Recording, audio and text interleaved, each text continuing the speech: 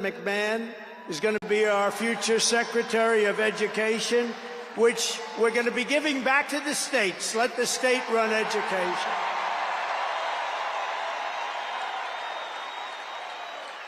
I said to Linda, Linda, I'm making you the Secretary of Education, but if you do a great job, you will put yourself out of a job because you're going to be sending it back to the states. And she's fantastic.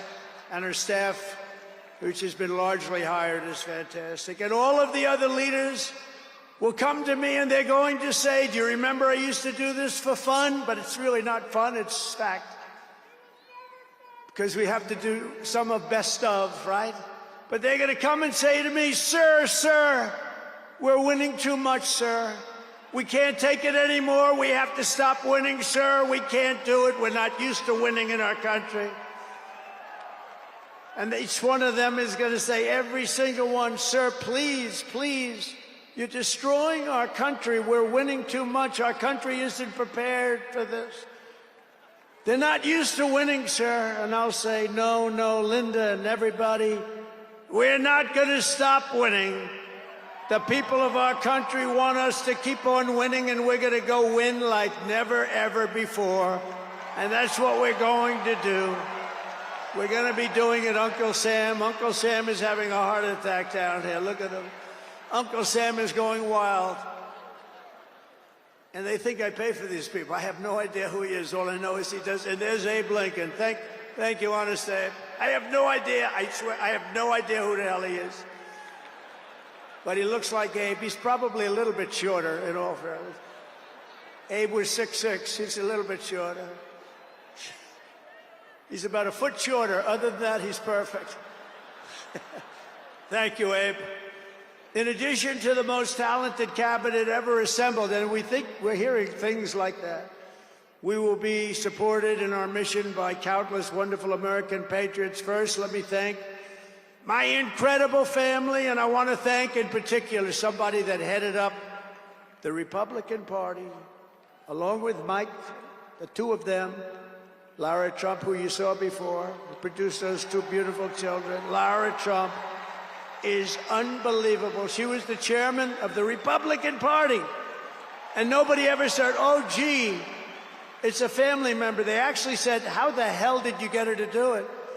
And she did a phenomenal job. We had a minimum of cheating. We watched them like a hawk. Where is Lara?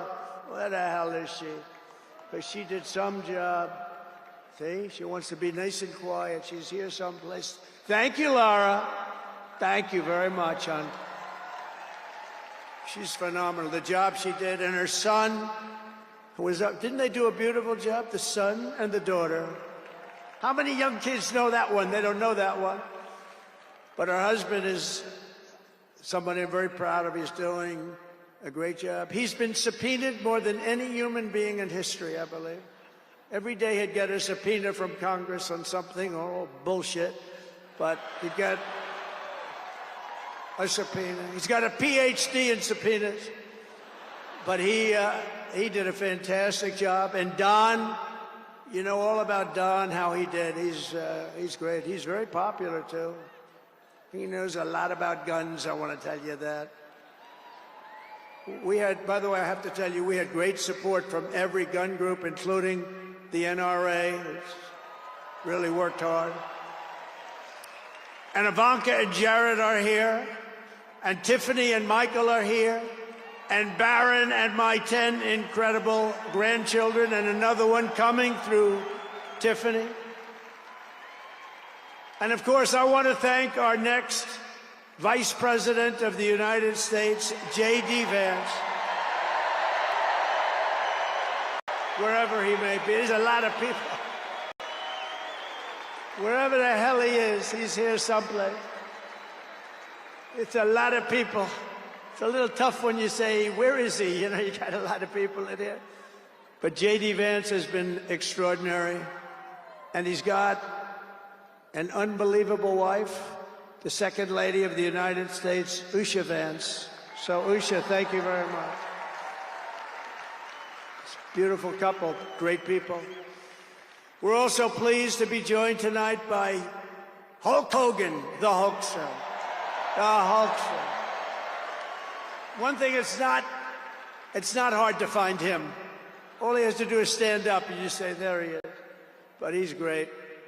And Kid Rock, wow. Kid Rock is a friend of mine. He's a friend of mine for a long, long time. He did that thing on Budweiser. Budweiser will never be the same when he did the gun with the MAGA hat. That was the commercial that everybody saw.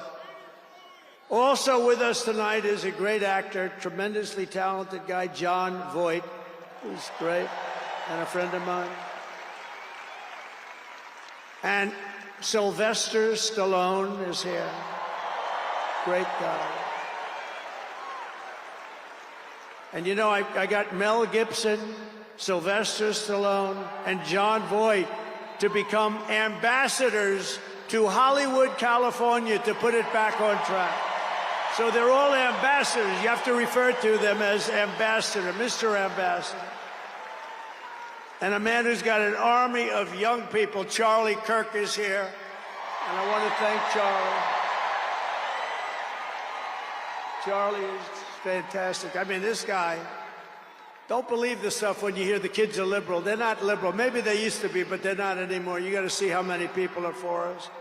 And I want to thank Megyn Kelly. She's been terrific. She's been really great. And Billy Ray Cyrus. And Lee Greenwood. Wow, has he been something. What a song and what a man. And you know, by the way, these microphones, you see the microphones? I said, what the hell are those microphones doing standing behind me? You're going to have a little special treat at the end of this speech. I don't want to tell you because you'll rush me off the stage. Get off the stage.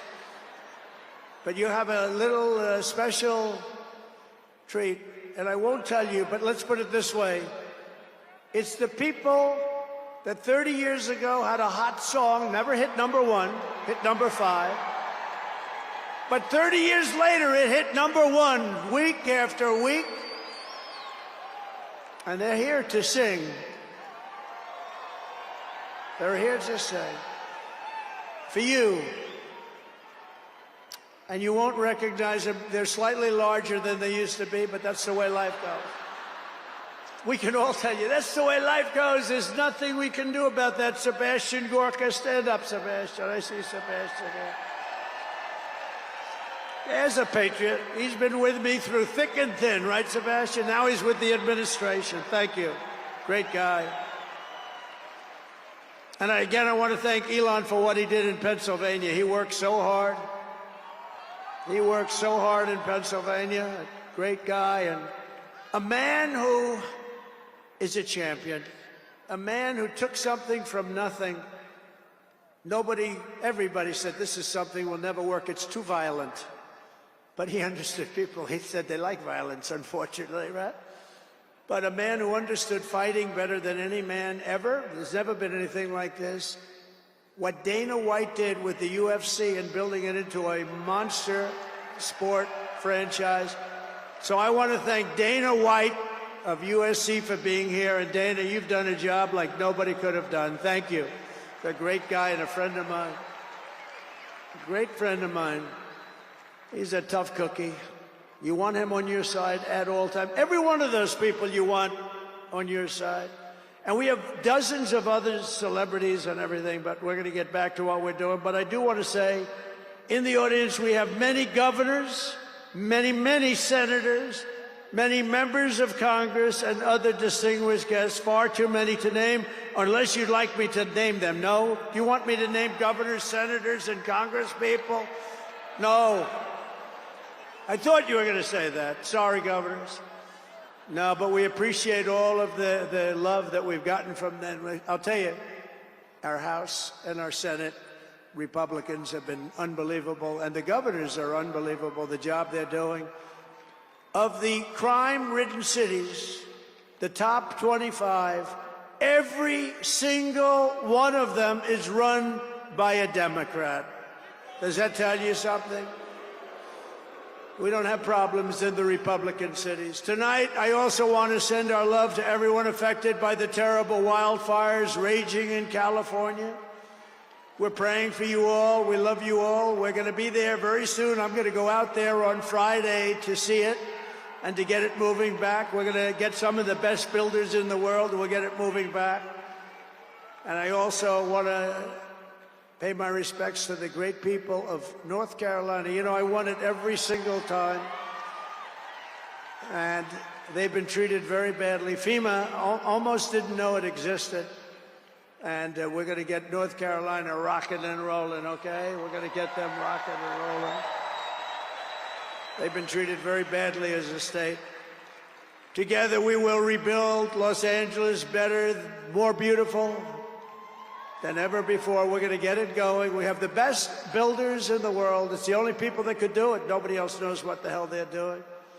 And in 2028, the Los Angeles Olympics will be one of the great sporting events and patriotic celebrations in history. I was with Gianni, the head of the Olympics, and because of the wildfires, they're going to do a special job. They're going to really do something very special on the Olympics.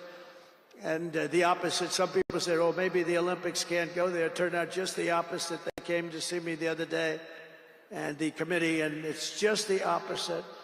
So the Olympics is great. And Johnny, for the others, you know, the World Cup, Johnny is the head of it. We had our top people, Wasserman. They all came in on the Olympics, and then I saw Johnny. And we got the World Cup, too. And, you know, it's only because they rigged the election that I'll be your president representing you there. You know, I got both of them. I got the Olympics, and I got the World Cup. And I said, you know, it's too bad. One was in 2026, and the other was in 2028. And I said, I won't be there. I won't be your president. But then they rigged the election, and now we won, so I'm going to be your president for the Olympics and for the World Cup. So, Johnny, thank you for the World Cup. And everybody, thank you for the Olympics. We're going to have a great time. We have another thing happening. 250 years. A celebration like no other. 250 years, and that's going to be taking place next year. So we have a lot of big events coming. In everything we do everything. We take it very, very seriously. But what do we do more than anything else? We put America first. And it all starts tomorrow when I raise my hand on the Bible to be sworn as your... We'll be sworn in tomorrow. We're all going to be sworn in together. That's the way I look at it. It's not me, it's you. Greatest of all time. So we will be sworn in tomorrow. I'll be representing you as your 47th President of the United States.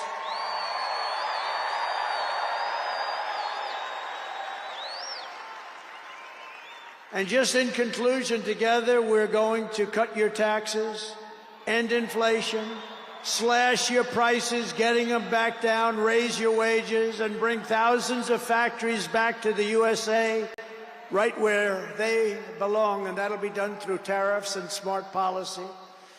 We will build American, we will buy American, and we will hire American. I will end the war in Ukraine, I will stop the chaos in the Middle East, and I will prevent World War III from happening. And you have no idea how close we are. We will crush violent crime in our cities and give our police the support, protection, resources, and respect they so dearly deserve.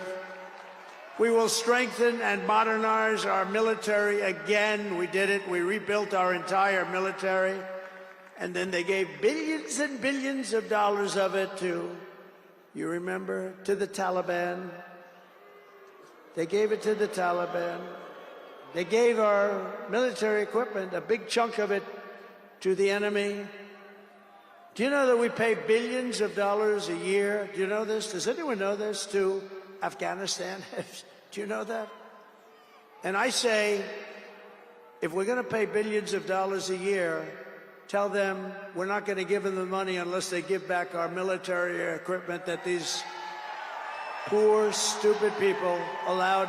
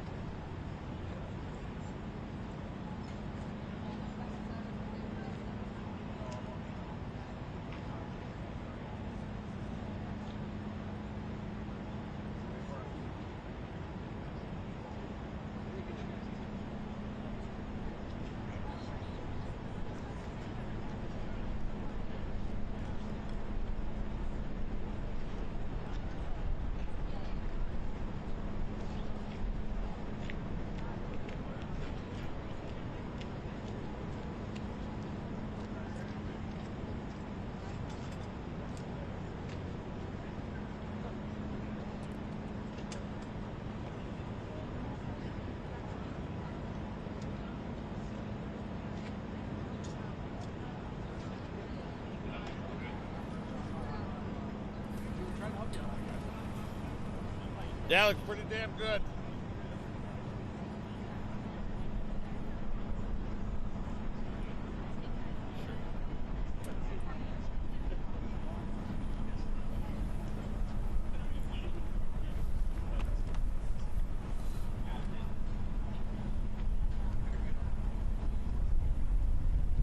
Will do.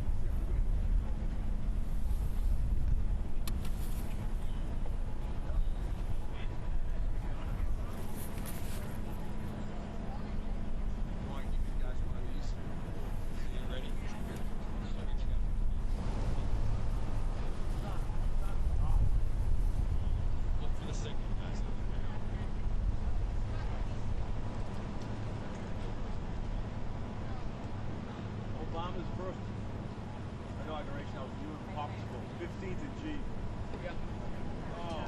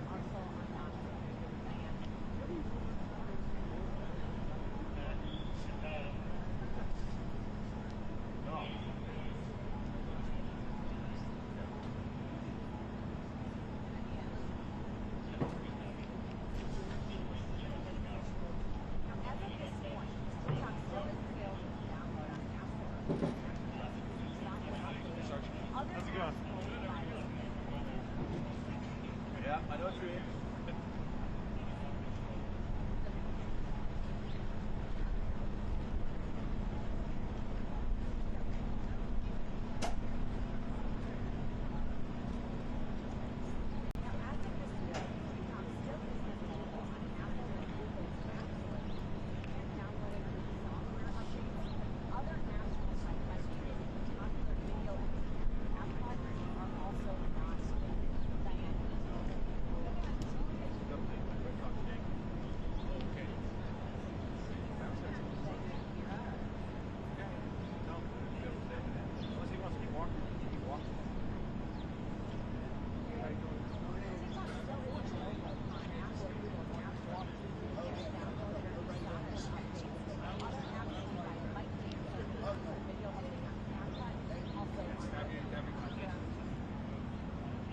They said, yes, well, maybe stay by the time until I get to shit. No, fuck.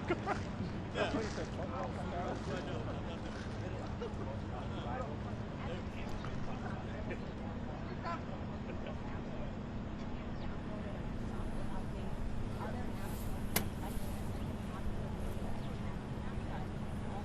Okay. Hey, we need to go tilt towards the right, please.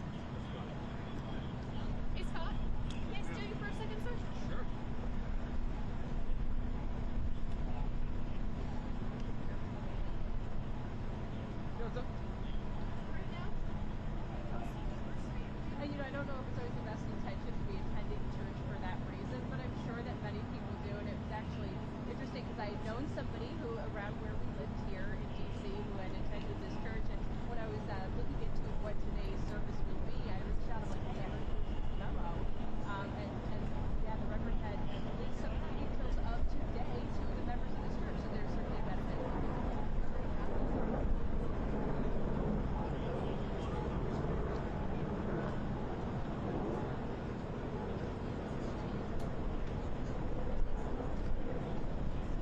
Yeah, we're about 2 layers deep at this point, so we do not have any supporters here. You can see any sort of fencing. We do have a hotel here for just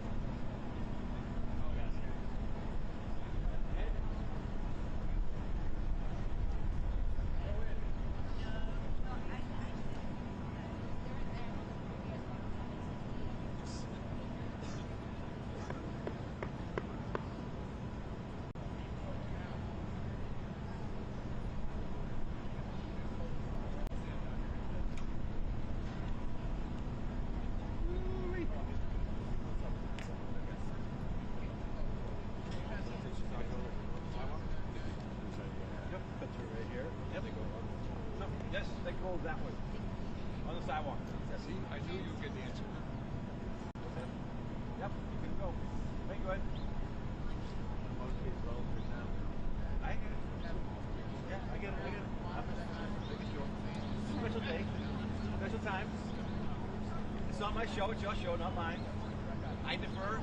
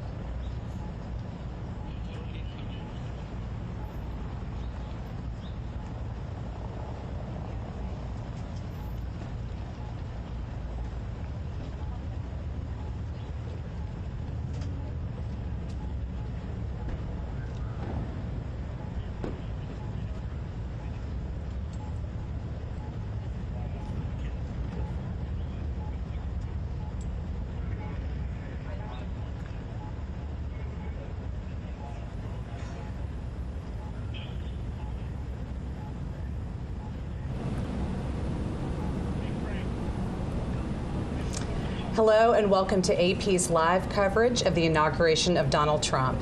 I'm Meg Kennard. Joining me again here on set in AP's Washington Bureau is AP White House correspondent Sagar Meghani. Sagar, thank you as always for being here with me. Appreciate that.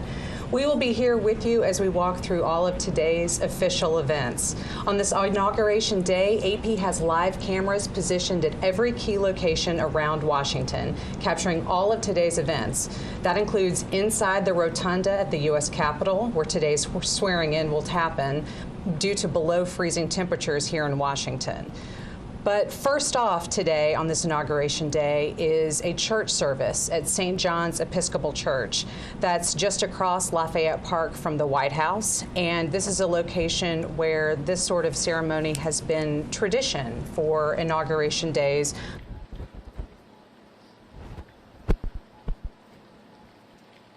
Senator Vance, how are you feeling about today?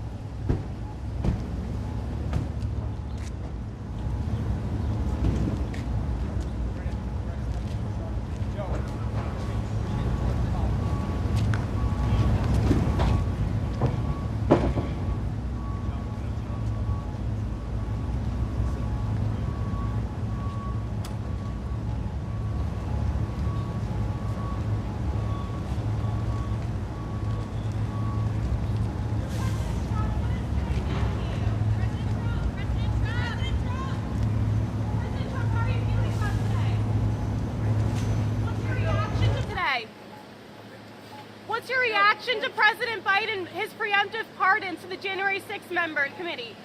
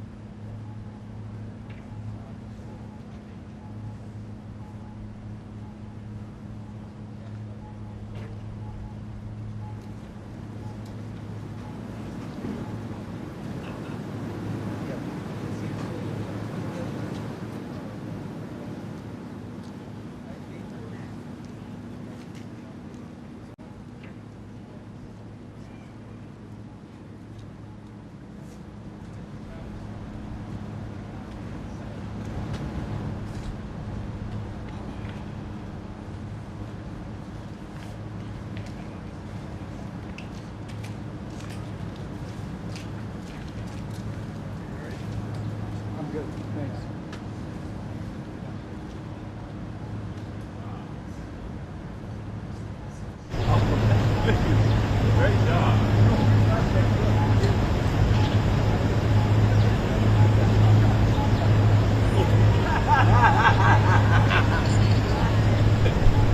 She would have small eyes, right?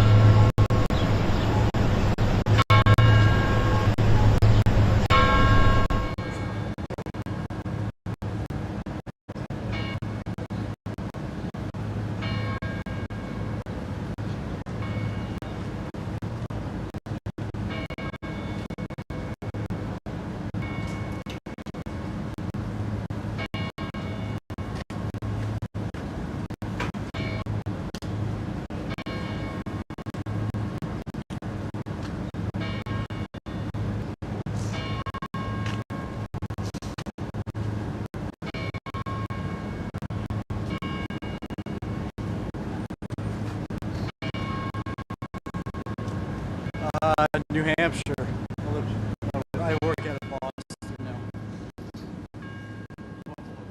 Oh, you're also from Boston. Okay. That's cool.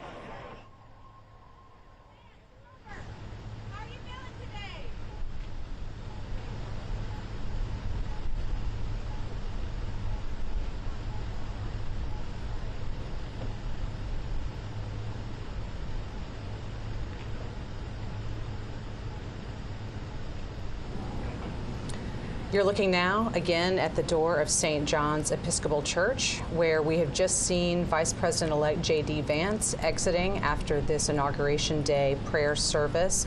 We expect to see President-elect Donald Trump on his way out shortly. They've been in church for about 45 minutes for this service that is part of every Inauguration Day since 1933. And we also understand that the Bidens, you see there, along with Vice President Kamala Harris and Second Gentleman Doug Emhoff, they have been there at the White House. The Bidens will be shortly greeting the Trumps after the Trumps exit the church service and go over to the White House for this private meeting, a coffee and tea between the incoming and outgoing presidents, another tradition that we always see on Inauguration Day, at least mostly see on Inauguration Day. We did not see that happen 4 years ago when Donald Trump was leaving the White House and Joe Biden was coming in. But we are now looking again at St. John's Episcopal Church. Again, that is where we expect any moment to see President-elect Donald Trump exiting the church, which is just across Lafayette Park from the White House here in Washington, and heading over to the White House to see Joe Biden and Jill Biden for one of their last official acts there in the White House as the President and First Lady. But notably, again, 4 years ago, this is not an exchange that we saw happen when Joe Biden was coming into the White House and Donald Trump was leaving it. We did not see the Trumps as part of that handoff of power between administrations. And so to have this moment and to have several weeks ago see that moment between Trump meeting with Joe Biden at the White House, as we typically do see after an election with an incoming and outgoing president to have their private meeting, which they did. That happened several weeks ago at the White House there in the Oval Office. But we are still watching the door of St. John's Episcopal Church, watching for Donald Trump and Melania Trump to exit this church after the service and head over to the White House to have that meeting with the President and First Lady. And then from there, all four of them will travel together over to the U.S. Capitol for the swearing in, for the inauguration ceremony of Donald Trump into his second term as president. And after that, we will see the Bidens leave Washington. We traditionally see a farewell, a formal goodbye of sorts occurring after that swearing in of the new president, where the outgoing president will bid them adieu, and then we will see the Bidens leaving Washington, heading out to Joint Base Andrews, and then onward from there to California. But now we are still looking to watch for President-elect Donald Trump coming out of the White House, or of St. John's Episcopal Church. And as this is happening, we'll just take a moment to kind of think about other things that we are learning and thinking about this first day, which will be officially a half day, but still the first official day of the second Trump administration. We have been hearing about all the executive orders that he plans to sign. We expect that to start pretty much as soon as he is sworn in, Sagar. We've been talking about how that may be happening at several different locations around Washington, from maybe there at the Capitol Rotunda to the Capital One Arena to certainly the White House and the Oval Office after the other official events of the day and when he kind of gets down to business there in the Oval Office. Yeah, the incoming Trump team has been busy while the president-elect has been inside the church. His team has been busy briefing reporters about what is going to come, and we understand that there will be a whole series of executive actions, as we previewed a little while ago, specifically about remaking immigration policy. That's something Donald Trump has made no secret of, that day one, literally within the first hours of reassuming the office, that was going to be a priority. Unclear how that's going to play out, but that's what we're expecting. Thank you for that. We will pause here just for a moment and listen in, because I believe that President-elect Donald Trump is going to be coming out of St. John's Episcopal Church. President Trump! President Trump, how are you feeling today? How are you feeling, President Trump? Come talk to us, President Trump! Mr. President, how was service? Mr. President, will you talk to us? How are you feeling? What do you think about the pardons? Mr. President, any response to the pardons? Mr. President, how is this different for you from 8 years ago?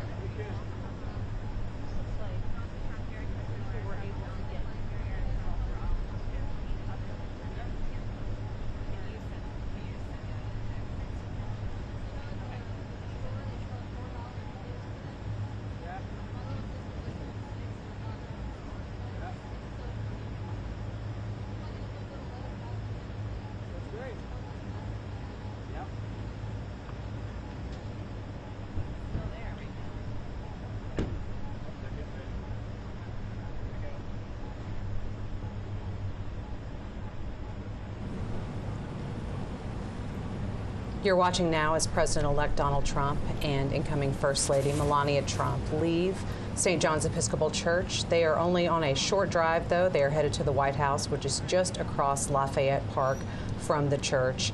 When they get to the White House, they will be greeted by President Joe Biden and First Lady Jill Biden, again for the traditional changeover of sorts, a coffee and tea gathering with the outgoing and incoming president and president's spouse. So we are watching there at the White House, where we anticipate shortly we will see President-elect Donald Trump rolling up. And again, the next time that he comes back to the White House after this gathering, he will be entering it as the President of the United States, not as President-elect. So again, this is one of those moments on Inauguration Day that we typically see and watch for, but we didn't see 4 years ago when it was Donald Trump's turn to exit the White House and Joe Biden's turn to come into it. But we are back on schedule, at least in terms of some parts of this Inauguration Day. It is awfully cold, so we won't see the traditional view on the west front of the Capitol for the swearing-in ceremony. That will be happening inside the U.S. Capitol Rotunda, with a much smaller audience. Only about 600 people can fit in there, according to what organizers have told us, instead of the hundreds of thousands who perhaps would have been on the National Mall to watch the swearing in. But that will be the next stop after this one. Again, we are watching the White House here, where President-elect Donald Trump and Melania Trump will be shortly arriving for their meeting with President Joe Biden and First Lady Jill Biden. This is a tradition on Inauguration Day. It's not one that we saw 4 years ago, but it is something that we are watching for today, for the outgoing and incoming presidents to have an informal handoff of power before they ride together to the U.S. Capitol for the formal handoff of power, for the swearing in of the new president and the farewell of the outgoing president. That's what we'll see for Joe Biden and Jill Biden after the official swearing-in ceremony, when they depart the Capitol grounds, headed for Joint Base Andrews, and then on from there to Santa Ynez, California, for some respite and time away after their time in the White House has ended. So, Sagar, we are still sitting here and watching the White House. So after this, where will we see these outgoing and incoming presidents head? Where do they go next? They will make the traditional ride together, the outgoing president, the incoming president, on that 3-mile drive to the Capitol. Instead of taking that traditional walk down on the West Front, they'll be walking into the Capitol Rotunda for the oath. Notable that it was just 2 weeks ago that much of official Washington also gathered in the Rotunda. That's where Jimmy Carter's body was lying in state. And now 2 weeks later, the public will again be focused on what happens underneath the Capitol dome. That ride together is always fascinating. We've seen images from the early 1900s of open vehicles, and you have names like William Howard Taft and Warren Harding and others riding. And now, obviously not an open top, but you should have Joe Biden and Donald Trump riding together in a armored limousine up to the Capitol, where Donald Trump will go from being the 45th president and an ex-president to now being the 47th president. Seeing there some of the Trump family members exiting the church, purportedly also getting ready to start making their way over to the Capitol for the swearing in, which will be happening in just over 2 hours from now.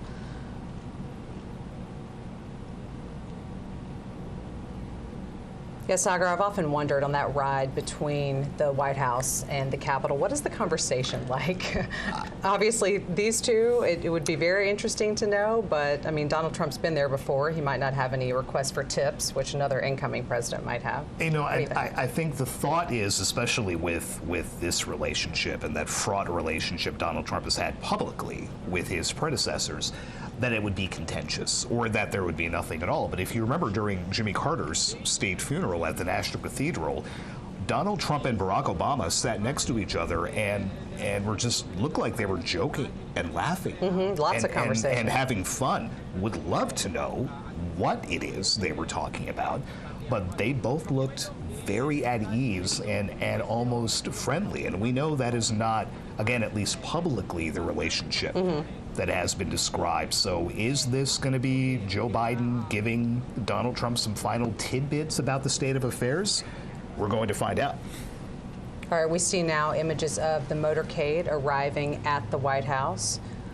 Not a very long drive, but especially not, I guess, when you're president-elect. A lot of streets do get shut down for you. But now we see the Vice President Kamala Harris and Second Gentleman Doug Emhoff standing there to receive official guests on their last day, also as part of the outgoing Biden and Harris administration. So let's listen in for a moment.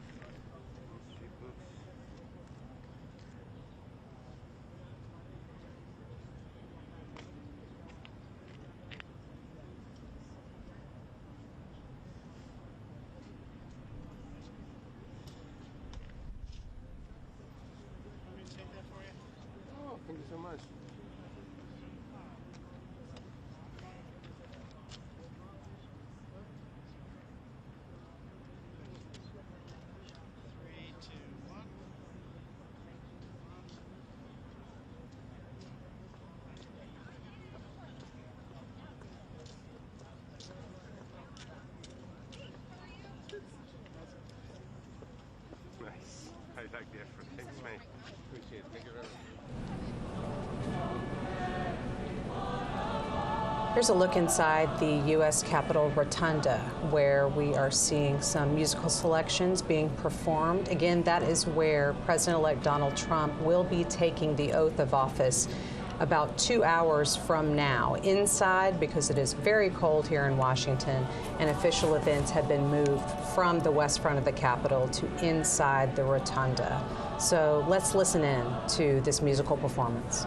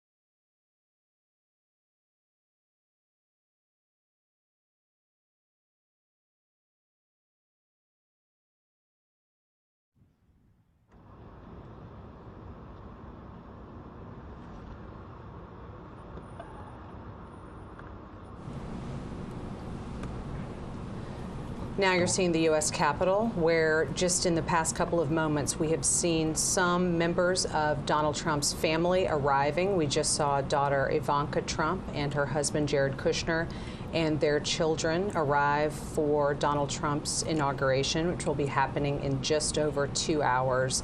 On your screen, you also see a helicopter. That will be Marine One. At least it's Marine One when the president is on board. I'm a little bit unclear exactly what it is called when a former president is on board. And that will be the case when we see Joe Biden and Jill Biden departing the Capitol after the swearing in of Donald Trump. Then he will be the former president. They will be leaving the Capitol grounds, headed to Joint Base Andrews, and flying on to California from there. So there's the shot of the U.S. Capitol, and now there's the Capital One Arena. Again, that is also a location here in Washington playing a role in part of our inauguration of the next president. That is where Donald Trump will be going after he is sworn in for an event that is standing in for what would have been the inaugural parade throughout Washington, but instead will now be kind of a new sort of event with some of the same parties taking place. We expect to see a lot of music. We also expect that Trump, who will then be the president, may sign some of those executive orders that he has promised he will be enacting today as among his first official acts on becoming president for a second term. So there is also another shot of the U.S. Capitol down Pennsylvania Avenue. That is the traditional parade route where we would have anticipated seeing Donald Trump travel between the Capitol and the White House. He may be driving along that route, but it won't be lined with the tens of thousands of people who ordinarily would have been out there to see him make that very traditional inaugural trip. It is very cold, so officials have told people to stay inside to observe these official proceedings from elsewhere and not gather in large numbers outside. Here in Washington, it is currently about 24 degrees, and it is not anticipated to be much warmer than that at noon, which is when Donald Trump will officially be the next president of the United States. We are still waiting on the Trumps to arrive here at the White House for their tea and coffee private gathering with President Joe Biden and Jill Biden. But we will continue to watch for Donald Trump and Melania Trump to make that trip over to the White House, their last, before they officially become president and first lady.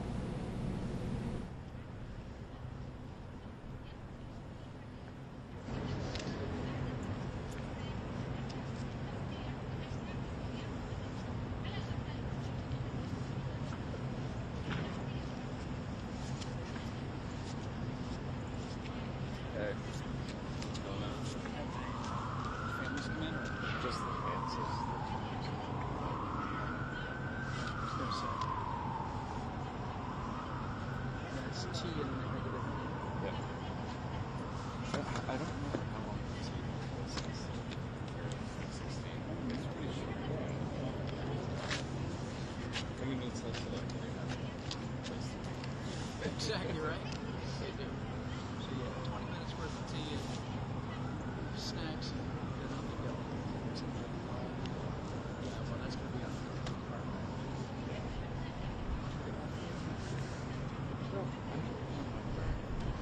I would assume I would think, yeah.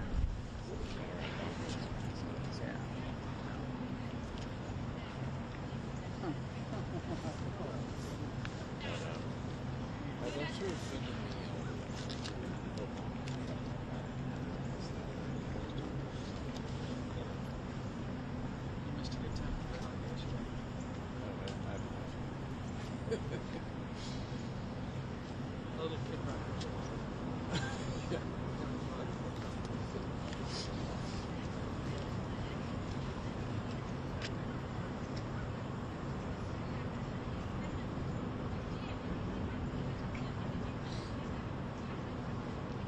Sure. Thank you.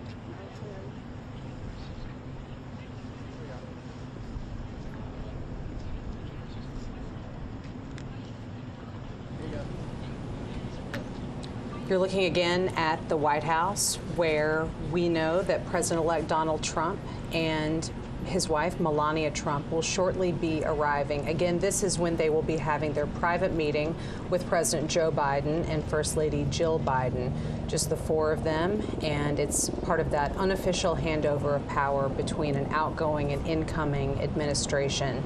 It's not something that we saw happening 4 years ago when Donald Trump was leaving the White House and Joe Biden was coming into it, but it is something that we anticipate seeing today. As we wait for them to roll up, one important note to point out is we did see Vice President Kamala Harris and her husband, Second Gentleman Doug Emhoff, welcome incoming Vice President J.D. Vance and his wife, Usha Vance, just moments ago when they entered the White House. And that's interesting because typically the outgoing Vice President will invite the incoming Vice President to get together ahead of today. We didn't see that happen between Kamala Harris and J.D. Vance, but we did in this hour just a little while ago see her welcoming him there at the White House, where purportedly they are doing something similar. They're taking a look at President Joe Biden and First Lady Jill Biden as they await President-elect Donald Trump. There he is, coming up to greet them for this private meeting. Let's listen in as Donald Trump and Melania Trump arrive at the White House.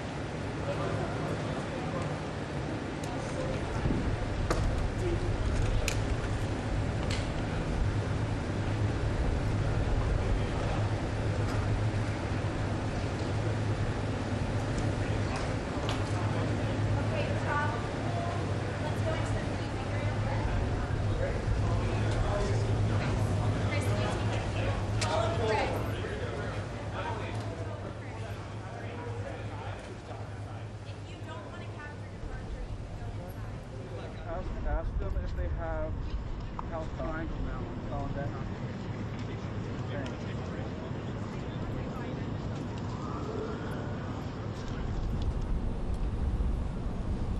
You're seeing there again a shot of the White House where President Joe Biden and First Lady Jill Biden have just welcomed the Trumps, Donald Trump and Melania Trump, in for their private gathering. On the left, though, you see the Capitol, as well as the helicopter that will take the Bidens away from Washington as the former president and former First Lady in just a couple of hours from now. And this may be a good opportunity for us, Sagar, to kind of talk a little bit about Joe Biden's final actions as president. This is the last day that he will be the current president of the United States. But it has been a pretty active day in terms of official things that he can do in the final hours of his administration. So let's talk a little bit about what are some of those things that we have seen coming out of the Biden White House in these last moments. The thing that has gotten the most attention that happened, let's see, about two and a half hours ago now, a lot of pardons and commutations from the president in previous days. Some very big names being preemptively pardoned this morning. The president has issued pardons to Dr. Anthony Fauci, the former head of infectious disease research for the United States, General Mark Milley, the former chairman of the Joint Chiefs of Staff, and the members of the House panel that investigated the January 6th attacks. This is after Trump had basically throughout his campaign vowed retribution against those that he perceived tried to hurt him, tried to hurt the nation. He has long gone after General Milley, whom, again, he handpicked as his senior military advisor to be in charge of America's military. Long at odds with Anthony Fauci over the handling of the COVID-19 pandemic. And then, of course, the January 6th riot, where the president-elect has already said he wants to pardon the rioters. President Biden has now preemptively moved to shield those officials from anything that might happen. He says this is not an admission of guilt or wrongdoing or a thought that they may face prosecution, but I couldn't not do something about this. Both General Milley and Dr. Fauci have come out and said that they appreciate it, that they did not want to have to fight back against what someone, in this case Donald Trump, perceived as some type of slight.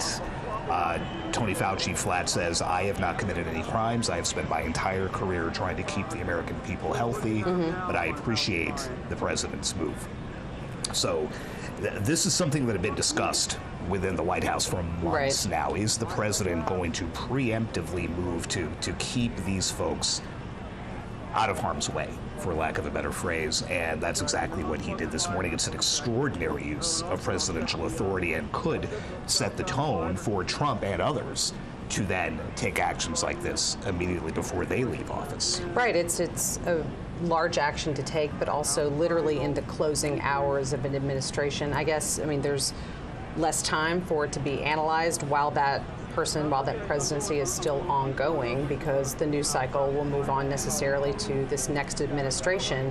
I'm not attempting to analyze exactly why the timing was put like that, but it is something that those of us who cover this have been wondering for a long time. Is this going to happen? And now that it finally has happened in these very closing hours. It is customary for citizens who've been, in the president's case, convicted of drug crimes and things to receive clemency, but to do it in this kind of untested way with this type of name, Tony Fauci, Mark Milley, Benny Thompson, Liz Cheney, right down the row, incredibly unusual. And as we talk about the peaceful transfer of power, and they smiled and shook hands at the White House, and what are they going to chat about in the limousine? This is directly from President Biden to his successor, hey, you said you're going to do this, I'm not going to let you do it. So here you go. Hours before you have the office, it's still my job. I can do whatever I want. Just pretty stark to see it come out this morning. Certainly. And then again, that limo ride between where they are right now, you see on your screen in the White House, to where you see on the left-hand side, the U.S. Capitol building. That is something I would love to be a fly on the wall, just to hear what is discussed and what goes on in that conversation. You're seeing now other images of Washington. On the left-hand side, the U.S. Capitol down Pennsylvania Avenue, that traditional parade route where we expect Donald Trump to be traveling, but perhaps not officially in the parade that ordinarily would take place on an inauguration. That all has been called off and rescheduled to an event you see on the right-hand side in the Capital One Arena here in Washington, where there will be, it's still being called a parade, but we're not exactly sure that it will have the same sort of format, certainly not the marching down Pennsylvania Avenue, but that's where Donald Trump will be going after he is sworn in as president here in just a few hours. And we expect also to see him sign some of those executive orders that Sagar and I have been talking about, some actions that he can take as president and has promised to do, and said right there in Capital One Arena last night that he felt his supporters would be very pleased with the type of executive orders that he would be signing today. So we will keep an eye on all of those spots, but right now, the Trumps and the Bidens continue their coffee and tea private gathering there in the White House on the upper right part of your screen.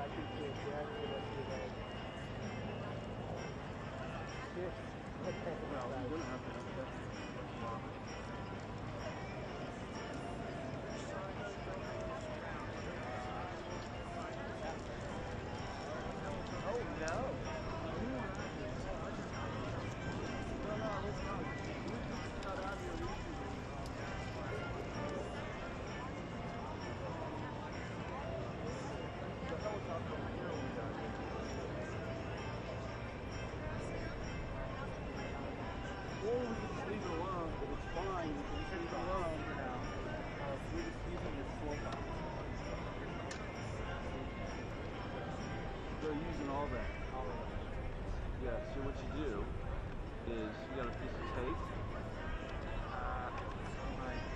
Okay, I have zip ties. Hold that there. I got actually we get it in there. There we go. This will be the trick.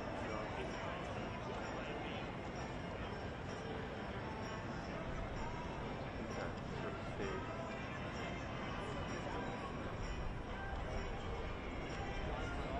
Alright, ones are coming straight out.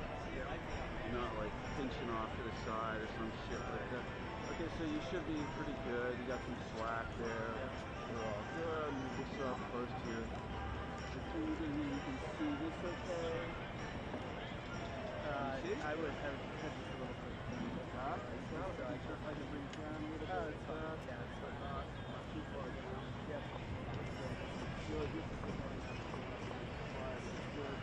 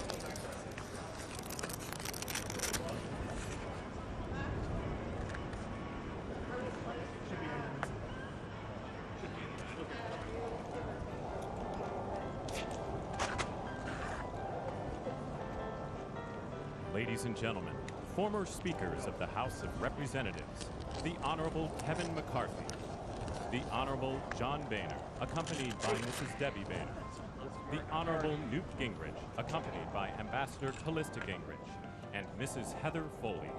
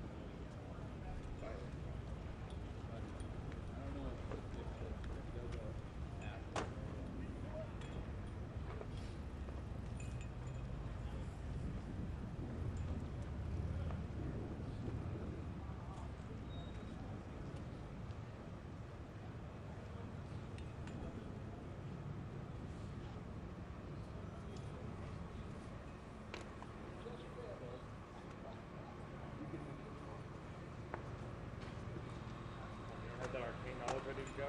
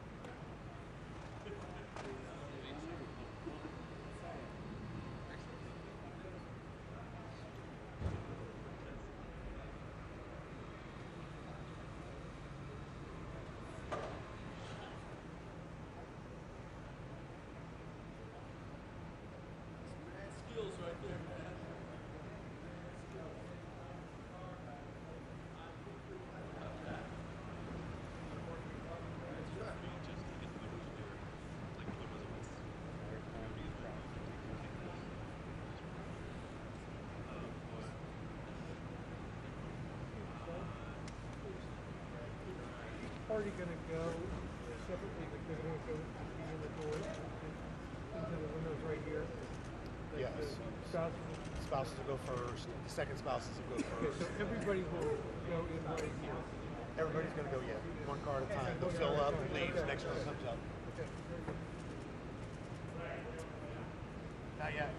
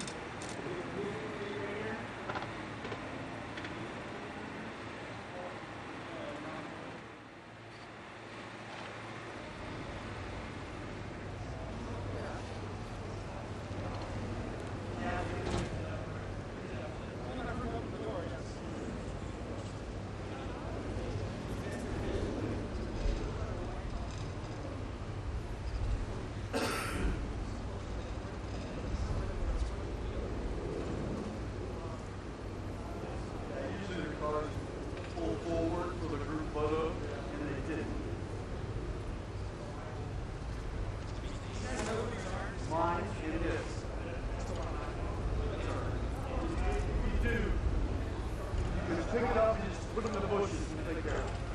They're coming out, coming out.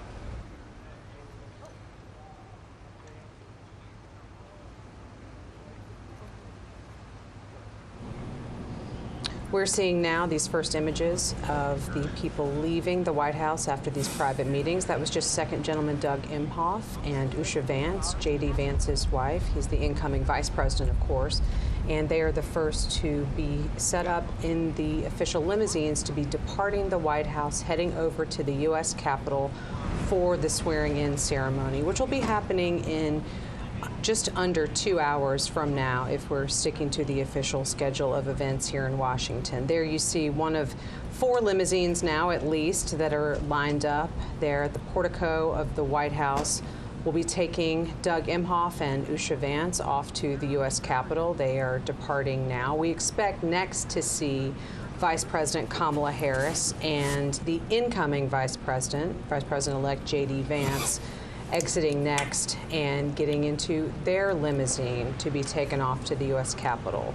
Of course, J.D. Vance here in just a little over an hour and a half from now will be the Vice President of the United States, being sworn in by Supreme Court Associate Justice Brett Kavanaugh, one of his longtime friends, as we're all reading up on history of all of the characters involved with this Inauguration Day. They've known each other since their Yale Law School days, so there's a fun fact for you.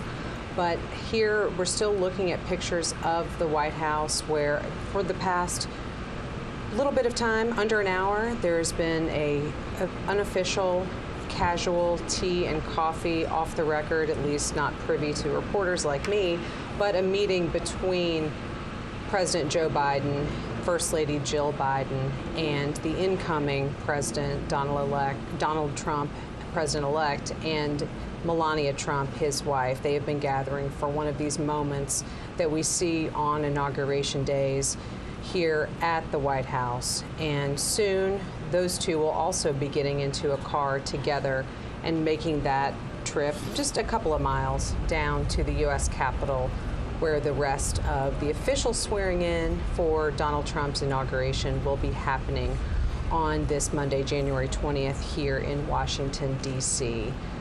So we're looking at those doors, waiting to see who's coming out next. Sagar, we can spend this moment, I guess, just to kind of talk a little bit about this last day in office for the Bidens, not just as an administration, but as a family. They have been living in the White House for 4 years.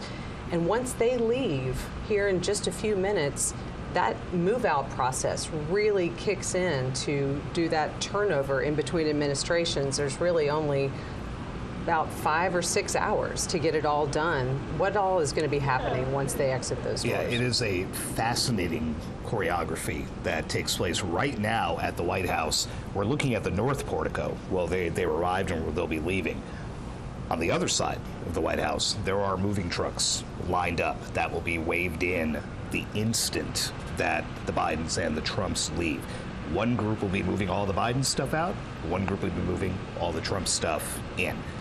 In between, stripping all the beds, shampooing the carpets, replacing what needs to be replaced.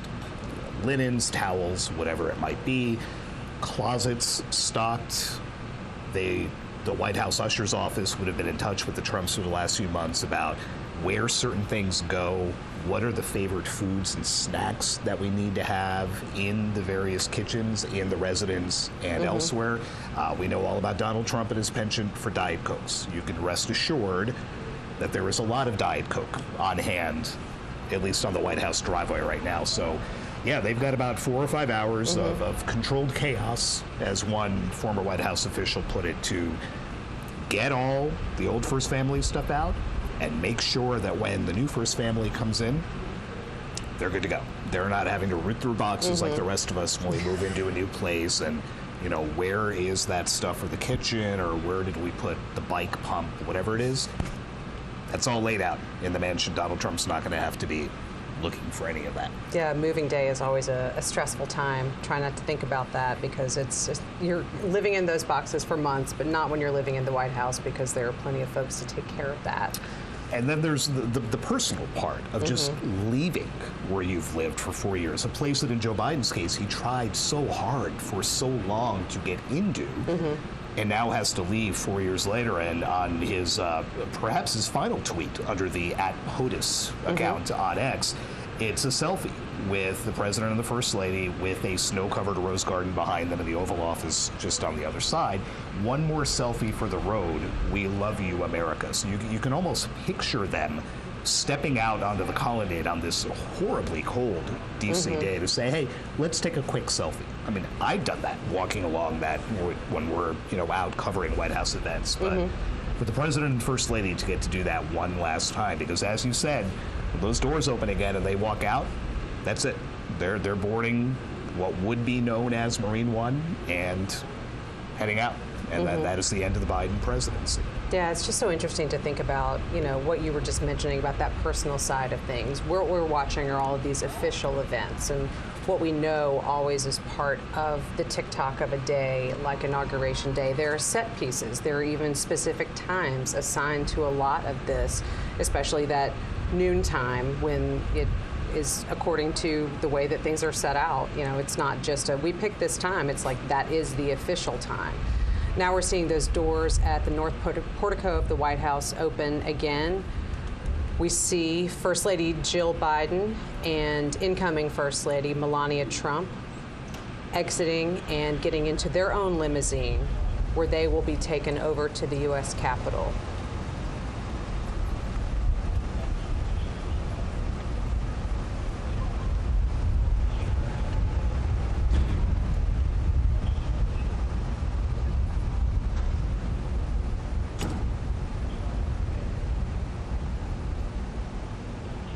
As we think about these situations, Sagar, we have talked a little bit about the outgoing president and the incoming president and kind of what they might share in casual conversation.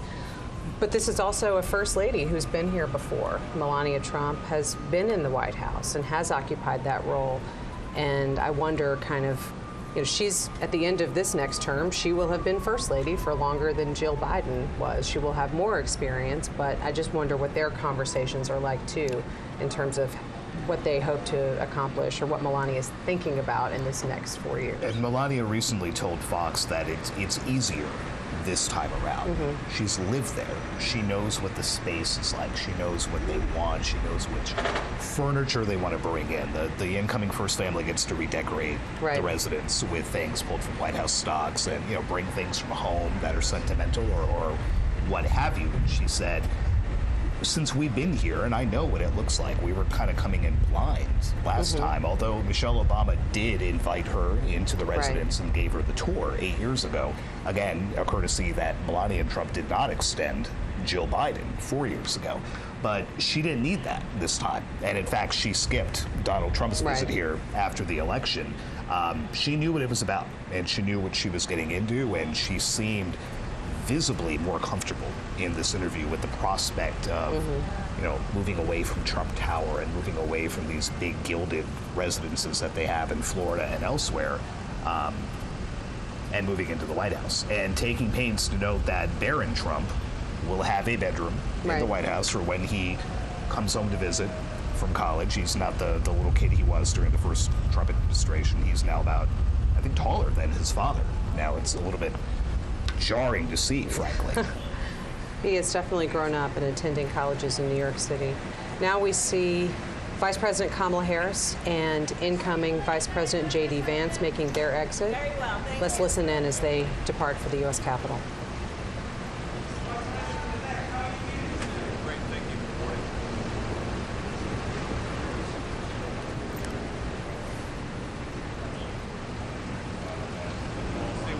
Thank you, sir.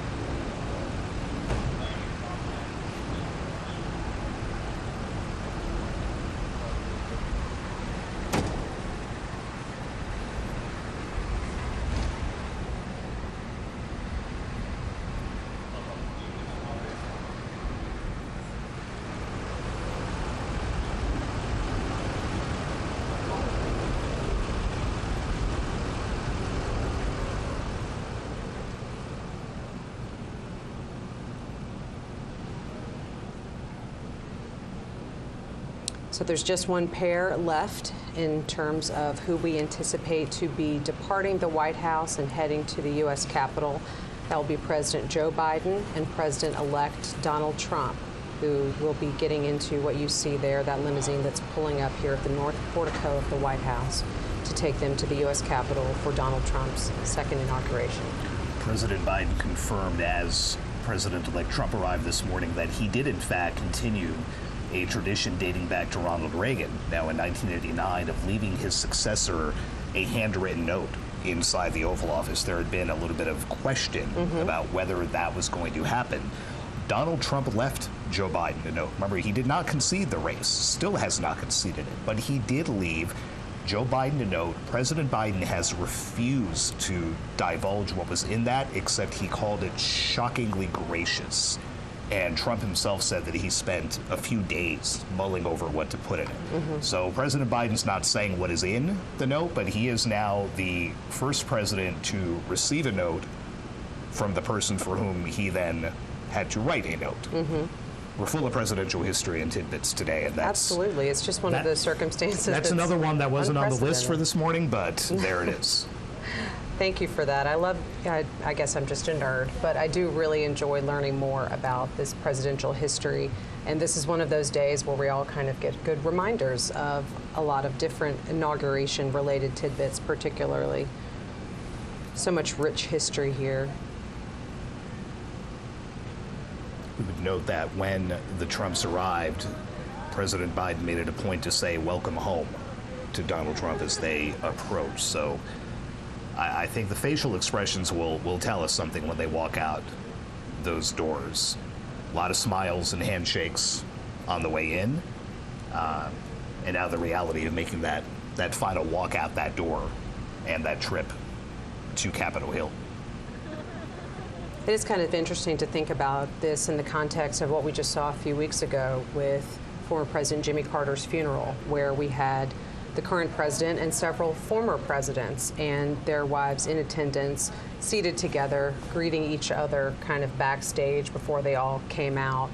And there's always a lot of armchair quarterbacking in terms of trying to figure out exactly what the mechanics are and if any of these folks get along. But as we know, there is the ex-president's club, where only someone who has been through the mechanics of this job really understands other aspects of it. And I think that's something that's important to remember when we have these moments. There are a lot of political disagreements, certainly over a variety of different issues, but it is a select few people who really have been there and understand the gravity of the office. And it's what America wants to put on display every 4 years, right? January 20th is the day to show the world, yes, this campaign was bitter. It was nasty. You and I were out there enough and heard these speeches. But when it comes time and the election happens, more often than not, the loser says, you know what, I lost. And the people made their choice. Now we move ahead. Now you make the change. And here we see these doors opening again, where President Joe Biden and President-elect Donald Trump are exiting the Capitol. They're preceded by Senator Amy Klobuchar, a Democrat from Minnesota. Let's listen in as they leave the White House.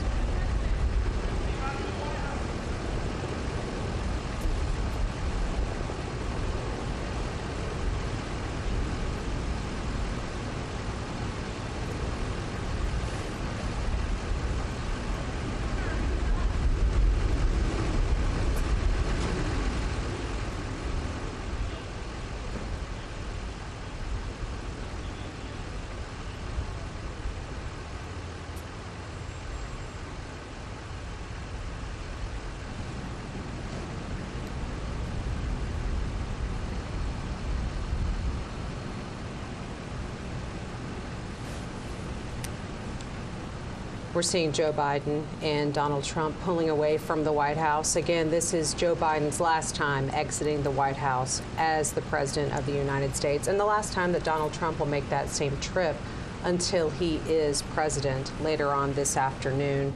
They're making their way over to the U.S. Capitol now. And as they make that relatively short trip, Sagar, I thought we could talk a little bit about some inauguration history. Clearly, America has been swearing presidents into office since 1789, but it hasn't always happened in Washington. Where was George Washington first sworn in? Yeah, where did that take place? It didn't happen until 1801 here in Washington, because in 1789, New York City was the U.S. Capitol.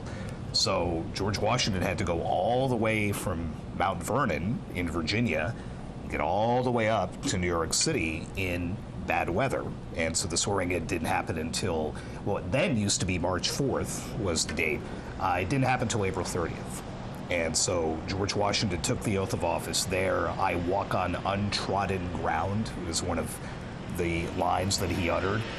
4 years later, he took it in Philadelphia, which, again, at the time was the capital. It wasn't until Thomas Jefferson that the first oath was taken here. It has been taken here every time since, whether that was in the Capitol, whether the oath was in the White House, like Ronald Reagan was forced to take it 40 years ago.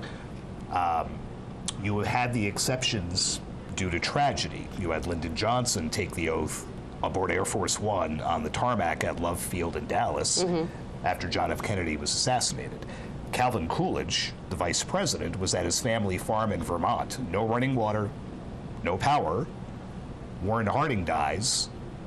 A courier had to be sent to the Coolidge farm to tell the vice president that he was now the president. His father was a notary public. Oh, convenient. And standing in the family farmhouse with a kerosene lamp, gave his son the oath of office. Calvin Coolidge, of course, returned to Washington to then do that. But it's taken a few different forms over the years, but the oath stays the same. For now on, the date stays the same. And everything else is just kind of part of the fabric of Washington. That's fascinating. We're seeing the motorcade now make that turn onto Pennsylvania Avenue as they proceed from the White House down to the U.S. Capitol.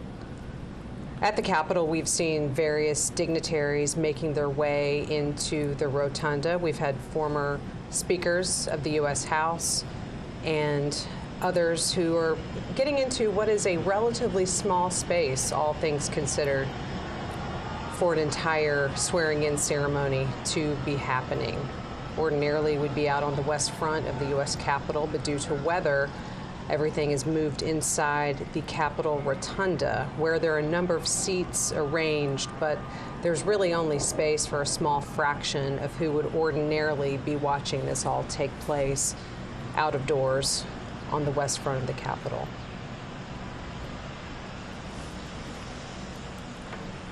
We've alluded to it so many times, but it's just so odd, having been in Washington for so long, to look at these streets, and there are basically police officers and a few tourists and what look to be perhaps some construction workers. That's it. I mean, we would ordinarily have tens of thousands of people lining this route to get a look at that. And we've been in a lot of motorcades. That's quite a motorcade, even for Washington. You know, with that look, heading up toward the United States Capitol, decked out in flags, and you can see those flags lining the street to give you a sense of just how cold it is here in Washington. That's the wind whipping those flags. And we saw the wind so intense there at the White House on the North Portico that I saw one of the flags kind of knock one of the Marines' caps backwards when they were holding the doors open for everyone. And it is extremely cold, but also blustery out there. So I'm glad you and I are inside. Yeah, I think we've spent enough time outside for these events to appreciate being inside. But again, that's what has upended years of planning, and kind of sent the district into a bit of a tailspin, trying to figure out security and again the ticketing at Capital One Arena. 250,000 people had tickets to watch this happen from the Capitol grounds. That arena sits 20,000. The math is not very good. No, and all those tickets now are considered to be commemorative tickets because they didn't get you access to the Capital One Arena if you had one of those Capitol tickets initially. And I'm sure there are a lot of disappointed people who had come to town hoping to get that viewpoint, but There is the event at Capital One Arena. I'm sure that there are a lot of places around Washington where folks have gathered to watch what is history. Regardless of party, it is still a historic moment to watch a new president taking the oath, and it will look different. I mean, this hasn't happened from inside the Rotunda in 40 years, so a lot of people who would have been paying attention to all the coverage today maybe weren't so much 40 years ago. So that it'll look different, but it's still part of history. As we said, 600 people fit inside the Rotunda. So, for example, the only former lawmakers that have been physically allowed inside the Rotunda are 3 former Republican House speakers. Newt Gingrich is there, John Boehner is there, Kevin McCarthy, not a good Trump ally, but he is there. And the House came into session this morning, quickly recessed so that members could make their way over, but that traditional roster of so many folks is not going to be in place this time. Though we do know that a lot of these tech billionaires that Donald Trump has allied himself with, who have flocked to Washington, not just today, but in the weeks since the inauguration, have also scored some prime seating near where the president-elect will take his oath. It's always important in these sorts of circumstances to look and see who is in there and then try to telegraph as much as we can what that signifies. And I think we already know in the incoming Trump administration the sort of relationships that he has been working to build with some of those that we're going to be seeing in there. The motorcade is now going to be approaching the U.S. Capitol, where we will see all the people who just loaded up at the White House, then arriving at the Capitol in about an hour, we will be seeing that swearing in take place for Donald Trump. Again, there on your screen, you see the U.S. helicopter. It would be Marine One when a president is on board, but otherwise, that is what Joe Biden will be boarding after Donald Trump is inaugurated. That is what will take then the former president and former first lady off to Joint Base Andrews, where they will begin a trip out to California, purportedly a vacation, an opportunity to kind of reset after their time in the White House has concluded. But for the next hour and change, Joe Biden will still be president, and he will be arriving here at the U.S. Capitol with the incoming president, President-elect Donald Trump, who has been part of this motorcade for the last couple of minutes, coming from the White House. Down there is that shot you see of Pennsylvania Avenue leading up to the U.S. Capitol. Not outside, but inside. He will soon be inaugurated for his second term in office. Here we see some of those shots of the motorcade as they make their way up to the area where all of the parties will be getting out of their limousines and walking into the Capitol. Awaiting them in the Rotunda already, you have Congress's top officials. You have House Speaker Mike Johnson, a Republican, who has very closely allied himself with the incoming president, saying to him, it's bright, sunny outside and bright in our heart. Then you have the Senate's top Democrat, Chuck Schumer, who walked in carrying a royal blue cap, and when asked how he feels today, said, feel great about the Bills. Now, that comes after the Buffalo Bills. Schumer, of course, from New York, beat the Baltimore Ravens last night to advance to the AFC Championship. So it was a way for Chuck Schumer to get in a plug for a home state team on the day after a big NFL playoff weekend.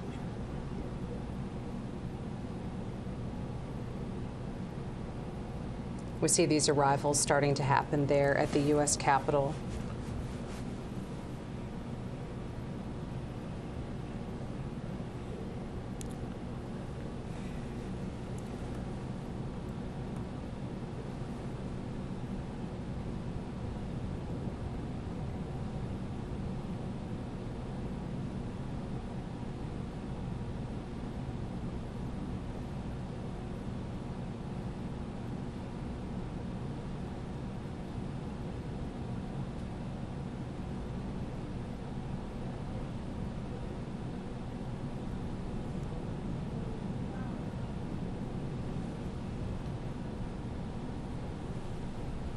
We understand there were some other officials there in the motorcade with the president and president-elect as they were making their way into the U.S. Capitol. Amy Klobuchar, the senator, as we just referenced earlier, but also some other elected officials, including Deb Fischer of Nebraska, and then also House lawmakers, Steve Scalise, Representative Hakeem Jeffries, and other White House staff and officials accompanying the President, First Lady, incoming President and First Lady, and then, of course, Vice President Kamala Harris, her husband, and J.D. Vance and his wife.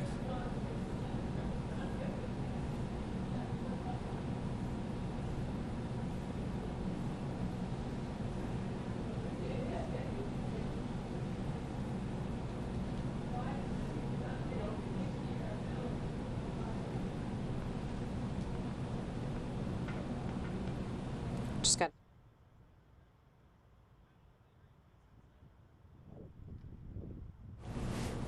We just saw J.D. Vance and Usha Vance exiting their limousine, walking into the White House or to the U.S. Capitol. We see even police officers who are used to this kind of thing in Washington want to get their picture taken in front of the helicopter. That's quite a shot for that officer to have. Marine One sitting in front of the Capitol dome. Not something you see all the time. No.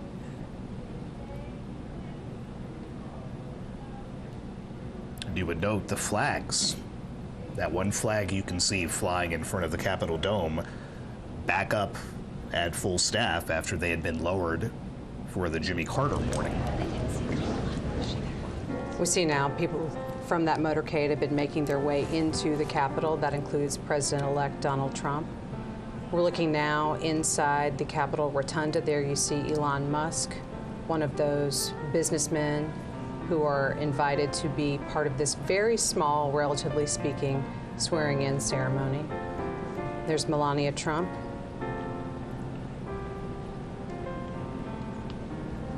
Second gentleman, Doug Emhoff.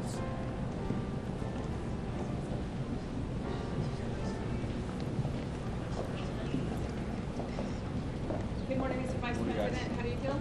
There's J.D. Vance and his wife, Usha.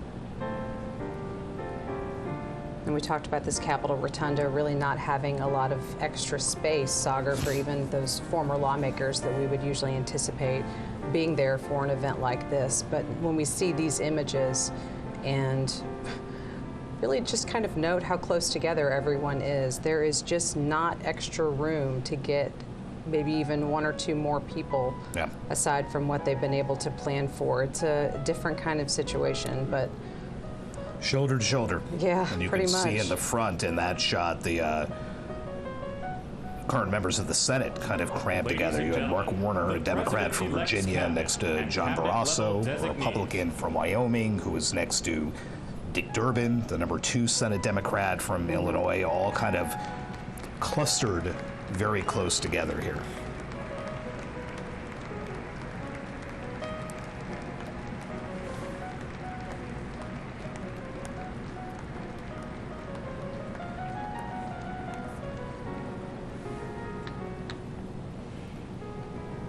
Talked earlier about Brett Kavanaugh being the one who will administer the oath to J.D. Vance. Vance is only 40. Be the not the youngest vice president, but one of them. There was a 36-year-old vice president, but that was back in James Buchanan's administration in the late 50s. But there have been others in their 40s, Al Gore, Teddy Roosevelt, but breaking with a bit of precedent here. A fairly young J.D. Vance set to take the oath of office, followed, of course, by the oldest man to take the oath as president in Donald Trump. We're seeing now some members of the incoming Trump administration walking into the rotunda. Clearly, those confirmation hearings for a number of positions have been ongoing in the Senate for at least a week, a little over, and we anticipate those to resume again tomorrow. There have not been official votes, but there will be some more open hearings as well as some business meetings and markups of some of the committee work before a lot of those nominations proceed to the full Senate for their vote. You had Kevin Hassett, who is looking to come back as the Trump White House's top economist after serving in that role in the first Trump administration. Tulsi Gabbard, who would be the national intelligence chief, Pam Bondi, Doug Burgum, all lined up there to watch the man they hope is their boss to be taking the oath.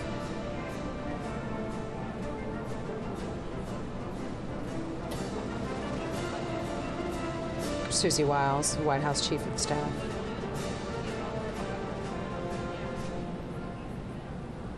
It used to be fun at these outdoor events on the West Front to look around it again. You'd see the justices of the Supreme Court sitting together. You'd see the Joint Chiefs, the nation's top military officers, sitting together and taking a look out at the crowd. In fact, we just got a look at General C.Q. Brown, who is the now outgoing chairman of the Joint Chiefs of Staff, the nation's top military officer.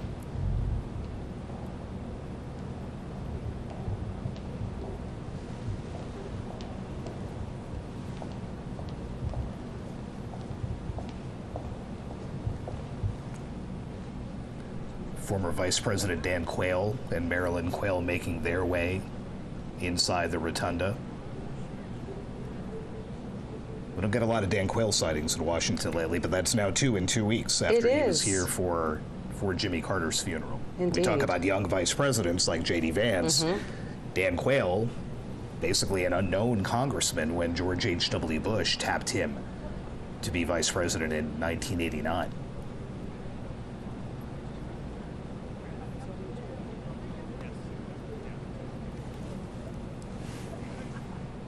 It is rare to get all of these officials together in the same space, but I think there have been a lot of remarks lately about how that does happen at inaugurations and funerals, and we have had 2 of those at close proximity here in Washington in recent weeks. It is reassuring, frankly, isn't it, for those of us who spend so much time covering the division here in Washington and the rancor to see these people sit next to each other, to chat with them, to do what George W. Bush did at the Carter funeral and literally tap Barack Obama on the belly as he walked by. Former Vice President Mike Pence coming in. Clearly he was vice president in Trump's first administration. Now joining the dignitaries who are in the U.S. Capitol Rotunda.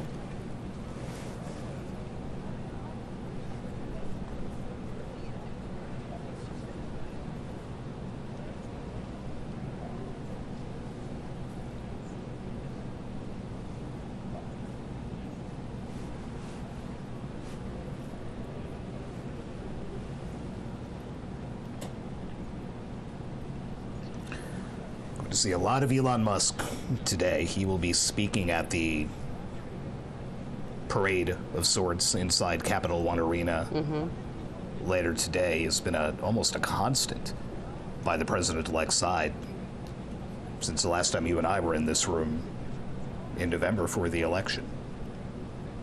And up until then, he had stumped so heavily for Trump on the campaign trail, particularly in Pennsylvania, which was one of those major areas of focus. But yes, was part of the events at Capital One Arena last night with his son X, who actually joined him on stage with Donald Trump and didn't make his own remarks, but certainly was part of his father's remarks.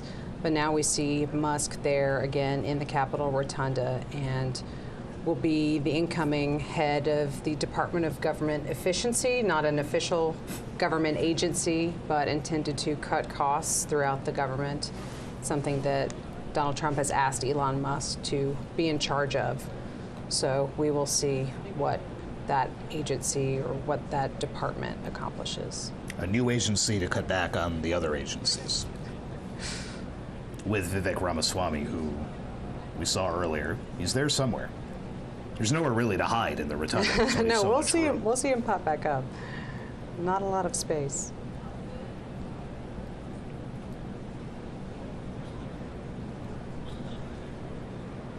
It looks a lot bigger when you're in there and there aren't 600 people. It does. There's Robert F. Kennedy Jr., again appointed by Trump to head the Department of Health and Human Services, yet to have a hearing on Capitol Hill, although that is anticipated to be among some of the more contentious confirmation hearings that could be happening for this administration.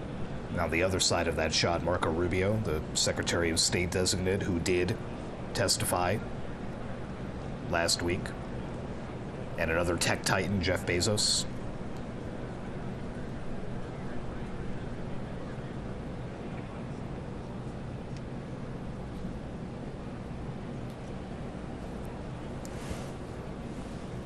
We talked earlier about what's in the Constitution about the inauguration. There's nothing about a parade, there's nothing about balls, there's nothing about how you get to and from the Capitol. It's the date and it's the oath. That's it. Everything else has kind of evolved organically. In this case, evolved due to the weather. But all it prescribes is that by noon, that oath has to be taken. We are just over an hour away from that, and should be approximately 55 minutes, let's say, from Donald Trump reciting those 35 words for a second time.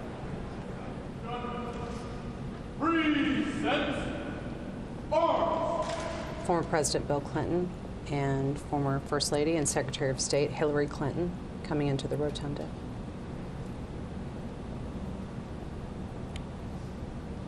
Hillary Clinton said watching Donald Trump take the oath 8 years ago after he beat her in that election was one of the hardest days of her life, but she felt a duty to be there and again to be here today with her husband, the former president.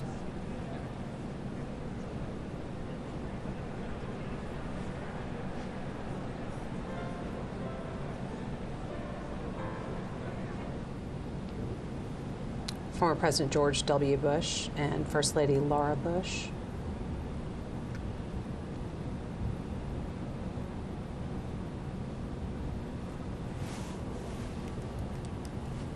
We lamented that the indoors are going to rob us of one of the great visuals from inaugurations past. George W. Bush sitting there in his clear poncho. Yeah, almost looked to be a homemade rain cover of sorts. Yeah, with this being inside, we really don't get to see that winter weather gear, unfortunately. There's former President Barack Obama also coming in. Without former First Lady Michelle Obama, who notably said that she would not be attending this inauguration. Also did not attend Jimmy Carter's funeral here in Washington a few weeks ago.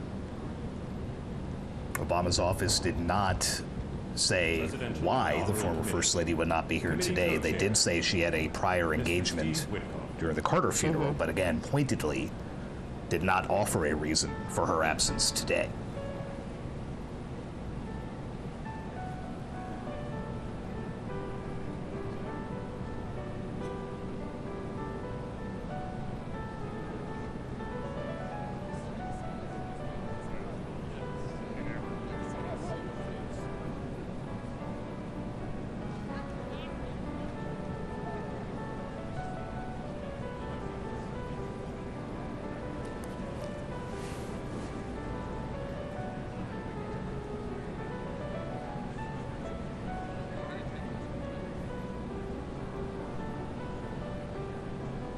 We're still taking a look inside the Capitol Rotunda there on the left-hand side, but on the right, that is again the Capital One Arena where Donald Trump, after he is inaugurated, will be making his way in what would be the inaugural parade is now subbed in for an indoor event there at Capital One Arena here in Washington.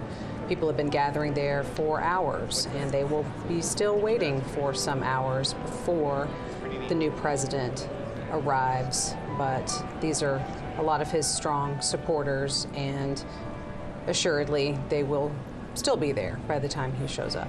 And as they watched the images from the rotunda on the big screen inside the arena, some boos as Mike Pence walked in, and then a lot more boos as Bill and Hillary Clinton were shown on there.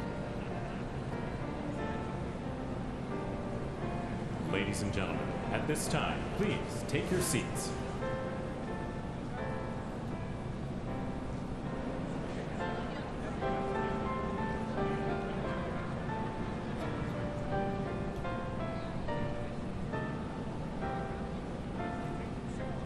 Folks in the Capital One Arena are able to watch all of the ceremonies and events from the Capitol Rotunda on the Jumbotron screen there in the middle of the arena.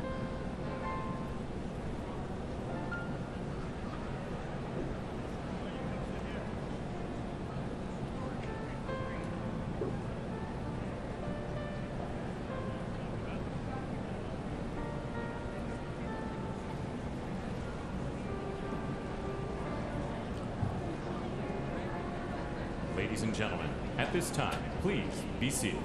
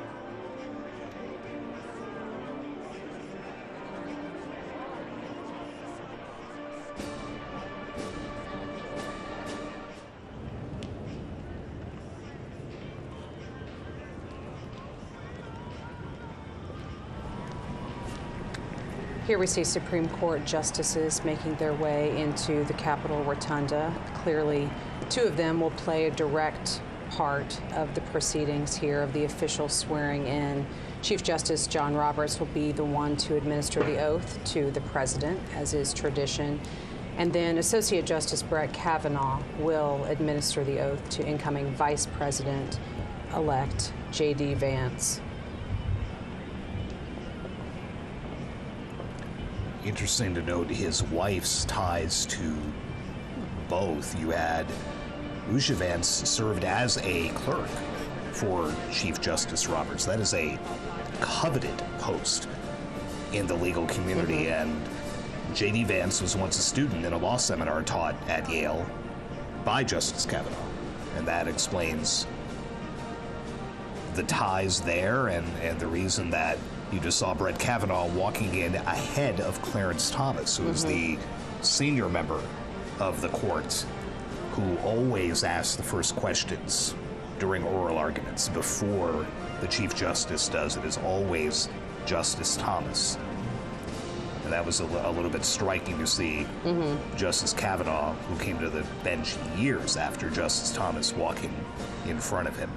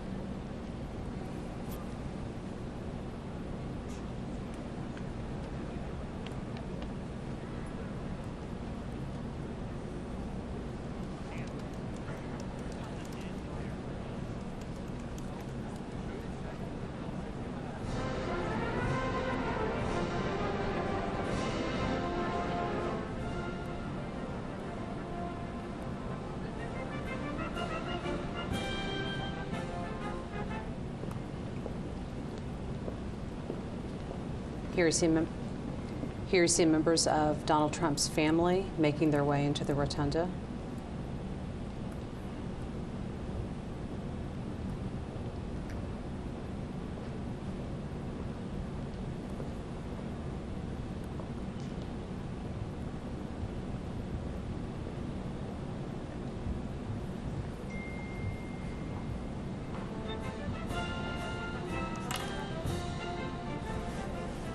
Joked about Barron Trump earlier, but that shot of him with the slicked back hair a little bit there is very much looks like a late 70s, early 80s Donald Trump.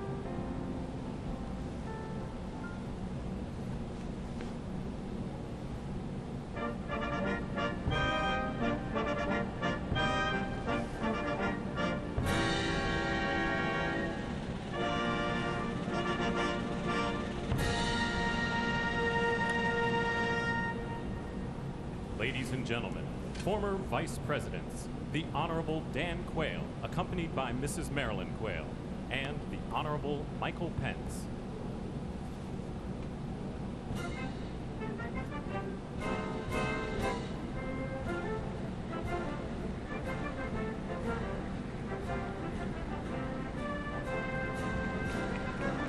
Standing ovation for those former Republican vice presidents who have just entered, Dan Quayle and now Mike Pence, who was Donald Trump's first vice president in his first term in office.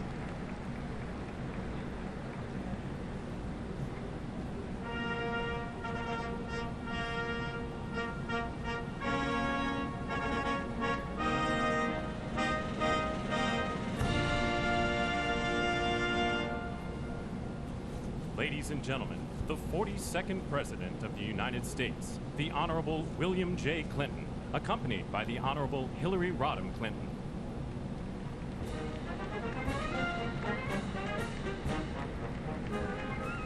Now the former presidents start to make their entrances into the rotunda. First, former President Bill Clinton and former First Lady and Secretary of State Hillary Clinton.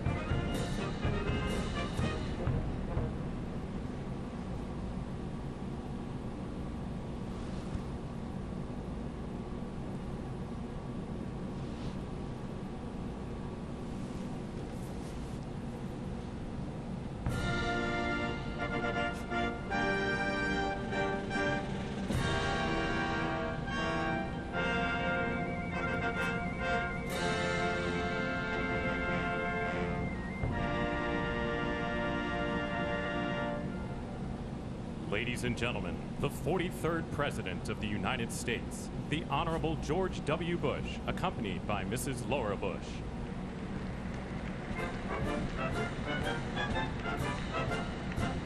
Former President George W. Bush and former First Lady Laura Bush.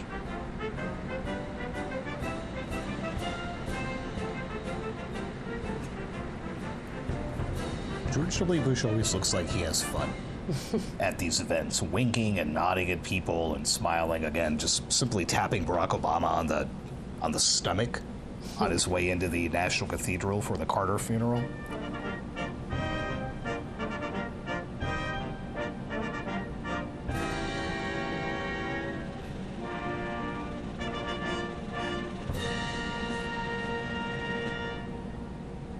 Ladies and gentlemen, the 44th President of the United States, the Honorable Barack H. Obama.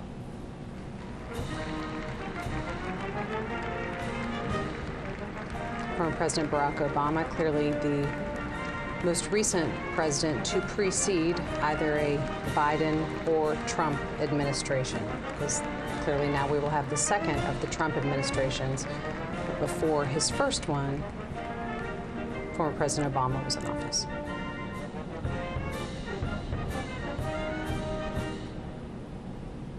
I can't believe we haven't mentioned Grover Cleveland yet. How is that? How is that possible? Let me just get that part out of the way. Donald Trump will be the first president to serve non-consecutive terms since Grover Cleveland, late in the 19th century. There you go. Sorry, that was I couldn't let that go. That had to be of the United mentioned States, here at some the point. Honorable John G. Roberts Jr. and the Associate Justices of the Supreme Court of the United States. The Supreme Court justices officially coming into the rotunda. As we noted earlier, John Roberts, the Chief Justice, will administer the presidential oath, and he was immediately followed by Associate Justice Brett Kavanaugh, who will be swearing in J.D. Vance as Vice President. And you note at the end of that line, retired Justice David Breyer, right, joining some of his former colleagues. Of course, Ketanji Brown Jackson and Amy Coney Barrett on the end, the two newest justices.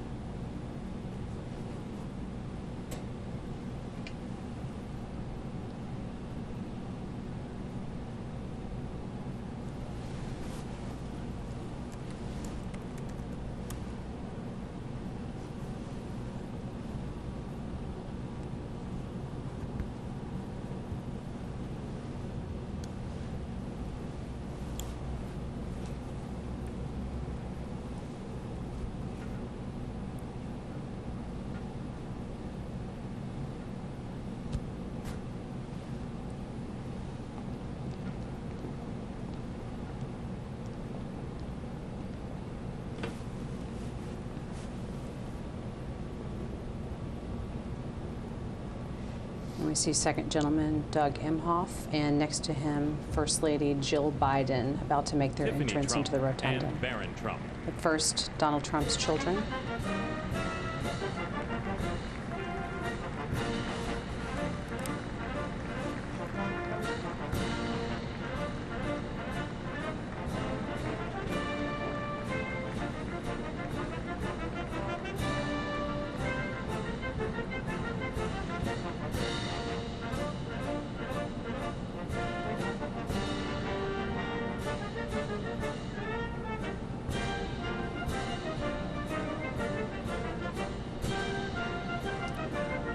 Talk about those good seats that the tech titans have. I mean, they are all lined up immediately behind the president-elect's children. So, you know, something went into that seating chart. And we saw Jared Kushner earlier shaking hands with Tim Cook from Apple and Sundar Pichai of Google, right on down the road, Mark Zuckerberg.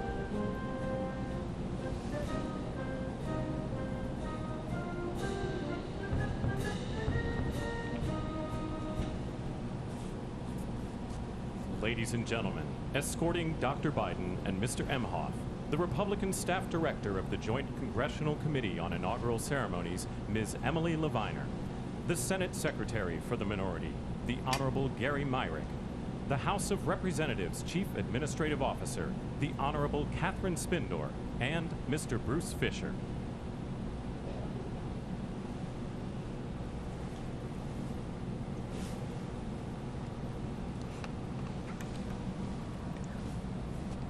Ladies and gentlemen, Dr. Jill Biden and Mr. Douglas Emhoff.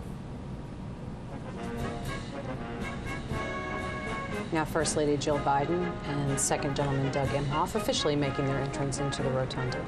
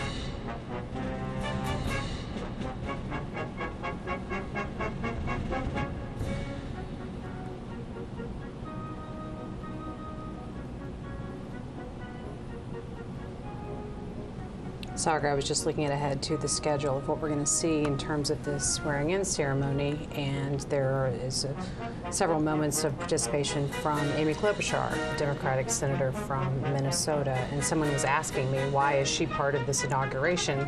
She was not a supporter of Donald Trump, but she is part of the committee that organized this entire inauguration. So it's an official role for her today, in addition to being a member of the U.S. Senate. Someone whose world was upended on Friday after all that work on getting this event together outdoors ended. And here we are inside the Rotunda, but a spot where at least Amy Klobuchar is well familiar from Indeed. From her time in the Senate.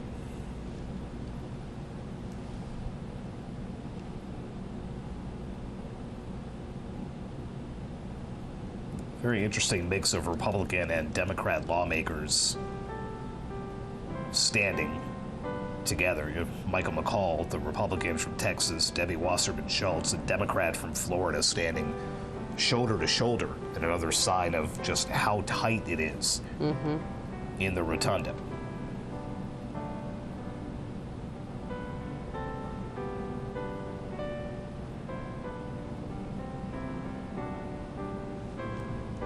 See Melania Trump's father standing in front of Elon Musk and next to Barron Trump.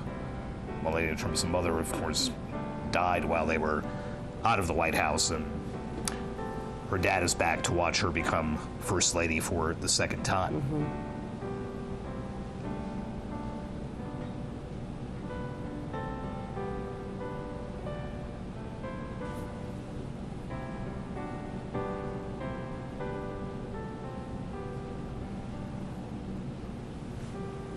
According to the schedule that they had put out, and things in Washington rarely, if ever, happen on schedule, except things like the inauguration, we should be seeing J.D. Vance take his oath as vice president in about 10 minutes from now. As Brett Kavanaugh awaits actually administering that oath.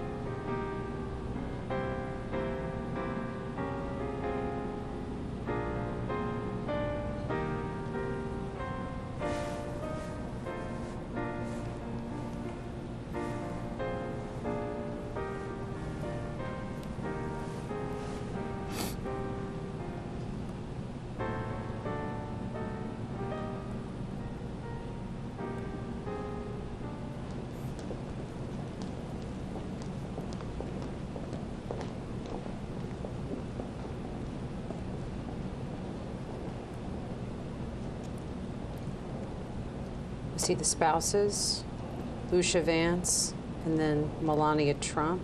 about to be escorted into the rotunda.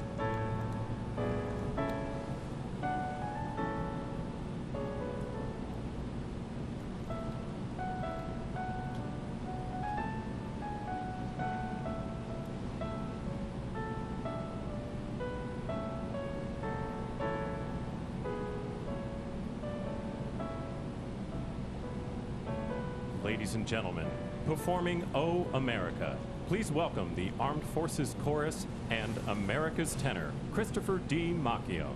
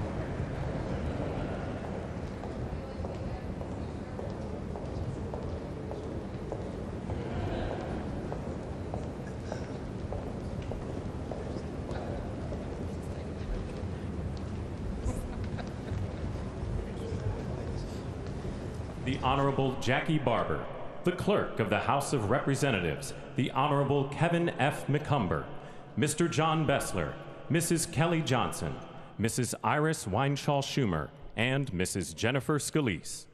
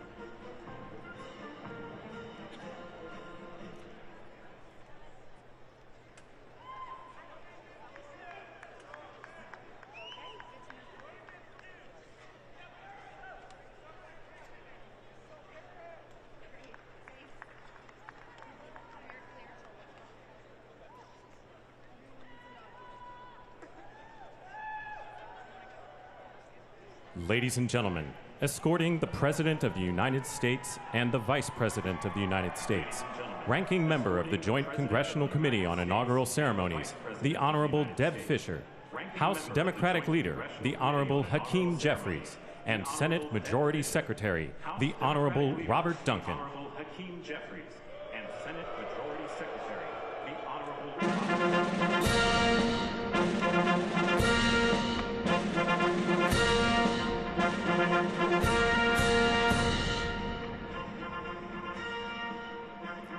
Ladies and gentlemen, the President of the United States, the Honorable Joseph R. Biden Jr., and Vice President of the United States, the Honorable Kamala Devi Harris.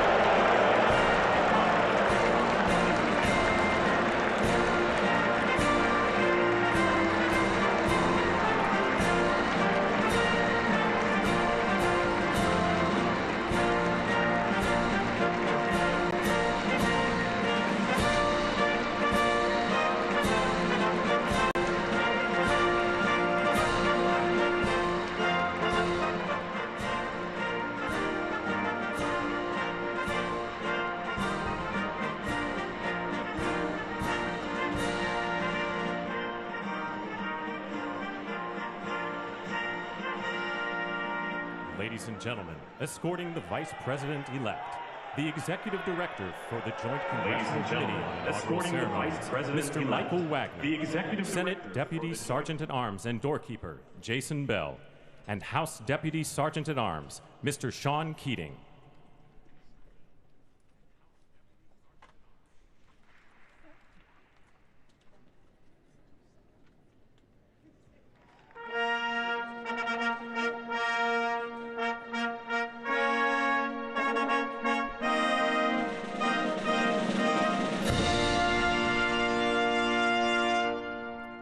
Ladies and gentlemen, the Vice President-elect of the United States, the Honorable J.D. Vance. The Vice President-elect of the United States.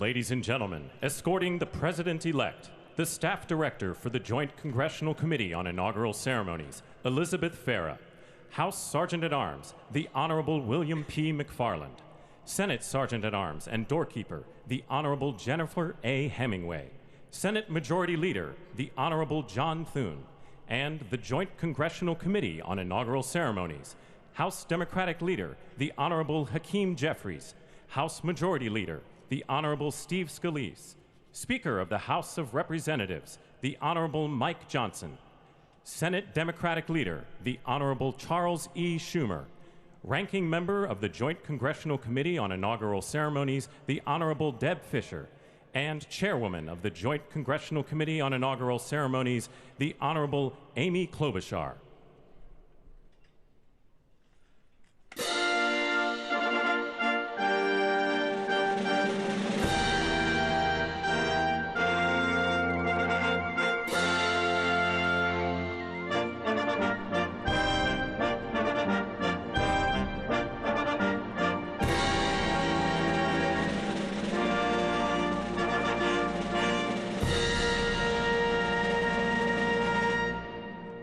Ladies and gentlemen, the President-elect of the United States, the Honorable Donald John Trump. The President-elect of the United States, the Honorable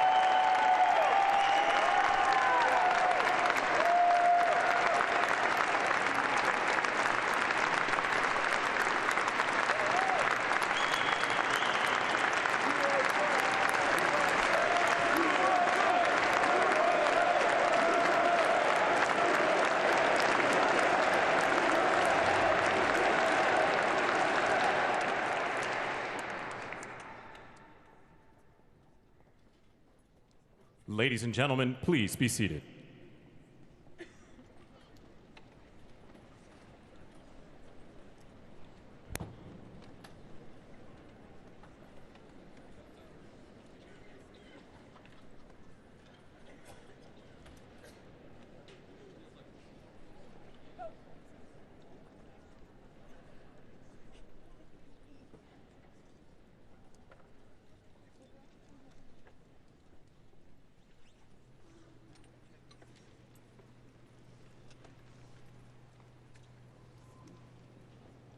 Please welcome the Chairwoman of the Joint Congressional Committee on Inaugural Ceremonies, the Honorable Amy Klobuchar.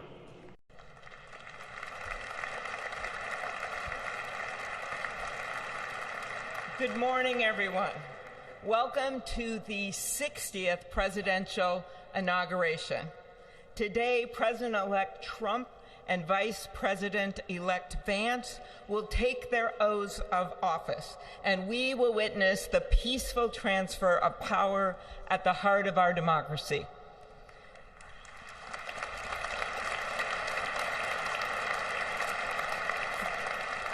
For the past year, I've chaired the Inaugural Ceremony Committee, which includes the leadership of Congress from both parties. We thank the committee and Capitol staff and law enforcement who worked so hard over the last year, and especially the last 3 days. You've done a beautiful job, and you have shown grace under pressure.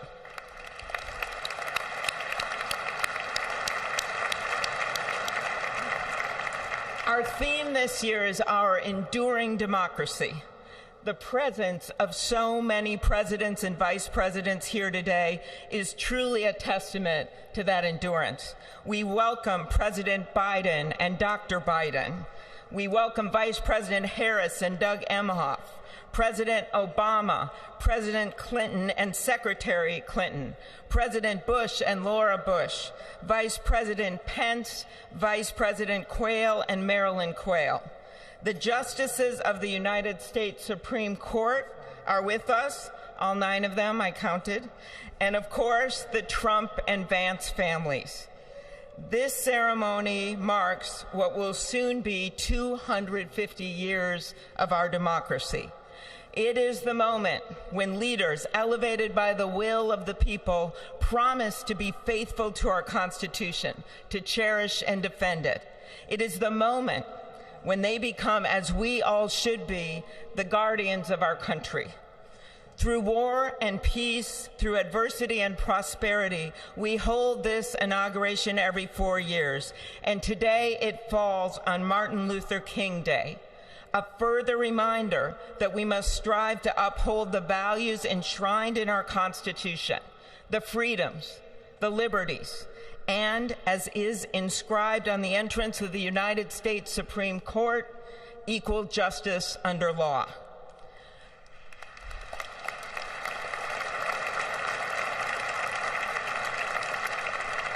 But what makes this moment more than a passing ceremony is all who are watching it across the country, the people of this nation, the ordinary people doing extraordinary things.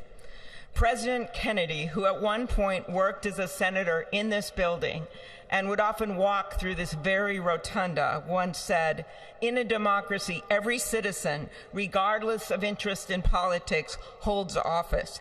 Every one of us is in a position of responsibility." With that responsibility of citizenship comes an obligation not to seek out malice, as President Lincoln once reminded us, but to view others with a generosity of spirit, despite our differences. With that responsibility of leadership comes an obligation to stand our ground when we must and find common ground when we can. With everything swirling around us, the hot mess of division, it is on all of us, to quote an incredible songwriter who just happened to be born in my state, to ensure that our nation's democracy is our shelter from the storm. There's a reason this ceremony takes place at the Capitol.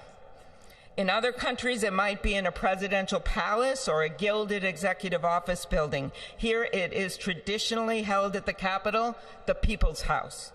It is a fitting reminder of the system of checks and balances that is the very foundation of our government, 3 equal branches of government. That is how, for nearly 250 years, our great American experiment, grounded in the rule of law, has endured. So, as we inaugurate a new president and vice president, let us remember that the power of those in this room comes from the people.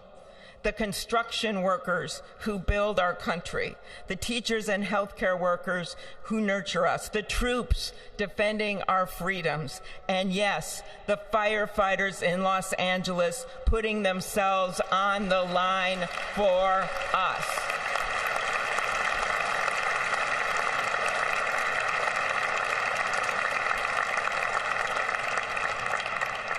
Our democracy's strength and grit must match theirs. May God bless our nation. Thank you.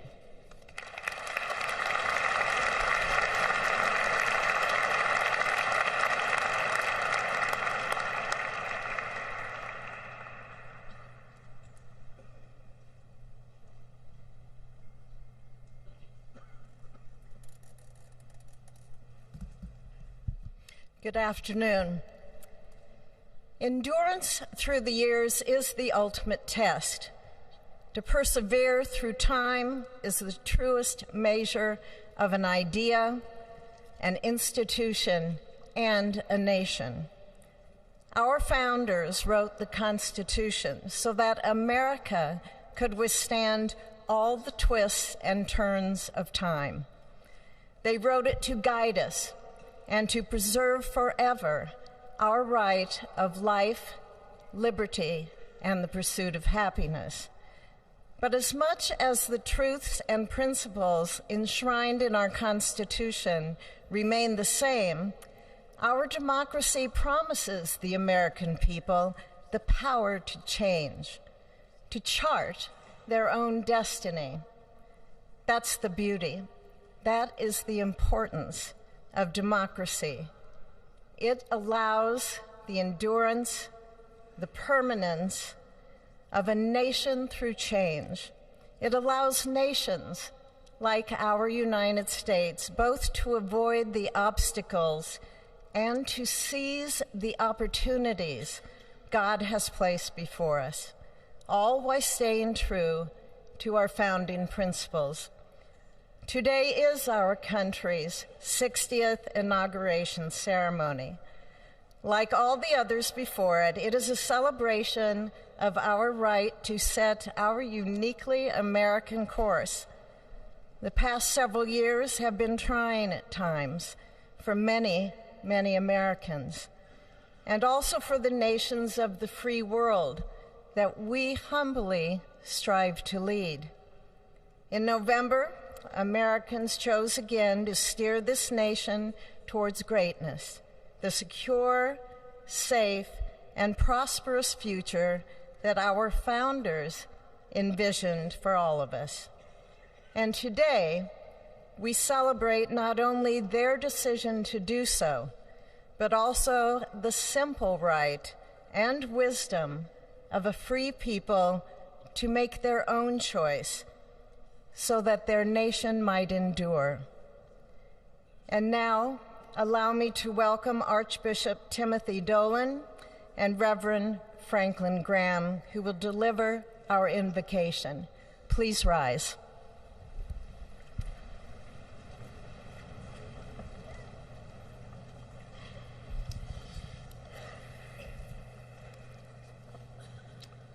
Be still and know that I am God, supreme among the nations, supreme on the earth.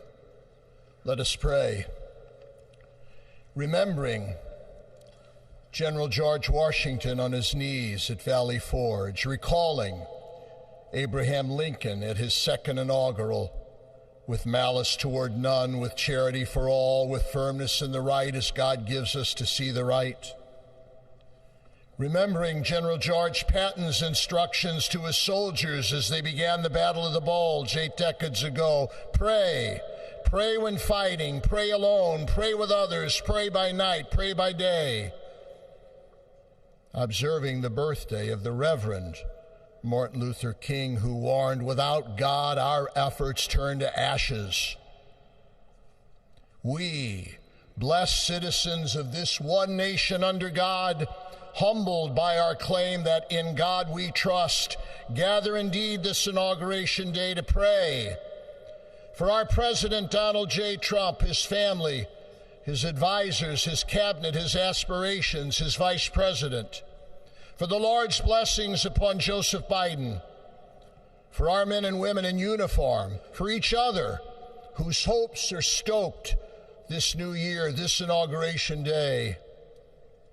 We cannot err in relying upon that prayer from the Bible, upon which our president will soon place his hand in oath, as we make our own the supplications of King Solomon for wisdom as he began his governance.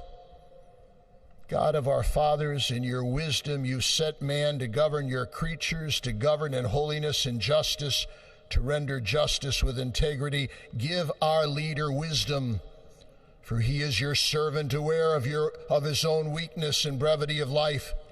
If wisdom which comes not from you be not with him, he shall be held in no esteem. Send wisdom from heavens that she may be with him, that he may know your designs. Please, God, bless America. Please, mend her every flaw. You are the God in whom we trust, who lives and reigns forever and ever. Amen.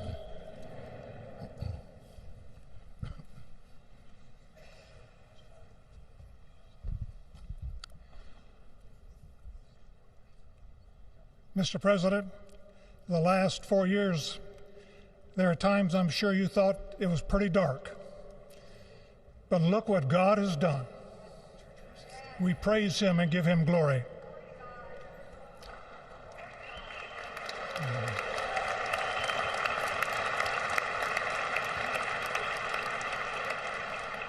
Let us pray. Our Father and our God, thou hast said, blessed is the nation whose God is the Lord. As the prophet Daniel prayed, blessed be the name of God forever and ever. For wisdom and might are his. He changes the times and the seasons. He removes kings. He raises up kings. He gives wisdom to the wise and knowledge to those who have understanding. Our Father, today, as President Donald J. Trump takes the oath of office once again, we come to say thank you, O Lord our God. Father, when Donald Trump's enemies thought he was down and out, you and you alone saved his life and raised him up with strength and power by your mighty hand. We pray for President Trump that you'll watch over, protect, guide, direct him. Give him your wisdom from your throne on high. We ask that you would bless him and that our nation would be blessed through him. We also ask that you would bless and protect Melania as First Lady. We thank you for the beauty, the warmth, and grace that she shows not only to this nation, but to the whole world. We thank you for Vice President-elect J.D. Vance and his wife Usha and their young family. May he be a strength to President Trump, to stand beside him, to hold up his arms like Aaron held up the arms of Moses in the midst of battle. The prophet Samuel reminded the people, it was you that brought them up from the land of Egypt. And he said, now stand still, that I may reason with you before the Lord. So, Father, we take this moment to stand still, to remember the great things that you have done for this nation. Thank you for the protection, the bounty, the freedoms that we so enjoy. We remember to keep our eyes fixed on you, and may our hearts be inclined to your voice. We know that America can never be great again if we turn our backs on you. We ask for your help, and we pray all of this in the name of the King of Kings, the Lord of Lords, your Son, my Savior, and our Redeemer, Jesus Christ. Amen. Ladies and gentlemen, please welcome Associate Justice Kavanaugh to administer the Vice Presidential Oath of Office.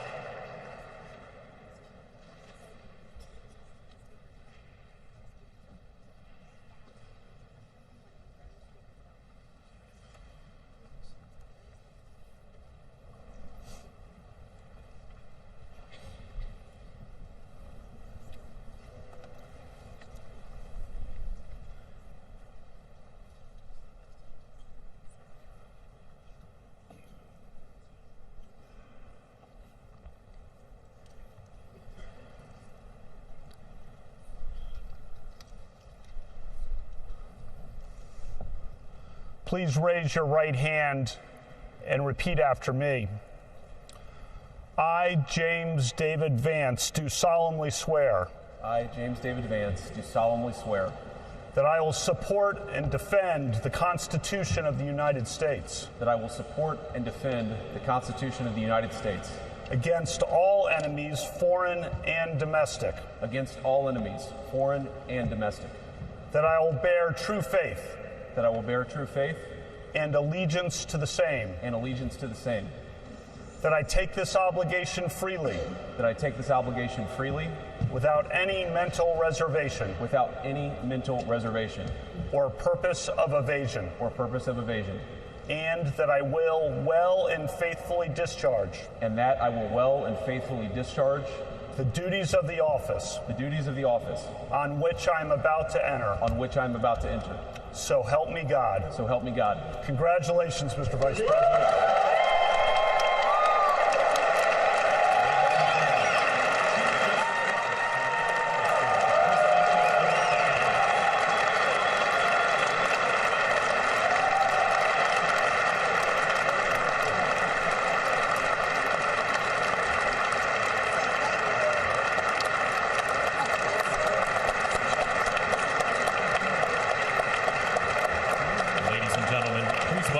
Chief Justice Roberts to administer the presidential oath of office.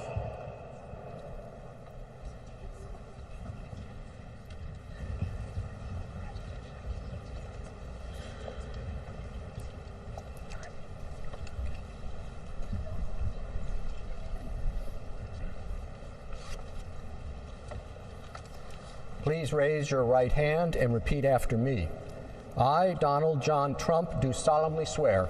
I, Donald John Trump, do solemnly swear. That I will faithfully execute. That I will faithfully execute. The office of President of the United States. The office of President of the United States. And will, to the best of my ability. And will, to the best of my ability. Preserve, protect, and defend.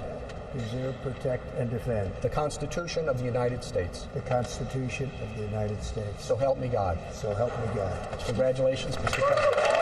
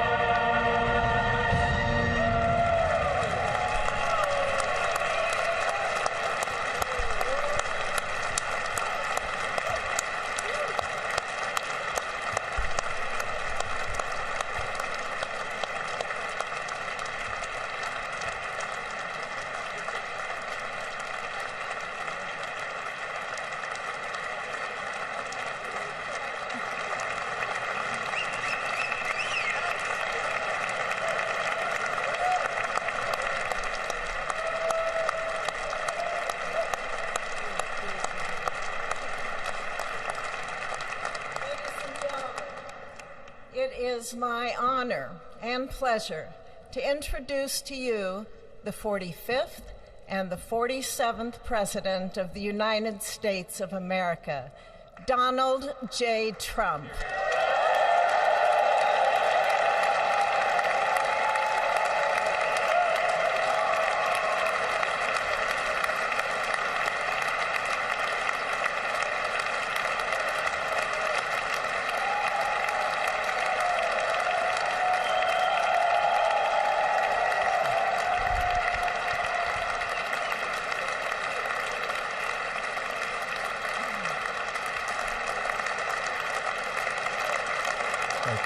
Thank you very much, everybody. Well, thank you very, very much. Vice President Vance, Speaker Johnson, Senator Thune, Chief Justice Roberts, Justices of the United States Supreme Court, President Clinton, President Bush, President Obama, President Biden, Vice President Harris, and my fellow citizens. The golden age of America begins right now.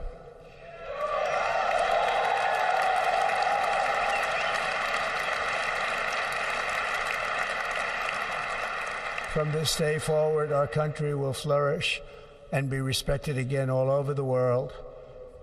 We will be the envy of every nation, and we will not allow ourselves to be taken advantage of any longer. During every single day of the Trump administration, I will very simply put America first.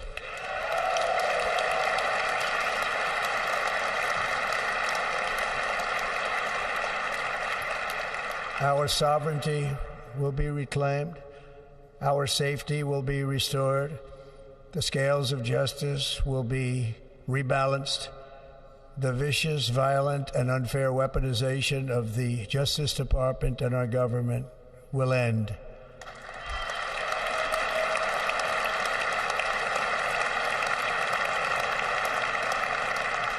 And our top priority will be to create a nation that is proud, prosperous, and free.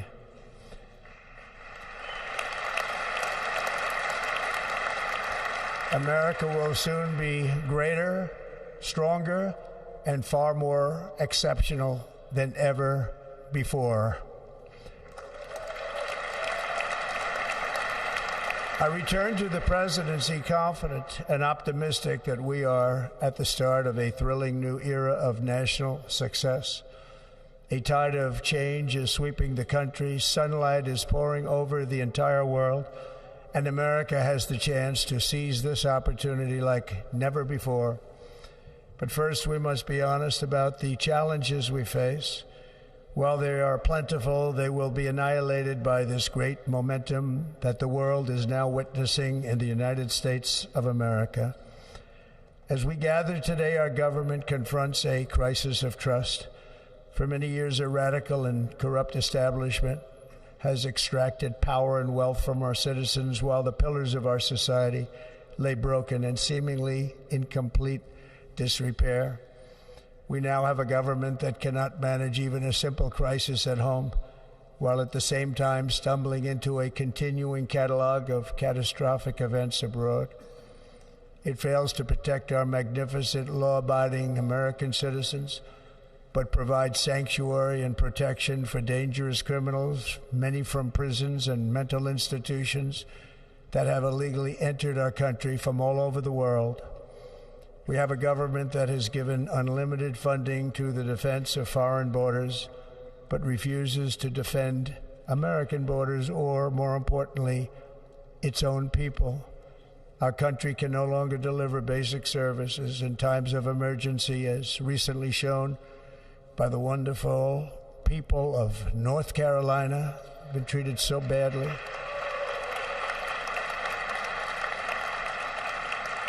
And other states who are still suffering from a hurricane that took place many months ago. Or more recently, Los Angeles, where we are watching fires still tragically burn. From weeks ago, without even a token of defense, They're raging through the houses and communities, even affecting some of the wealthiest and most powerful individuals in our country, some of whom are sitting here right now. They don't have a home any longer. That's interesting. But we can't let this happen. Everyone is unable to do anything about it. That's going to change. We have a public health system that does not deliver in times of disaster, yet more money is spent on it than any country anywhere in the world. And we have an education system that teaches our children to be ashamed of themselves in many cases, to hate our country despite the love that we try so desperately to provide to them. All of this will change starting today, and it will change very quickly.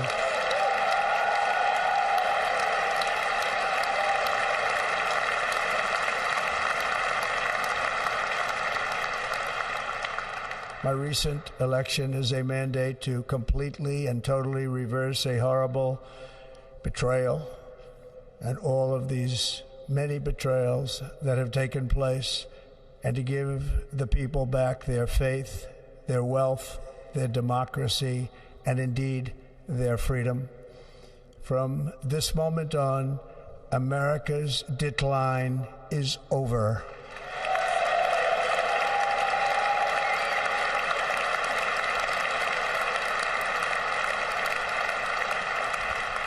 Our liberties and our nation's glorious destiny will no longer be denied, and we will immediately restore the integrity, competency, and loyalty of America's government. Over the past 8 years, I have been tested and challenged more than any president in our 250-year history, and I've learned a lot along the way. The journey to reclaim our republic has not been an easy one, that I can tell you. Those who wish to stop our cause have tried to take my freedom and indeed to take my life. Just a few months ago in a beautiful Pennsylvania field, an assassin's bullet ripped through my ear. But I felt then, and believe even more so now, that my life was saved for a reason. I was saved by God to make America great again.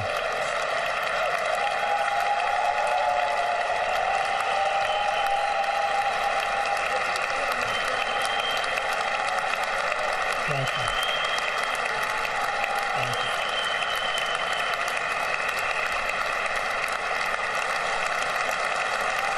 Thank you very much.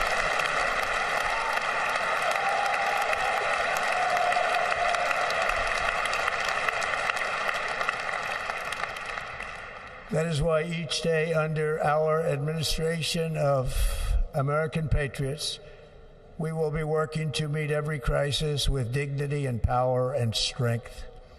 We will move with purpose and speed to bring back hope, prosperity, safety, and peace for citizens of every race, religion, color, and creed.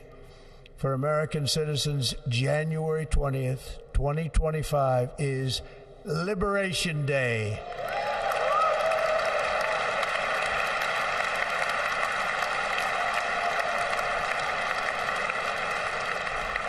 It is my hope that our recent presidential election will be remembered as the greatest and most consequential election in the history of our country.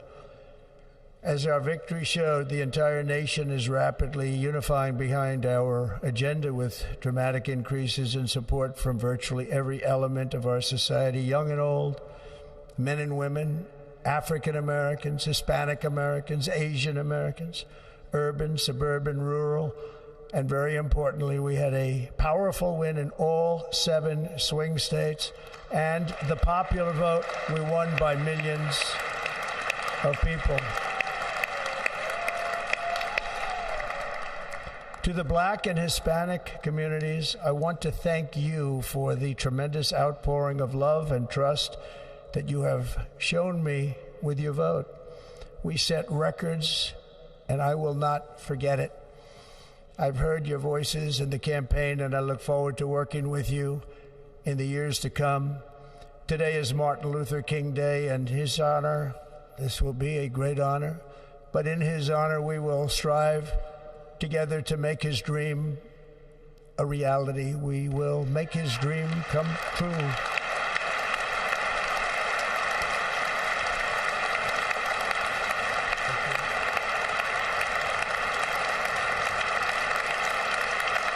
Thank you. Thank you. National unity is now returning to America, and confidence and pride is soaring like never before. In everything we do, my administration will be inspired by a strong pursuit of excellence and unrelenting success. We will not forget our country. We will not forget our Constitution, and we will not forget our God. Can't do that.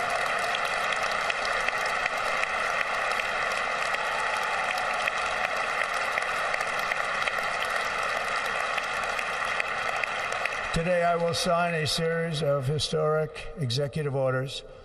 With these actions, we will begin the complete restoration of America and the revolution of common sense. It's all about common sense. First, I will declare a national emergency at our southern border.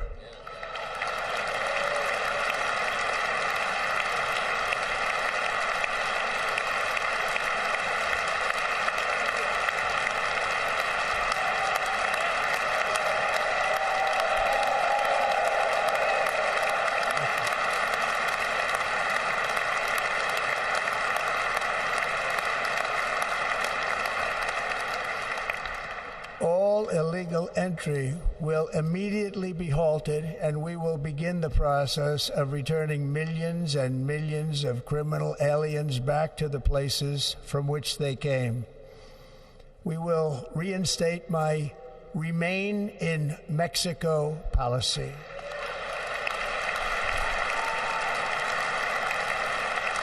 I will end the practice of catch and release. And I will send troops to the southern border to repel the disastrous invasion of our country.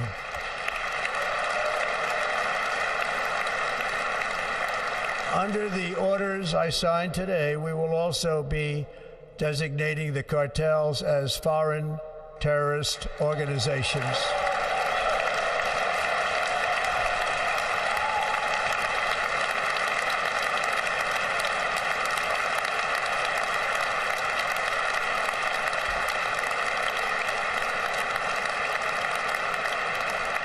And by invoking the Alien Enemies Act of 1798, I will direct our government to use the full and immense power of federal and state law enforcement to eliminate the presence of all foreign gangs and criminal networks, bringing devastating crime to U.S. soil, including our cities and inner cities.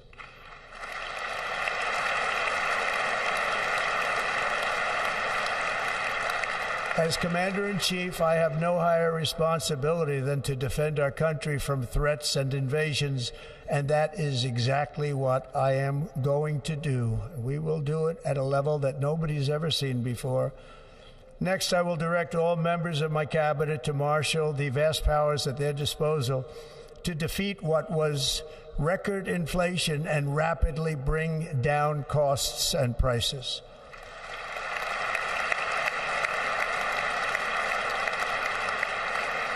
The inflation crisis was caused by massive overspending and escalating energy prices, and that is why today I will also declare a national energy emergency. We will drill, baby, drill.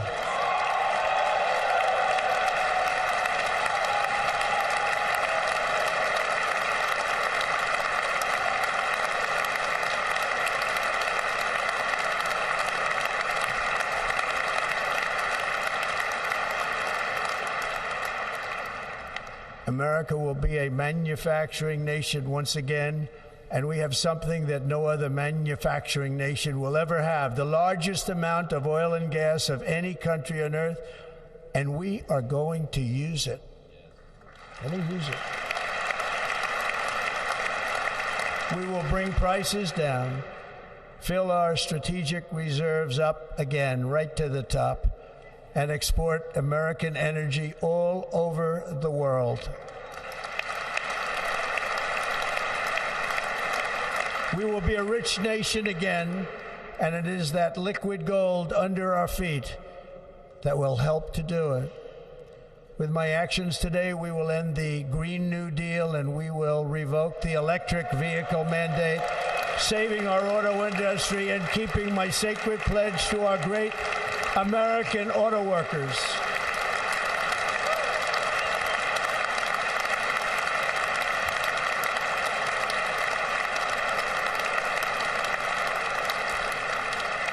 In other words, you'll be able to buy the car of your choice. We will build automobiles in America again at a rate that nobody could have dreamt possible just a few years ago. And thank you to the auto workers of our nation for your inspiring vote of confidence. We did tremendously with their vote. I will immediately begin the overhaul of our trade system to protect American workers and families.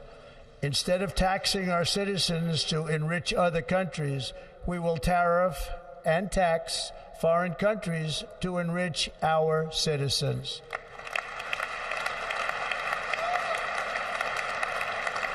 For this purpose, we are establishing the External Revenue Service to collect all tariffs, duties, and revenues. It will be massive amounts of money pouring into our treasury, coming from foreign sources. The American dream will soon be back and thriving like never before to restore competence and effectiveness to our federal government. My administration will establish the brand new Department of Government Efficiency.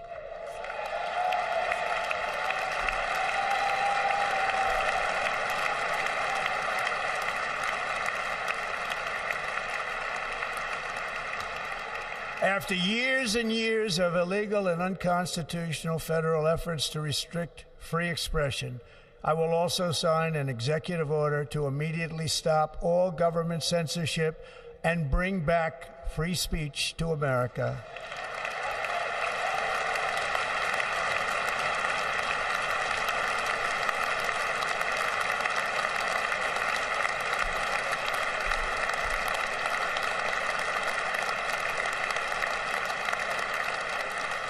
Never again will the immense power of the state be weaponized to persecute political opponents. Something I know something about. We will not allow that to happen. It will not happen again. Under my leadership, we will restore fair, equal, and impartial justice under the constitutional rule of law.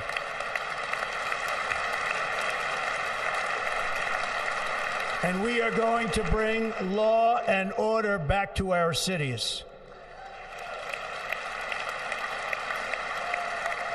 This week, I will also end the government policy of trying to socially engineer race and gender into every aspect of public and private life.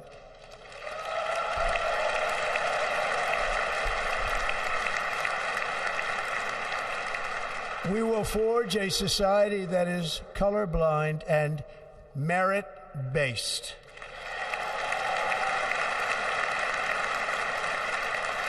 As of today, it will henceforth be the official policy of the United States government that there are only two genders, male and female.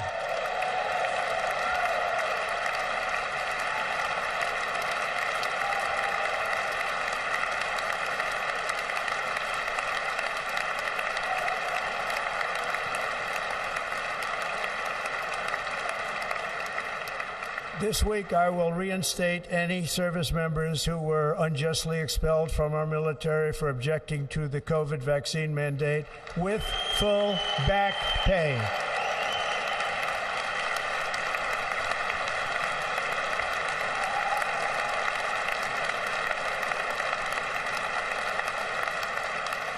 And I will sign an order to stop our warriors from being subjected to radical political theories and social experiments while on duty. It's going to end immediately. Our armed forces will be freed to focus on their sole mission, defeating America's enemies.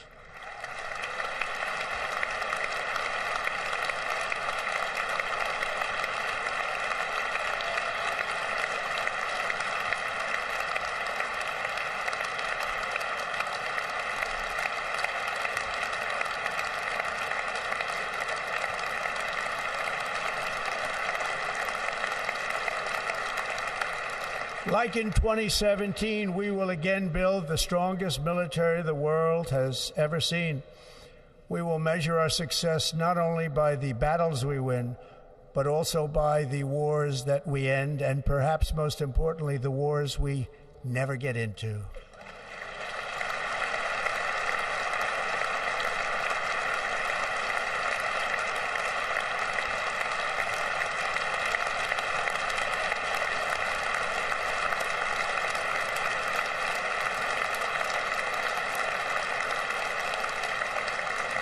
My proudest legacy will be that of a peacemaker and unifier. That's what I want to be, a peacemaker and a unifier. I'm pleased to say that as of yesterday, one day before I assumed office, the hostages in the Middle East are coming back home to their families.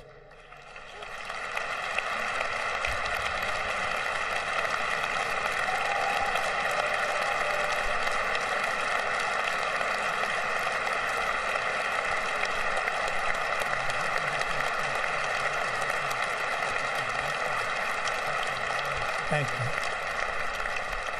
you. America will reclaim its rightful place as the greatest, most powerful, most respected nation on earth, inspiring the awe and admiration of the entire world. A short time from now, we are going to be changing the name of the Gulf of Mexico to the Gulf of America, and we will restore the name of a great president, William McKinley, to Mount McKinley, where it should be and where it belongs.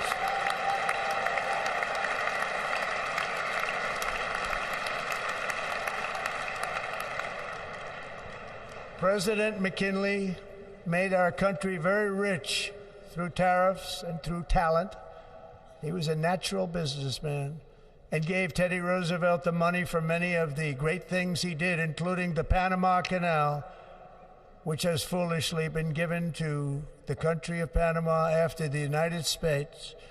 The United States, I mean, think of this, spent more money than ever spent on a project before and lost 38,000 lives in the building of the Panama Canal. We have been treated very badly from this foolish gift that should have never been made, and Panama's promise to us has been broken. The purpose of our deal and the spirit of our treaty has been totally violated. American ships are being severely overcharged and not treated fairly in any way, shape, or form, and that includes the United States Navy. And above all, China is operating the Panama Canal, and we didn't give it to China, we gave it to Panama, and we're taking it back.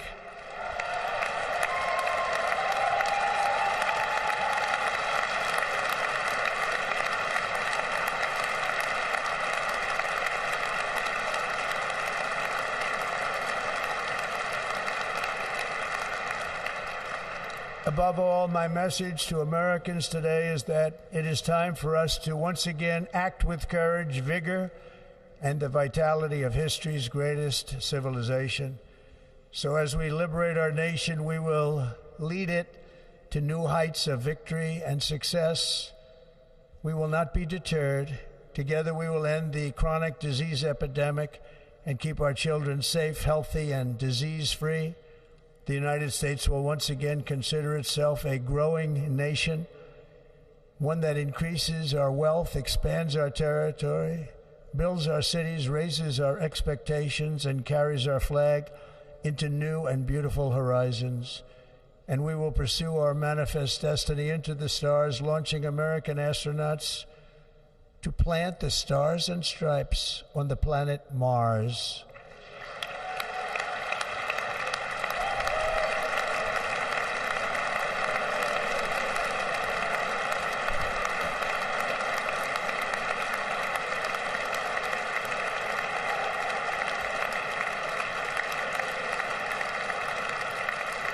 Ambition is the lifeblood of a great nation, and right now our nation is more ambitious than any other. There's no nation like our nation.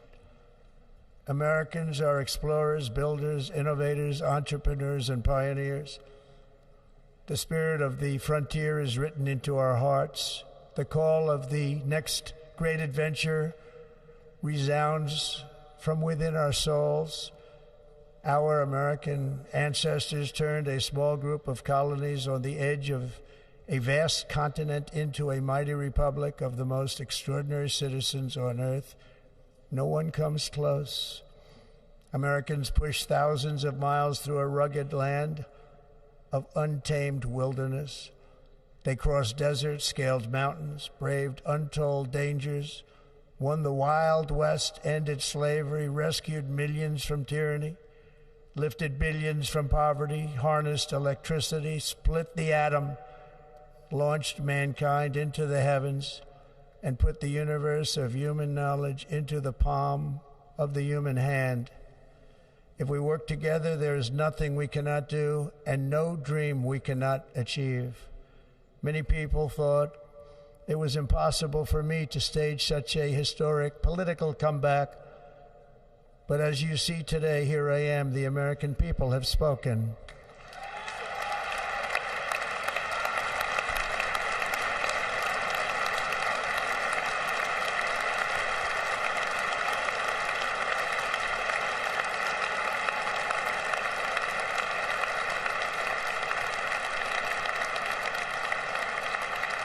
I stand before you now as proof that you should never believe that something is impossible to do.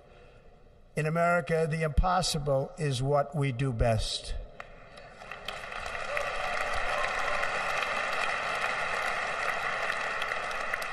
From New York to Los Angeles, from Philadelphia to Phoenix, from Chicago to Miami, from Houston to right here in Washington, D.C., our country was forged and built by the generations of patriots who gave everything they had for our rights and for our freedom. They were farmers and soldiers, cowboys and factory workers, steel workers and coal miners, police officers and pioneers who pushed onward, marched forward, and let no obstacle defeat their spirit or their pride. Together they laid down the railroads, raised up the skyscrapers, built great highways, won 2 world wars, defeated fascism and communism, and triumphed over every single challenge that they faced. After all we have been through together, we stand on the verge of the 4 greatest years in American history. With your help, we will restore America promise, and we will rebuild the nation that we love, and we love it so much. We are one people, one family, and one glorious nation under God. So to every parent who dreams for their child, and every child who dreams for their future, I am with you, I will fight for you, and I will win for you. We're going to win like never before.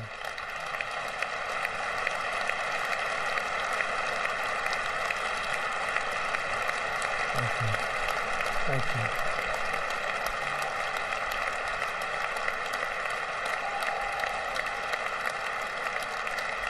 Thank you. Thank you. In recent years, our nation has suffered greatly, but we are going to bring it back and make it great again, greater than ever before. We will be a nation like no other, full of compassion, courage, and exceptionalism. Our power will stop all wars and bring a new spirit of unity to a world that has been angry, violent, and totally unpredictable. America will be respected again and admired again, including by people of religion, faith, and goodwill. We will be prosperous. We will be proud.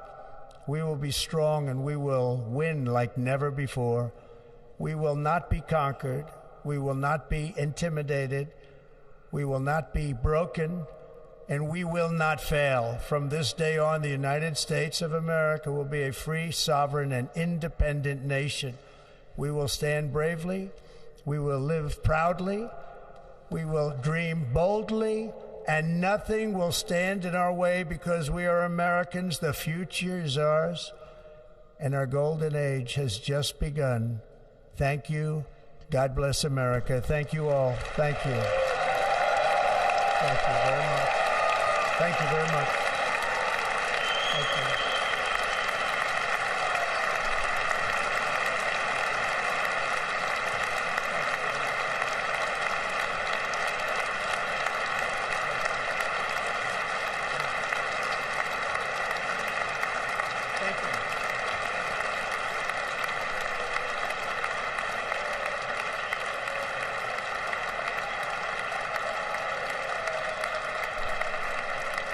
Ladies and gentlemen, performing America the Beautiful, please welcome the Armed Forces Chorus and Carrie Underwood.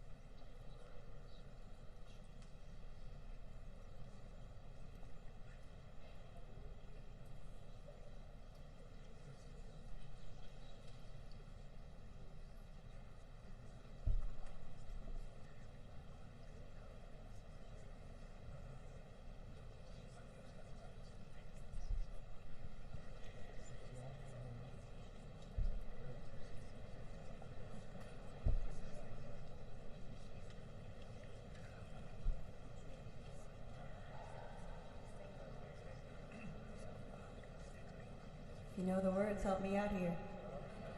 Oh, beautiful for spacious skies, for amber waves of grain, for purple mountain majesties above the fruited plain. America, America, God shed His grace on thee and crown thy good with brotherhood from sea to shining sea.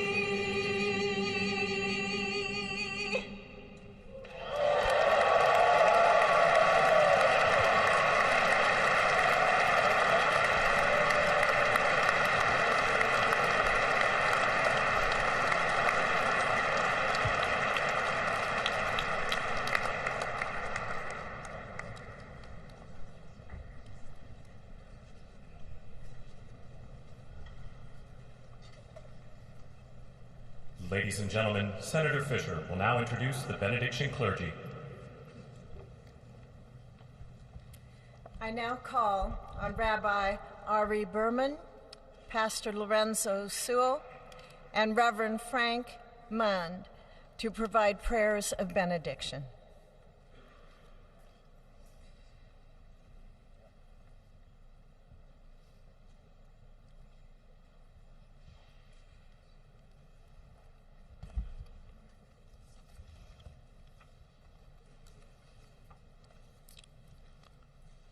Let us pray. Almighty God, your prophet Jeremiah walked the streets of Jerusalem and blessed its inhabitants with the Hebrew words, Baruch HaGever Asher Yiftach BaHashem. Blessed is the one who trusts in God.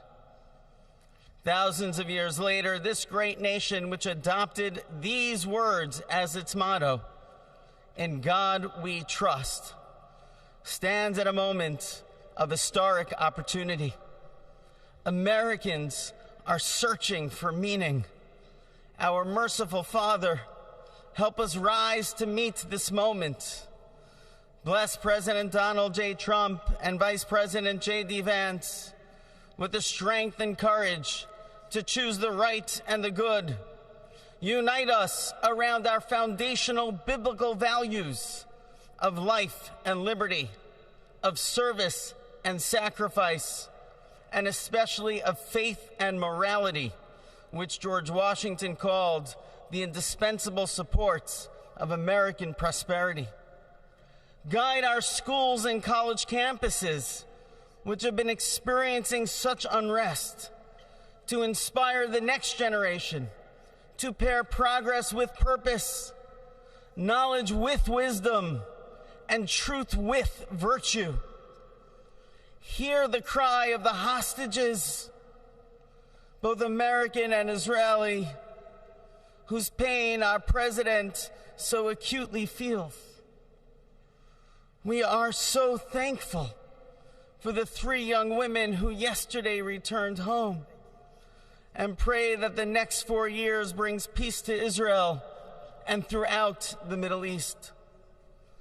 Almighty God, grant all Americans the opportunity to realize our shared dream of a life filled with peace and plenty, health and happiness, compassion and contribution.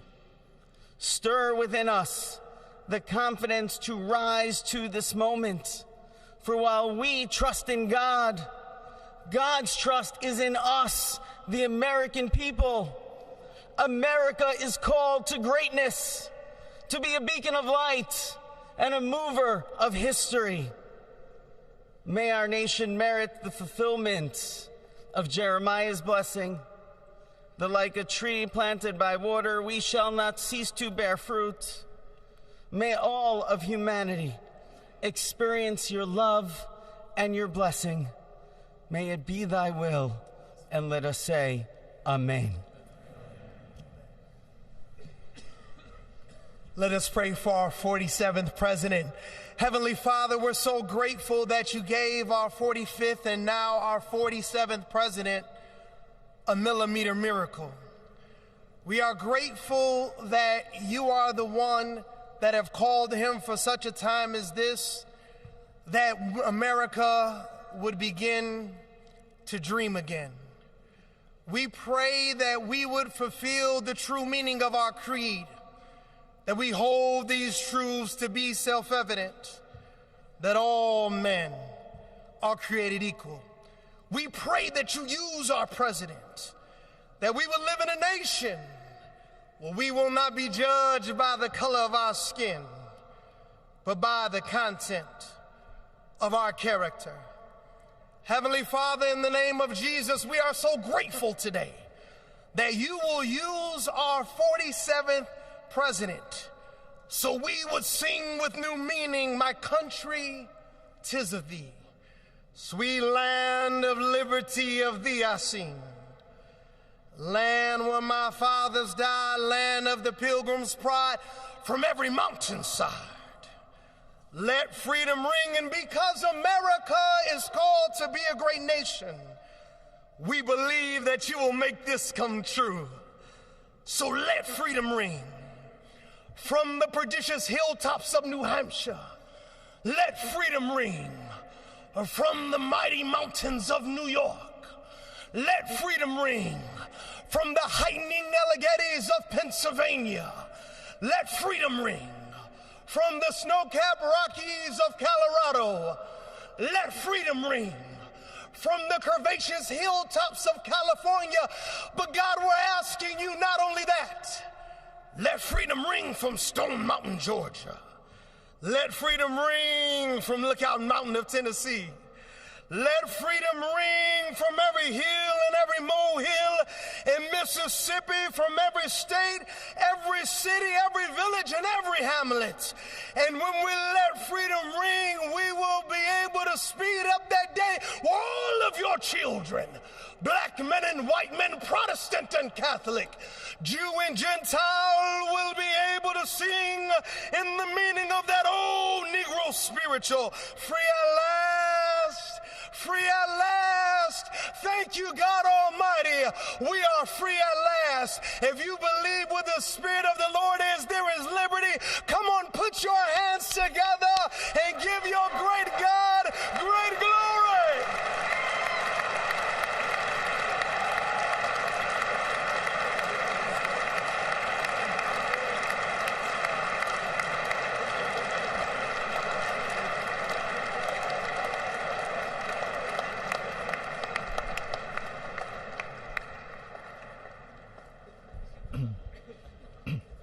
Almighty and eternal God, we gather here today in reverence, joined in our shared hopes and dreams for our beloved nation. In this sacred moment of the inauguration of President Donald J. Trump and Vice President J.D. Vance, we turn our hearts to you, seeking your divine assistance and abundant blessings upon this pivotal moment in history. We come before you with profound gratitude for the many gifts you have bestowed upon our land. Thank you for the freedoms we cherish, for the strength of our communities, and for the resilience of our spirit. As our President and Vice President embrace their newly appointed roles, we humbly implore that your everlasting love and wisdom will envelop them. Grant them the clarity of mind to navigate the challenges that lie ahead, and the compassion to serve all citizens with fairness and integrity. May their hearts be filled with a giving spirit and sincere understanding for those whom they represent. May they be beacons of hope in times of uncertainty and prophetic voices in defending the dignity of all created life. We pray for a spirit of collaboration to flourish in our government and across our nation, fostering an environment where dialogue and heartfelt listening will prevail over division or discord. May each decision made by our President and Vice President reflect the values of justice and peace. As we embark on this new chapter, we also seek your comfort, O God, for those who feel lost or disheartened. In this time of transition, may your light shine upon them, reaffirming their belief in a brighter tomorrow. May we all strive to lift one another, supporting our fellow citizens with kindness and empathy, recognizing that together we can overcome any adversity. Grant us the strength to endure, the courage to face our fears, and the clarity to see the light that remains, even when clouds of uncertainty may gather. Inspire our new leaders to be champions for the vulnerable and advocates for those whose voices are often silenced. May they pursue policies that promote the well-being of all, seeking to build bridges that will foster unity and belonging. As we stand witness to this inauguration, we hold fast to our faith in the goodness of each of us and the possibility of change. We trust that with your guidance, O God, our nation can move forward to a future filled with promise, prosperity, and understanding. And finally, we lift our hearts in gratitude for the beloved parents of President Trump. Without Mary and Fred Trump, this day would never be the miracle that has just begun. From their place in heaven, may they shield their son from all harm by their loving protection, and give him the strength to guide our nation along the path that will make America great again. Let us go forth now with these words of President Trump's emblazoned on our hearts. As long as we have pride in our beliefs, courage in our convictions, and faith in our God, then we will not fail. We stand tall, we stand proud, because we are Americans, and Americans kneel to God, and to God alone. Amen.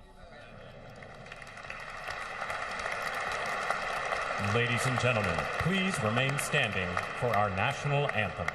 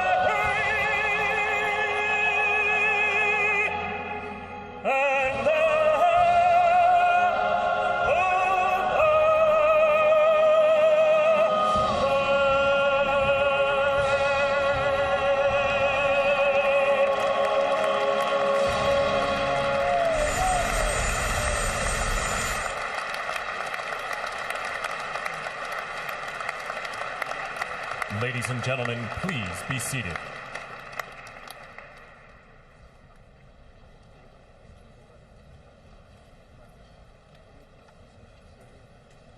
Ladies and gentlemen, please remain at your seats while the President and official party depart the platform.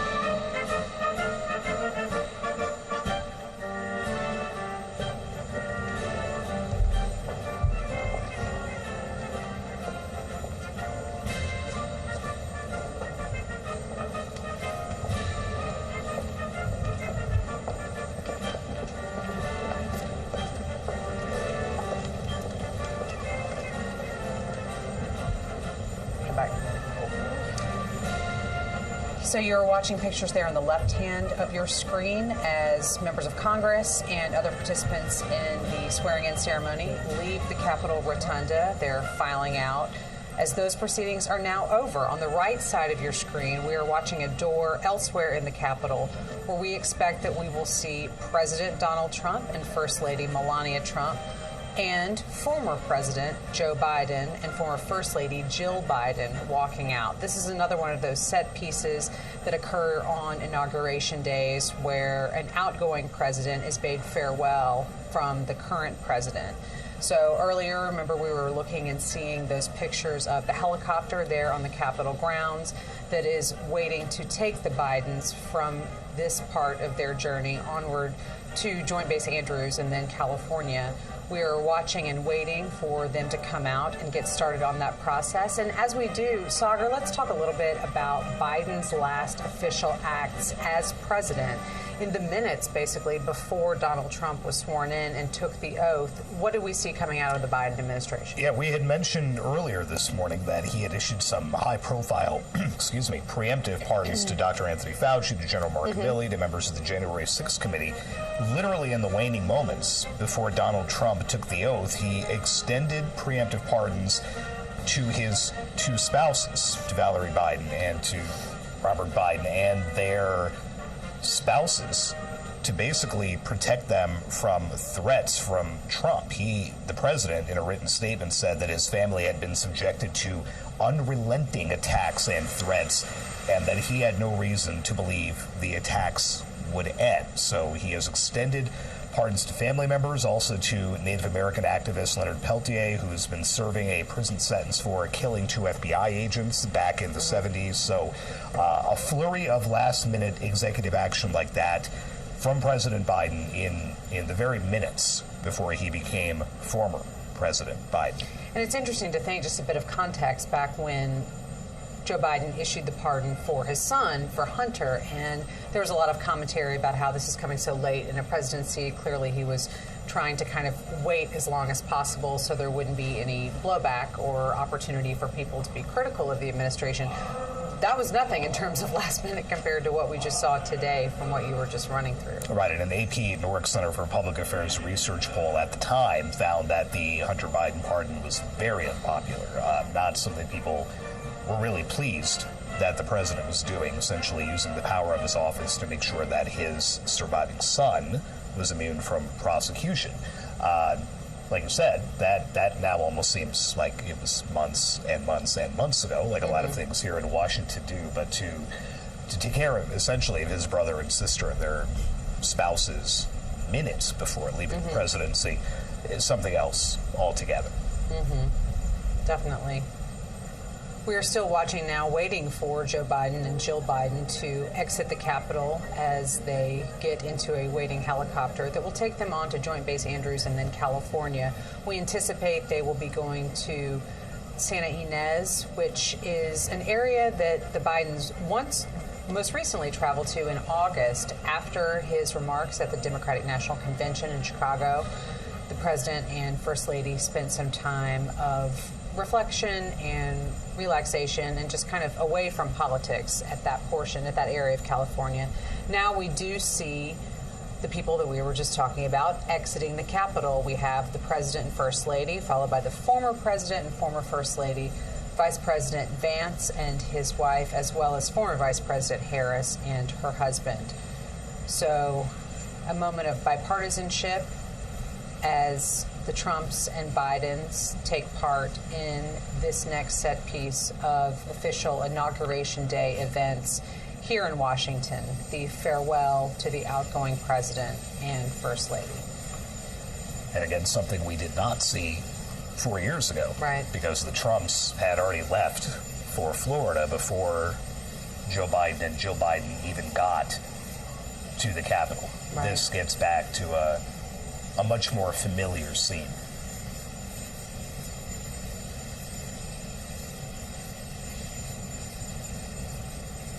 It's been striking how much engagement now former President Biden has had with Melania Trump, with Donald Trump. He made it a point to speak to one of J.D. Vance's young children right after his father took the oath, had a big smile on his face and leaned down and spoke with the boy, shook hands with Carrie Underwood after she performed, very quickly shook hands with Donald Trump after he took the oath. He's had a pretty big smile on his face for a lot of what we've seen today.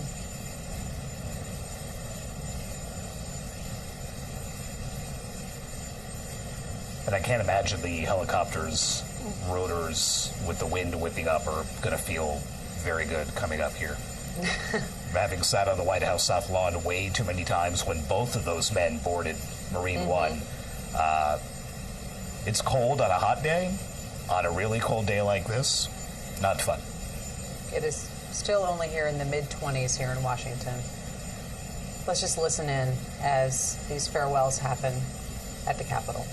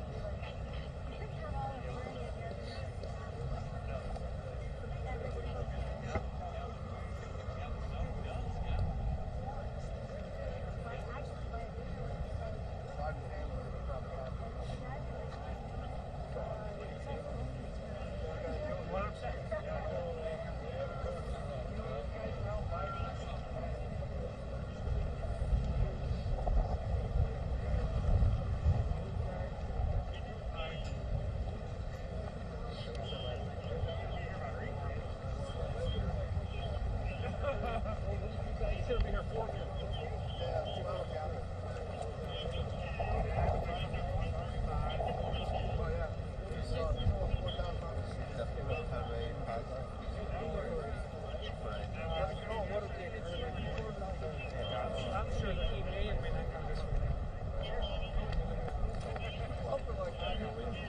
man who will lead us to this new golden age, the decisive winner of the Electoral College and the popular vote, the 45th and the 47th, and the greatest president of our lifetimes, Donald J. Trump.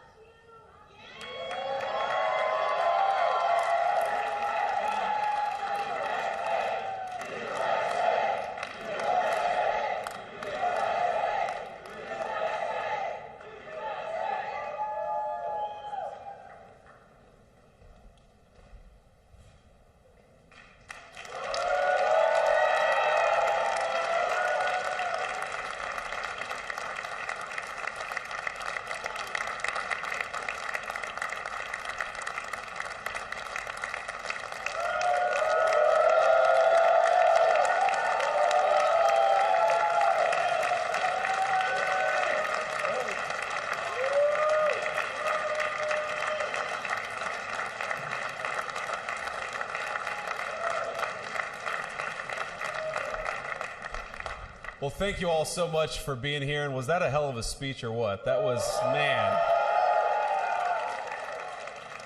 That was a good way to start it off. You know, I didn't know exactly what the president would put in that speech, and I hoped to myself that he wasn't going to hold back, and sir, you didn't hold back. That was a hell of a way to start the next 4 years. But I just want to say from the bottom of my heart, and I know I speak for the president and for all of us, thank you, thank you, thank you for making this possible. We love you. We wouldn't be here without you, and we're going to make America great again together for the next 4 years.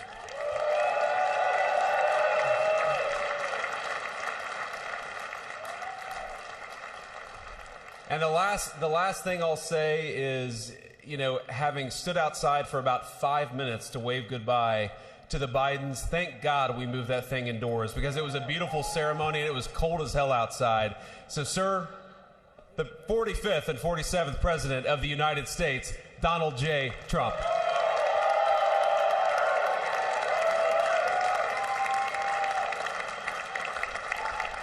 No, he's right. I said, oh, look at this beautiful sunny day.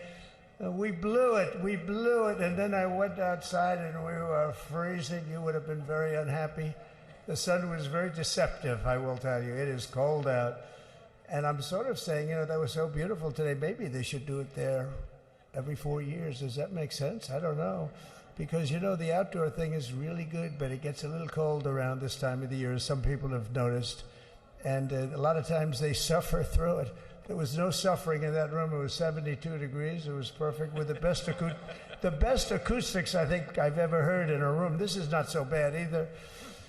But I just want to say, you're a younger, far more beautiful audience that I just spoke to. And I want to keep it off the record.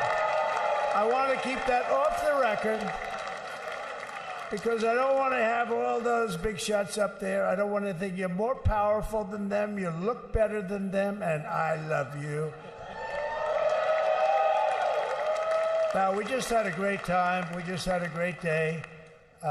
This was amazing. You know, when you think we took a journey, I mentioned in the speech, a lot of people said that was not a journey that was possible, and it was indeed possible. I didn't really know too much about what they were saying when they said that, but a lot of people felt it. And we hooked up with JD very early. I watched JD over a period of time. I endorsed him in Ohio. He was a great senator and very, very smart. The only one smarter than him was his wife. That was I would have chosen her, but somehow the line of succession didn't work that way, right? But now she's great and he's great. This is a great, beautiful couple and unbelievable career. I just said to him, you are very upwardly mobile, because he hasn't been doing it that long, but he picked it up so quickly. Remember, the first week was a little bit like the fake news was hitting him really hard. And I said, oh, this may be tough, but after that, it was smooth sailing for him. He took on everybody. He took on the meanest. I don't want to use the word corrupt because we're into a new system, so let's wait till the corruption begins, because it will. But he took on some pretty mean people, and he handled it well. I want to also congratulate Mike Johnson for the job that he's doing.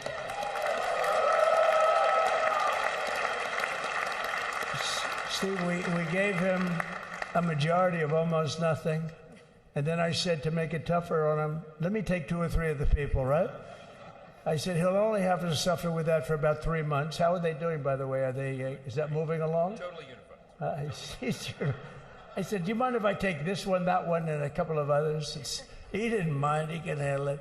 No, he's a man that's liked by everybody. I've never met a man like this. You've got how many is it, 219 or 220 or something? 220. And of the 220, 219 really like him. I noticed he got 1 negative vote once about 2 weeks ago. But I think even 220 like him, if you want to know the truth. And that's very unusual. I know a lot of nice guys in Congress, and they have 35 people that hate him. So if you have 35 people that hate you and you only have 1 or 2 or 3 votes, you'll have 5, I think. But that's going to be like, the good news is when we get to that 5 number, it's going to feel like a massive majority. You can be really nasty to a couple of them at least, So it's going to feel like hitting your head on the wall and stopping. It feels so good to stop, but he's done a fantastic job. And Steve Scalise is, he's our hero because, I was with him. You talk about being shot. I was with him. He got some bad ones, and his incredible wife, and she really loves him. You never know about that. I've been with other people. They were doing poorly, and the wife is like looking at her watch. She can't get out of the hospital fast enough. How's he doing? Oh, I don't know. He's all right. That woman was a mess. She was crying and crying. No, they're going to take him. They're going to take him. I told Steve when he finally woke up, it was a while too. The doctor told me it was the most blood they've ever transfused in any patient. They've never done anything like it. And here he is, the picture of strength, right? And he's been a great friend of mine, right? With a family, because of a family. And what a job you did. It worked out pretty much better than we even thought, right? And I did have a couple of things, to say that were extremely controversial. And between JD and Melania and anybody else that heard, please, sir, it's such a beautiful unifying speech. Please, sir, don't say these things. I said, I'm telling you, it's going to play great. They said, you're right. For this group of people, it's going to play great. You're the only ones I hurt by not, but we had some beauties, didn't we, Melania? She said, sir, calls me sir when she's angry. No, I'm only kidding. I better say I'm only kidding, or the press is going to pick that one up loud and clear. No, but she said, no, I think it would be terrible. It's such a nice speech. I think it's, it all depends on your delivery. How was the delivery? Was it good? But she said it's such a beautiful speech. You can't put things in there that you were going to put in. And I was going to talk about the J6 hostages, but you'll be happy because, it's action, not words that count. And you're going to see a lot of action on the J6 hostages. See a lot of action. And I was going to talk about the things that Joe did today with the pardons of people that were very, very guilty of very bad crimes, like the Unselect Committee of Political Thugs, where they literally, I mean, what they did is they destroyed and deleted all of the information, all of the hearings, practically not a thing left. They deleted all the information on Nancy Pelosi having turned down the offer of 10,000 soldiers. You wouldn't have needed 10,000. You could have had 500, and it would have stopped. Because we may have had 1 million people that day, the people that were there. You don't see any photographs, but we have a lot of great photos. But you don't see those photographs. They don't put them in. They show the people at the Capitol. But I was talking about that. I was going to talk about that. They said, please don't bring that up right now. You can bring it up tomorrow. I said, how about now in front of the I'll bring it up right now. You know, this little time delay is good because we're getting great reviews on the speech. Now watch. They'll take the speech and say, I didn't like it because he left there and he talked to people. But we're giving you a little more information than we gave upstairs. But no, they pardoned a lot of people. They pardoned, before we even get to today, they pardoned, 33 murderers, absolute murderers, the worst murderers. You know, when you get the death sentence in the United States, you have to be bad because they don't give it much. And he pardoned almost everybody having a death sentence. And if you went through the crimes that were committed, you wouldn't even believe them. The level of violence, the people that were killed, the innocence of people that were killed and children killed by these people. And he pardoned them for whatever reason. He spared them, but they didn't spare the people that they killed. And, you know, who knows what happens in the future. It's one of the worst because a lot of times they let them out early after that. You know, they say you're going to be in for life, but then all of a sudden they get let out for good behavior, and then they go on a rampage. You know, it's one of those little things, right? But I was going to talk about that. But I was really going to talk about the level of, you know, what's going on. Why are we doing this? Why are we trying to help a guy like Millie? Why are we doing Millie? He was pardoned. What he said, terrible what he said. Why are we helping some of the people? Why are we helping Liz Cheney? I mean, Liz Cheney is a disaster. She's a crying lunatic and crying Adam Kinzinger. He's a super crying. I never saw the guy not crying. He's always crying. I looked at him. I remember years ago he was actually on my side. And then one day, you know, when you don't want to kill people in wars, they turn against you. Liz Cheney hated the concept of not going to war with everybody. Let's kill everybody. Let's spend a lot of money on military equipment, you know, where her father works, right? And but what she did was incredible. Think of it. They destroyed and deleted all of that information that went on for almost 2 years against Trump. And the reason they did, because it was all false, like the person that said, I tried to strangle a Secret Service agent. That's one of the toughest human beings I think I've ever seen. I actually had a friend saying, please don't change that, sir. You are the coolest sucker in history. Remember, she said, I put my hands around his neck because he wouldn't go to the Capitol. Made up fiction. And I was rebuffed. And the guy on the right is a massive weightlifter. Probably stronger than me. Do you think he's stronger than me, honey? You know who I'm talking about. Possibly stronger than me. Slightly younger than me, like, I won't say how many years because I don't want to talk about that, but a lot of years. But I had a friend that said, why are you disputing that story? That's the coolest story I've ever heard. That I would attack a karate champion, get slightly rebuffed, and then throw my arms around a guy with a neck about this big. Even though there are bars, you know, there are bars, you can't really do that anyway. So I wanted to talk about that. But all of that stuff got deleted. And the reason it got deleted is they were all caught in lies. You know, Secret Service testified, and they said it didn't happen. Actually, the two guys were very embarrassed. They're suffering because their friends are saying, did Trump really do that to you? But they gained a whole new respect for me. But it was just make-believe stuff, and there were a lot of make-believe stories made up. So rather than suffer the wrath, like the story with Nancy Pelosi, I offered her 10,000 soldiers. She knows it. She admitted it on tape that her daughter made. She's a videographer or whatever you call her, which I'm glad she is. Oh, she can't be in good stead with Nancy. But Nancy said it was my responsibility as she's leaving the Capitol. She said it was, and it was. She's in charge of security at the Capitol, but I offered them up to 10,000 soldiers, even more. One time I said more, as many as you need, but you needed 400 or 500. If 4 or 5, you 10,000, that would be more than the number of people there by lot. But we offered her 10,000. Think of it, 10,000 soldiers. In other words, J6 wouldn't be J6. There would have been no J6. But she rebuffed them. She didn't like it. No, she didn't like it. Maybe she wanted that to happen. But she's guilty as hell. And now we would have to go through the process because they destroyed all evidence. They deleted everything. There's virtually nothing left. The other fake story and so many other fake stories. And many people came out on our side. And those people now, we've got to find them. There's nothing left. So that's a criminal offense. If that were a civil case, it would be a criminal offense. If that happened civilly where you did that, it would be a criminal offense.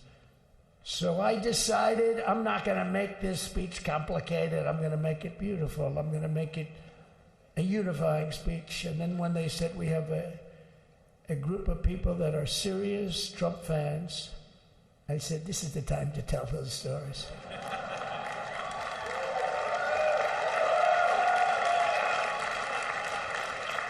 He knows. So anyway, but seriously, I'd like to, I think it was a tremendous success. I think we're very lucky we put it inside because it is really cold. We just went to the helicopter out of respect to something that's taken place for a long time. I guess it's as old as helicopters.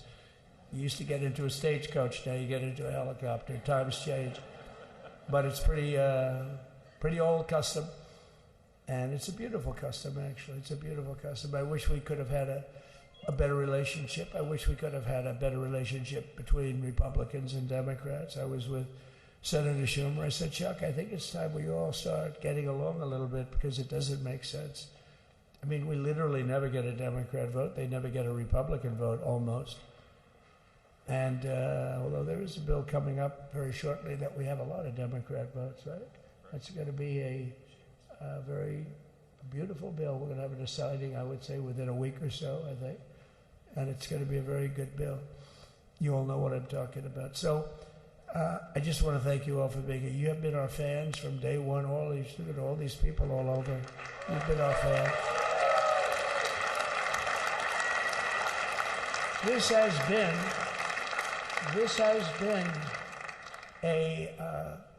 there's never been anything like it. There's never been anything like it. This has been a movement like no movement ever in history for probably any country, let alone this country. You know, if somebody's running for president, and if they go out and they announce they're going to Arizona, they're going to Nevada, they're going to someplace, if you have 200 or 300 people, that would be standard. Ronald Reagan would go out. I mean, outside of the last couple of days where people get a little excited, but even then you have a couple of thousand people.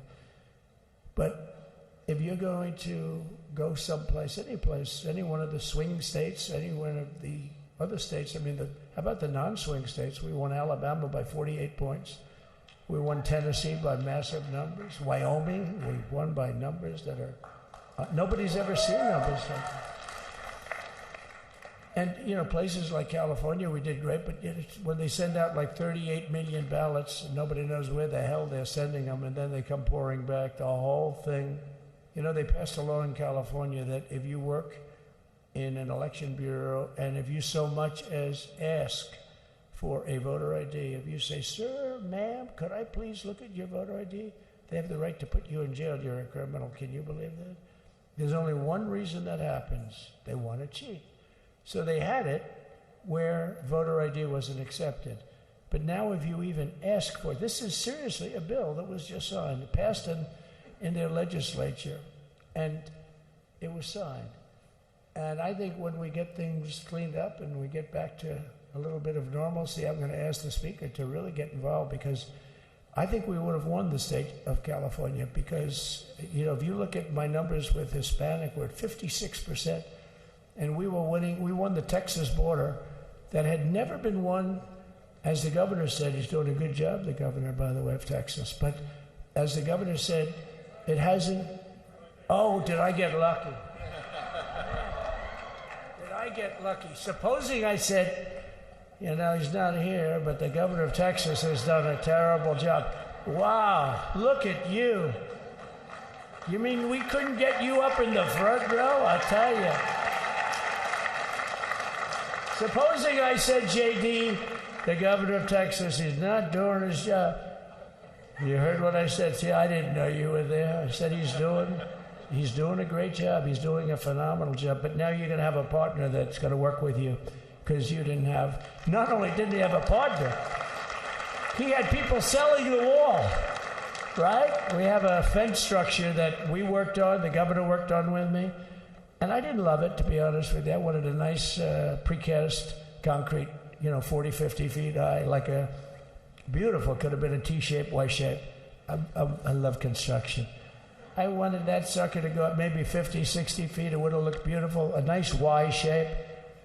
And they said, the problem is, sir, they climbed that like a rabbit. I said, what do you mean? No way. And they brought some of these guys out. They climbed it like... And the other thing is you hit it with acid and the thing will disintegrate. They have things for concrete. So they needed very hardened steel, very special steel. And then they needed 7,000-pound concrete inside that steel, inside that steel. And then they have a rebar that's the toughest steel made. Very hard to cut. So this is why very little is cut. I mean, it's right. And then they put a anti-climb panel on top. I hated it. I said, it's so unattractive. And I said, why would that work? I don't believe it works. And I went to watch the Border Patrol, gave a display. We had actually two sets of climbers. The guys that climb up walls with drugs on their back, I mean, they got like 60, 70 pounds of drug, and they go as fast as you can walk. They go bip, bip, bip. Or we have Mount Everest-type climbers. And honestly, the drug guys were much better. I couldn't believe it. The drug guys blew them away, right? But it's true, the anti-climb panel, they couldn't get around it. They just couldn't. You didn't have it. So sometimes you sacrifice beauty for efficiency. And we did. So we built this wall, and we built over 500 miles of wall. That's why we had such good numbers. The famous chart that came down, very thankfully, the chart that came down on my right, Governor, had I not looked over there, I'm not speaking right now. You might be speaking here. You want to know the truth? You, JD, have got a lot of great people in this party, but I got very lucky, but we had the best numbers we've ever had. But I bought, what happens is when you fill it up, it's like water. You fill it up. Now we have 571 miles of wall. And they would always say, when we renovated a wall, so there'd be like a piece of plywood sitting there for 60 years, or a 2x4 sitting for 60 years on the ground and rotting. Because, and they say, you didn't build a new wall. Here we're building 50 feet up in the air, and 30 feet sections, 50-foot sections, all steel, all concrete, all everything. And all, by the way, they don't even want me to say this, but what the hell, it doesn't take that long time. They're all wired for all of the equipment. We put wires in everything so they can easily wire for all the different types of equipment. And if there's a doubt, we have a wire. Whenever we just look, you just find the wires all over the place up top, so we can just hook it up. We don't have to have wires on the outside, which wouldn't do too well, right? So anyway, we built an extra 200 miles of wall, and the governor wanted to buy it. He tried to buy it, and they wouldn't sell it to him. He wanted to put it up himself. Could have been done in 3 to 4 weeks, 200 more miles, because when you do it now, they just keep going further out, getting around. So we did an extra 200 miles, and it was all bought, and they announced that they're not going to put it up. And that's when I realized they wanted open borders, and that's when I realized that people are going to come pouring through the wall like nobody's ever seen before, but you've seen it. A lot of you are here because of that. I made it my number one issue. They all said inflation was the number one issue. I said I disagree. I think people coming into our country from prisons and from mental institutions is a bigger issue for the people that I know. And I made it my number one. I talked about inflation too, but how many times can you say that an apple has doubled in cost? I'd say it, and I'd hit it hard, but then I go back to the fact that we don't want criminals coming into our country. We don't want the jails of every country in the world virtually being deposited into the United States, and that man had to suffer with it. And he did an unbelievable job. I'll tell you, he was a very popular governor, but now he's like an unbeatable governor because of your border policies. He was fantastic, and he really was. So. Governor Abbott is he's a great man, a great leader, and but it did make him very more. Did you do it? You didn't do that for politics. You did it because you wanted to do the right thing. But I'll tell you, it sure as hell worked for politics too. It's self-preservation. That's right. But no, because the people are demanding it. The people of Texas are demanding it. The people are demanding it all over. So anyway, so we built it, and they wouldn't let us use it. They wouldn't let the governor use it. And other governors, they wouldn't let him use it. But he was the leader of the pack and did a great job. And then we heard about a month ago that not only wouldn't they let us use it, they were selling it. They were going to sell it for 5 cents on the dollar. Now, 5 cents on the dollar then, but today it would cost more than twice as much to build because we bought it like 6 years ago. And it was just sitting on the ground, and that does not do well for the whole thing. But it was just sitting on the ground, and I heard about it, and I called the governor, and I called a lot of people, your attorney general. And here's the story. They were going to buy it, and these are great business people. They were going to buy it for 5 cents on the dollar or less, and they were calling us up, we'll sell it to you for 200 cents on the dollar. In other words, it will cost you twice as much, so it's 200 cents on the dollar.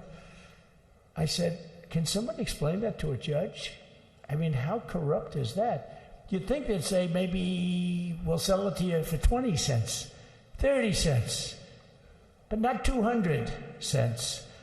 So they were going to buy something for 5 cents, and they were going to sell it to us for a fortune. They were going to make it would be, they'd have it down that in Fortune magazine, they'd put it of the deal of the year, okay?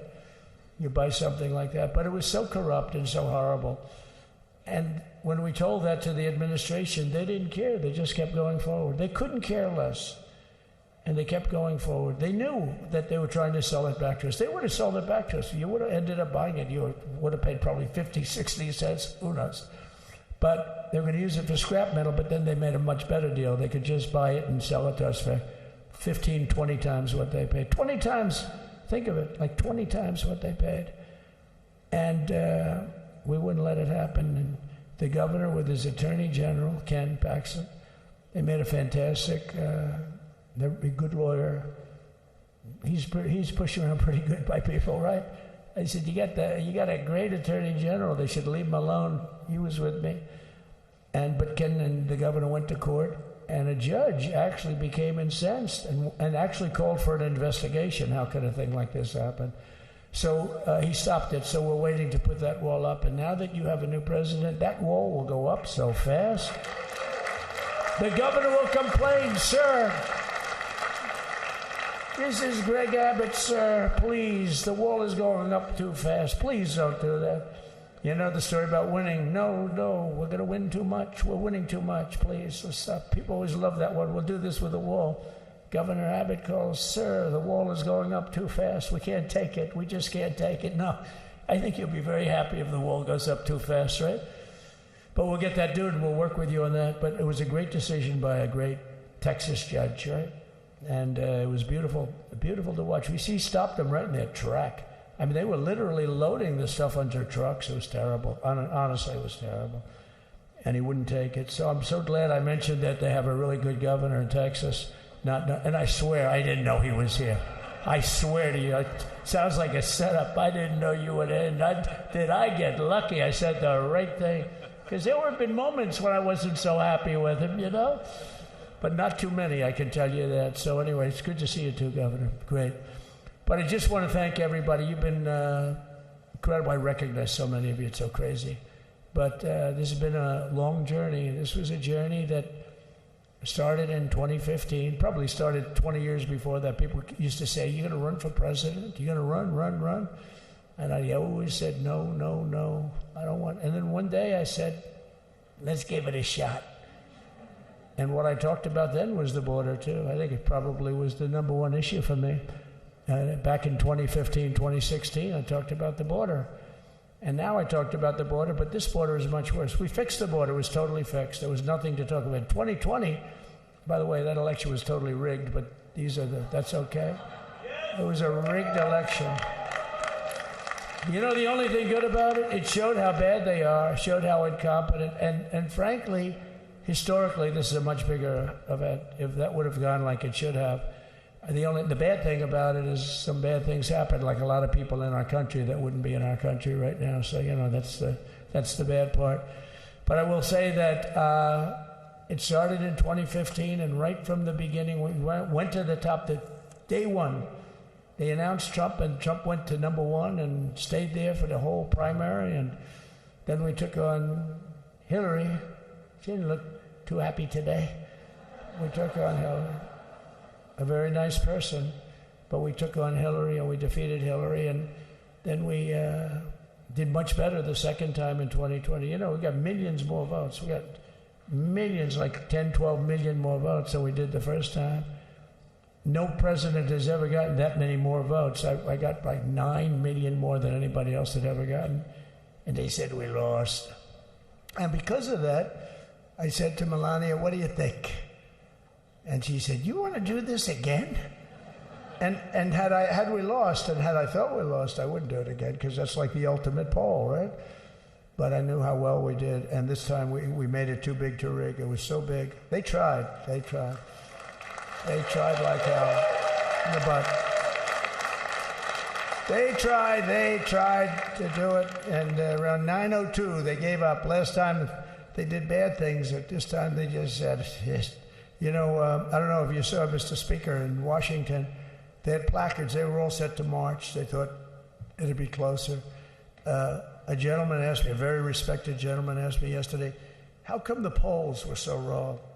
They showed you winning, but not in a landslide. I said, because people that are true Trumpers are so angry at the whole polling system and at the writers, the fake news, that they don't want to talk to anybody. So when you call somebody from Trump, who are you voting for? They say, it's none of your business. I'm not telling you. And that was probably 40% of the people they called. So they would discard that one, and they didn't show that. And then when the election happened, you know, the vote came, and it was much different, much higher than we're going to win, but they really thought, they couldn't believe the one man said, I mean, it was so much higher. We won all 7 swing states. We won the popular vote by millions of votes, which is hard for a Republican. I'll tell you who came through. The unions came through. The auto workers were great. The Teamsters were great. The firemen were great. I think almost every union was great. The only one that weren't great, although Sean was great, and the Teamsters, Sean O'Brien, the head of the Teamsters, was fantastic. But generally speaking, the head of the union was against Trump, but the union would be with us for like 80-85%. Look what we did with the auto workers in Michigan. Look what we did with the Teamsters. The Teamsters were unbelievable. They were a solid Democrat vote, and they voted for Trump. So we had a great experience. Now we have to go to work and get it done, because we have to do something that's going to be great. We're going to turn our country around, and we're going to turn it around fast. And I think this was a better speech than the one I made upstairs, okay? I think this was better, JD. I think this was much better, and I got to see my friend. So, Governor, take care of yourself. You call me, we'll start working. You know what that means with him. He's going to be calling me tomorrow morning at about 6. And I said, how about next week? You call me, and we're going to get it started real fast. We'll really help you a lot. You've done a fantastic job protecting something which it's not supposed to be for the states. And amazing job you've done. Thank you very much. And I want to thank everybody. And I have a First Lady who's been incredible. She's been incredible. I shouldn't say this. I'm going to get hell when I say this, but her feet are absolutely aching. You know, those heels. And we thought we were leaving. We were going home. Sir, would you be able to go down and say hello to some of your other fans that are here? I said, oh, I didn't know that. Wow. Did you get to see pretty clearly the picture, I hope? Good. That's good. But because you wouldn't want to make the same speech again, right? But she said, darling, I love you so much, but my feet are killing me. I said, honey, let me just see how far it is. I asked the person. Oh, not that long, maybe 400 or 500 yards. That's 5 football fields. I said, can you make it? She said, we're going to make it no matter what. We're going to make it because we have the gun. Right? Right? And then we went out to the helicopter, though, just prior to this and said goodbye. And it's a custom. And the wind is blowing like crazy. And with the hat that she's wearing, she almost blew away. We almost lost off her. She was being elevated off the ground. She almost blew away. No. So we all appreciate it because you've been a great First Lady. A beautiful and a great First Lady. And they love our First Lady. You know, JD, whenever I make a speech, I see hundreds of times, we love our First Lady. We love, and they do, and they should. She's great. So I just want to thank you very much. I just want to thank everybody. And I felt that, I said to JD, should we give him the A treatment, the B treatment, the C, the D, or the F? You know what the F is? Hello, everybody. Thank you for being here. Bye-bye. I gave you the A+ treatment. Thank you. Thank you all. Thank you, Governor. Thank you all very much. Appreciate it.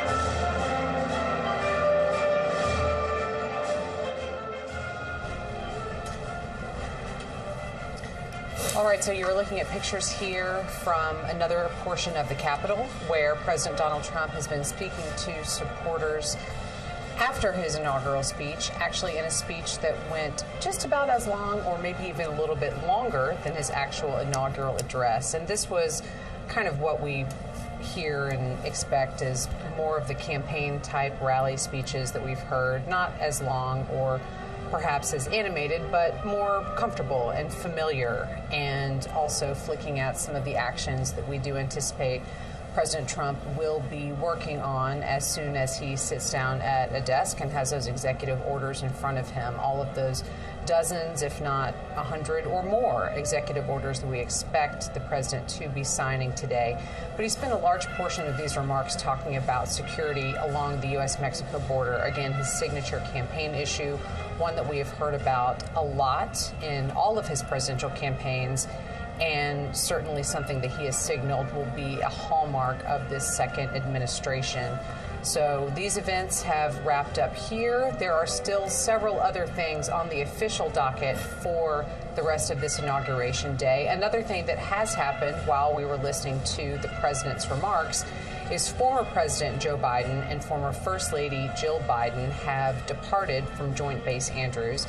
They have taken off on their trip to California. And Sagar, I think you can help walk me through a little bit of the nomenclature about some of these aircraft that we've been looking at today. I know I mentioned earlier, I know it's Marine One, the helicopter when the president is on board, but I didn't know what to call it when there is someone other than the president on board. So talk to me about that helicopter that the Bidens used to get to Joint Base Andrews, and then the aircraft that they're on to fly on to California. So you have that familiar color scheme on these.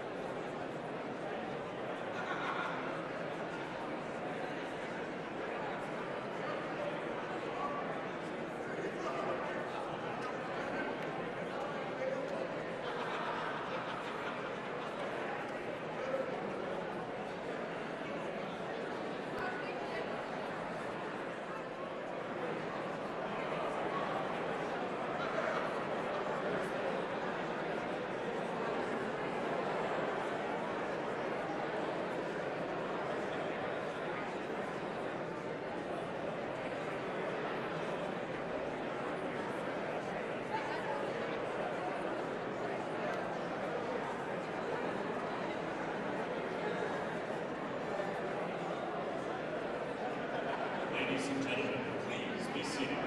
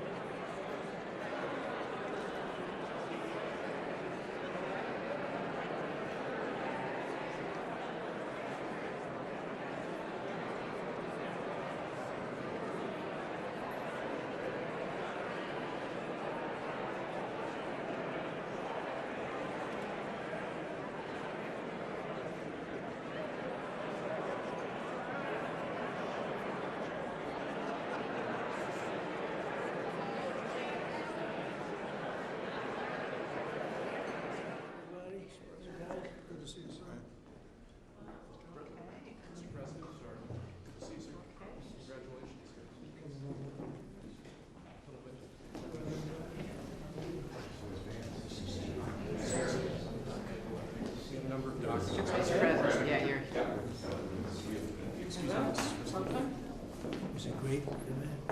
We went to the helicopter. It was freezing. The sun is a little deceptive. Yes, it is. So what would you like us to do? Sign your orders here. Official documents. Okay, I assume they're going to be happy with these documents? Yeah, they're just, they're Might not be here. It's the next step. It's a tradition. Sir, the first is 22 cabinet and cabinet level appointments for your signature. Okay.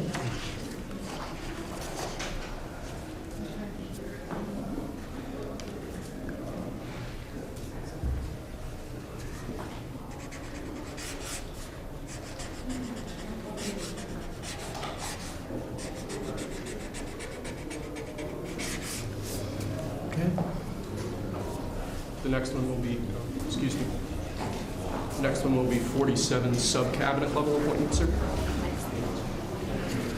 But you don't have to sign 47 times.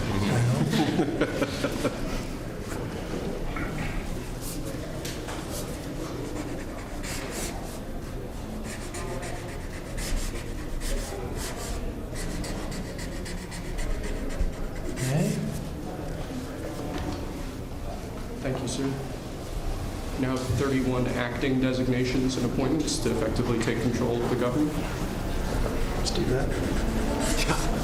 That's important. That's important, isn't it?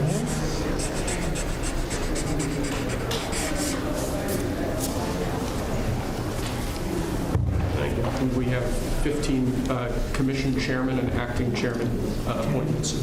Send here. Commission chairman and acting chairman.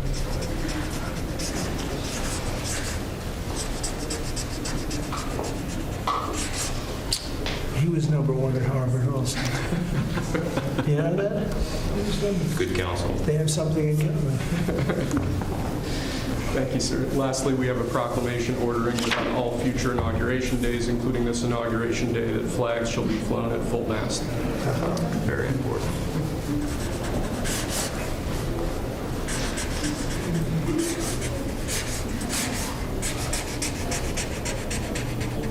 So it was a beautiful place to have an inauguration tonight. The sound was so good.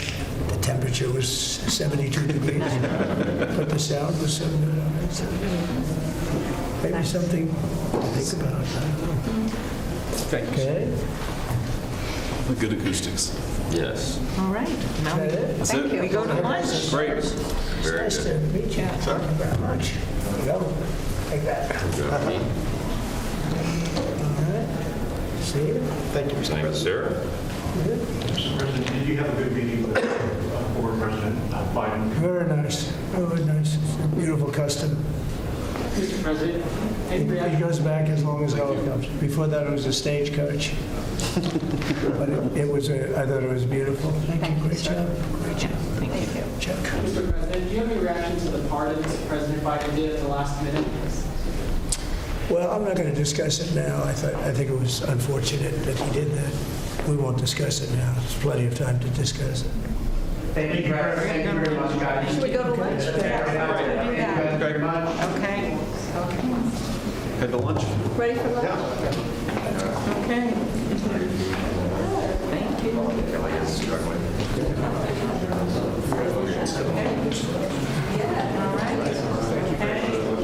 That was 3 times the number of appointments you did in 2017, sir, on day one. Plenty of time.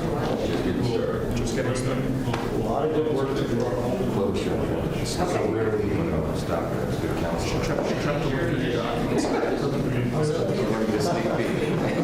That's when they get Greenwood.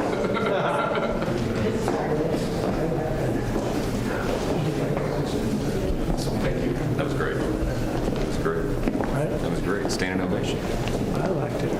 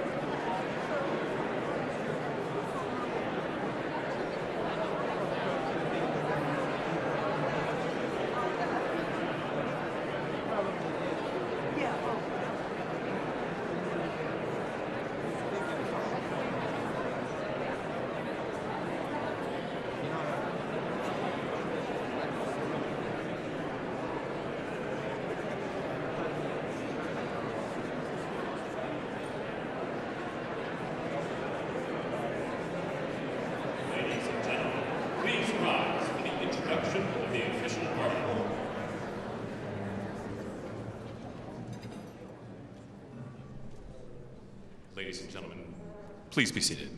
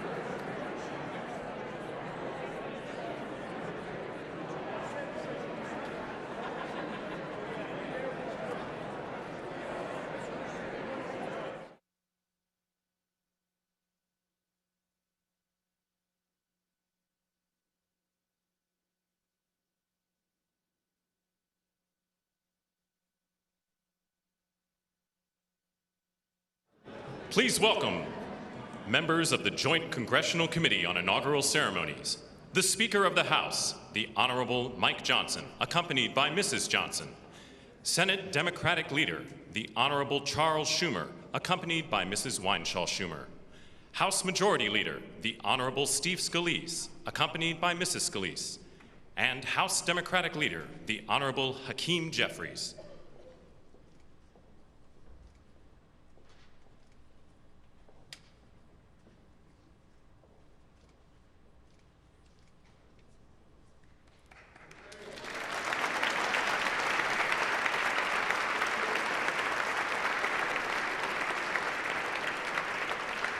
Please remain standing for the honors and the invocation.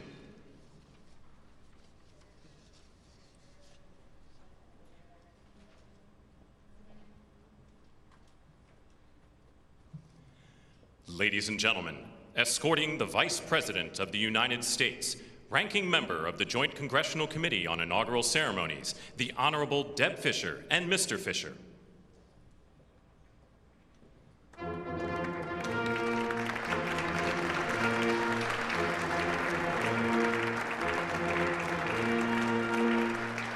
Ladies and gentlemen, the Vice President of the United States, the Honorable J.D. Vance, accompanied by Mrs. Vance.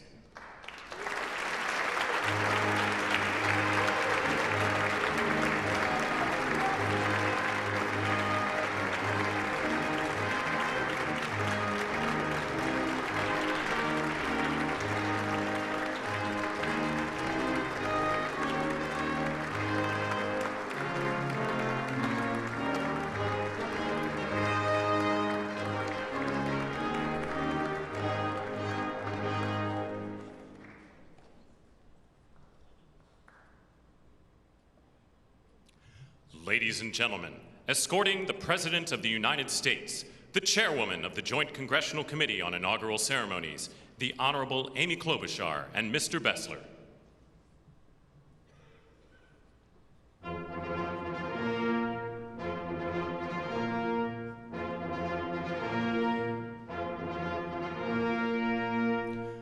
Ladies and gentlemen, the President of the United States, the Honorable Donald John Trump and Mrs. Trump.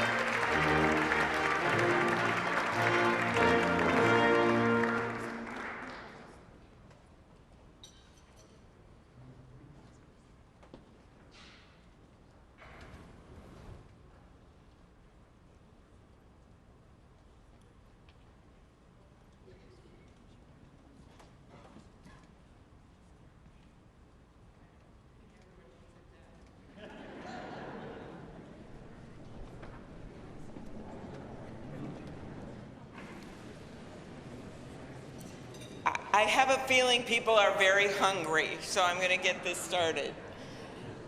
Mr. President and Madam First Lady, Mr. Vice President and Madam Second Lady, my colleague Senator Fisher, distinguished guests including the Speaker, Leader Jeffries, and Senate Leaders Thune and Schumer, on behalf of the United States Congress, welcome to the 60th inaugural lunch. Big surprise, we are featuring Nebraska beef and Minnesota apples for dessert. We are here in Statuary Hall, where these luncheons have taken place since President Reagan's first inauguration in 1981, and where the House of Representatives once met over 150 years ago. That would be before you were born, Mr. Speaker. In 1864, after the new House wing of the Capitol was built, and in the midst of the Civil War, Congress dedicated this chamber to host statues chosen by every state. Walking into the hall, we all passed under the arch, holding the marble Car of History clock. The statue shows Cleo, the Greek muse of history, holding a book to record events as they happen. And as you can see, she's heard a lot of stuff. And as she rides her chariot forward into the future, she looks behind her to remember the past. She remains here as she has for hundreds of years, a reminder that history will remember the events of the present, and it is on us to write that history right now. Speaking of art, the painting right here before you, I chose this painting for this lunch this summer, and it's titled American Horizon. It's by Jane Wilson, who grew up on her family farm in Seymour, Iowa. Coming from the middle of our country, Senator Fisher and I both like the painting because the artist is from America's heartland, but the horizon could easily be Florida, Mr. President. I will also note that this is the first time in history we are featuring the work of a woman artist at this lunch, and we thank the Art Institute of Chicago for their assistance. Looking at the vast open landscape of this painting, we're drawn to the bottom of the frame where the land or the water, depending on where you're from, meets the sky, and the horizon endures. The enduring horizon is especially meaningful for us today as we mark our enduring democracy as we approach its 250th anniversary. It's a reminder that what's over the horizon is our next chapter, and it is my prayer that the people in this room can write that chapter together. I'd now like to ask U.S. Senate Chaplain Dr. Barry Black, and we thank God he is back with us and in good health, to deliver the invocation, after which lunch will be served. Thank you.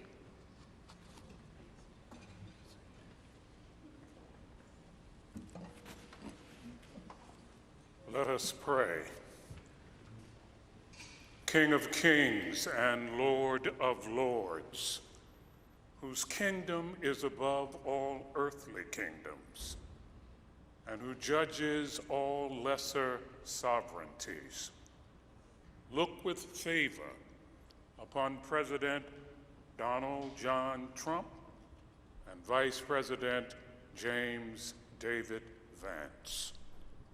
Empower them with the wisdom and courage needed for our times.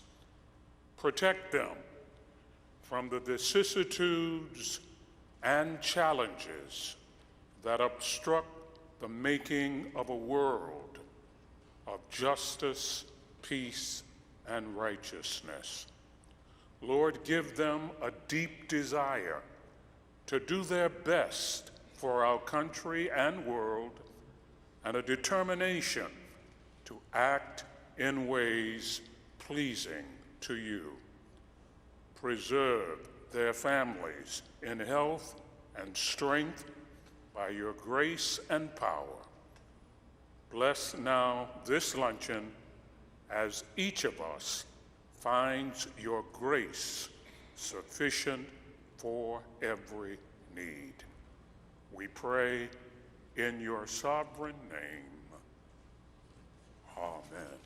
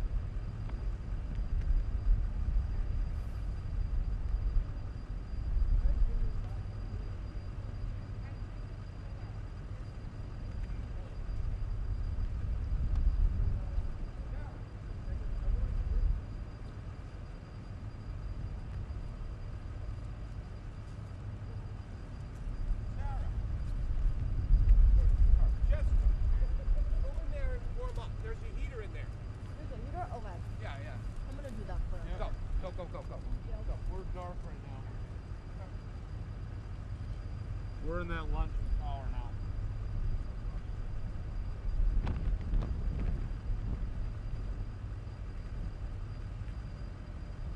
People imaginable. Our best days are ahead. Thank you, everybody. God bless you all.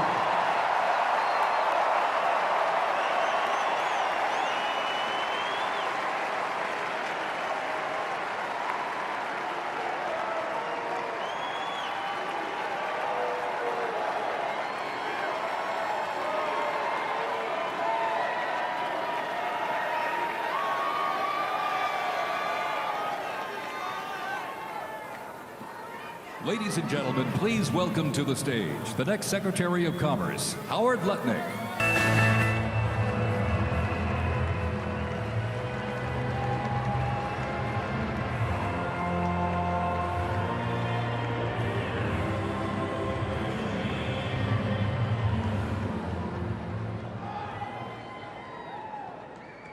Good afternoon on the greatest Inauguration Day ever.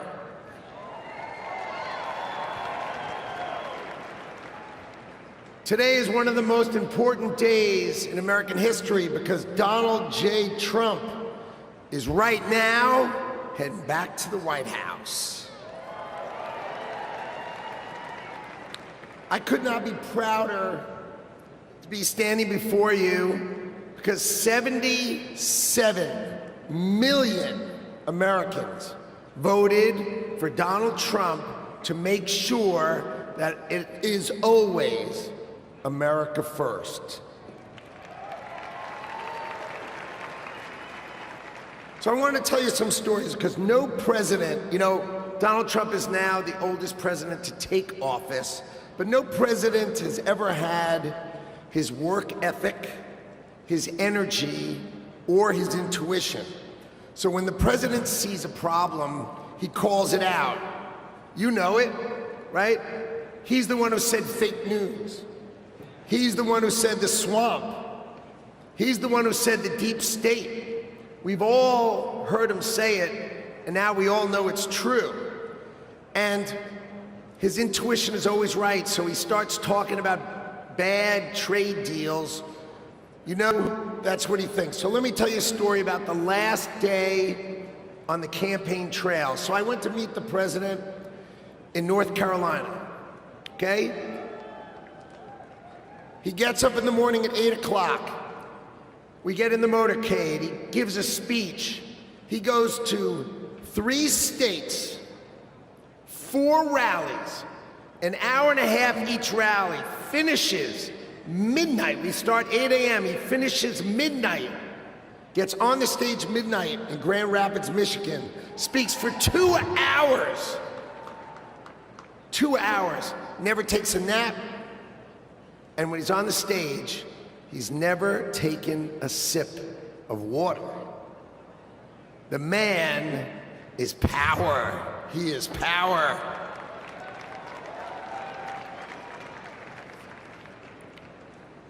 See, no other president will let the administration do it. He's going to help us fix America. So, I've never been in politics before. I spent my life working and building companies, and I worked hard to build a life that really it's only possible in America.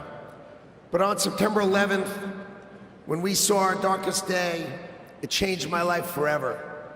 See, my company was located on the 101st to the 105th floors of the World Trade Center. We lost 658 of our 960 New York-based employees. My younger brother, Gary, got killed. He was 36. My best friend, Doug, 39. 658 of my friends and colleagues got killed. So 9/11 could have broken us, but we Americans, we're strong. We don't break. So my employees and I, we dedicated ourselves to rebuilding the company so we could take care of the 658 families that we lost.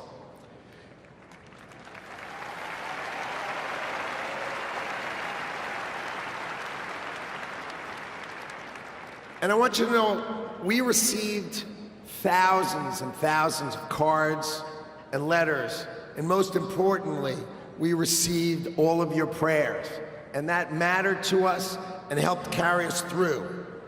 So the events of September 11th, they instilled in me a sense of community and dedication for the country.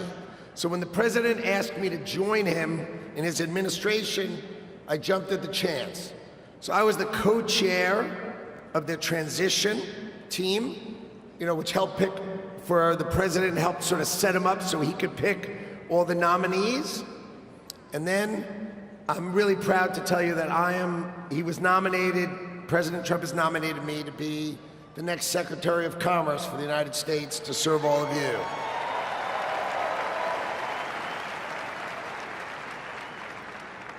So let's talk about commerce.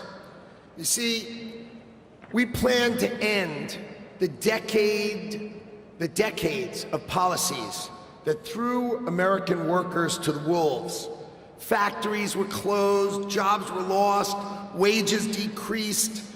We left Americans out in the cold while country after country of this world took us to the cleaners and made money off of us. And that is going to end today.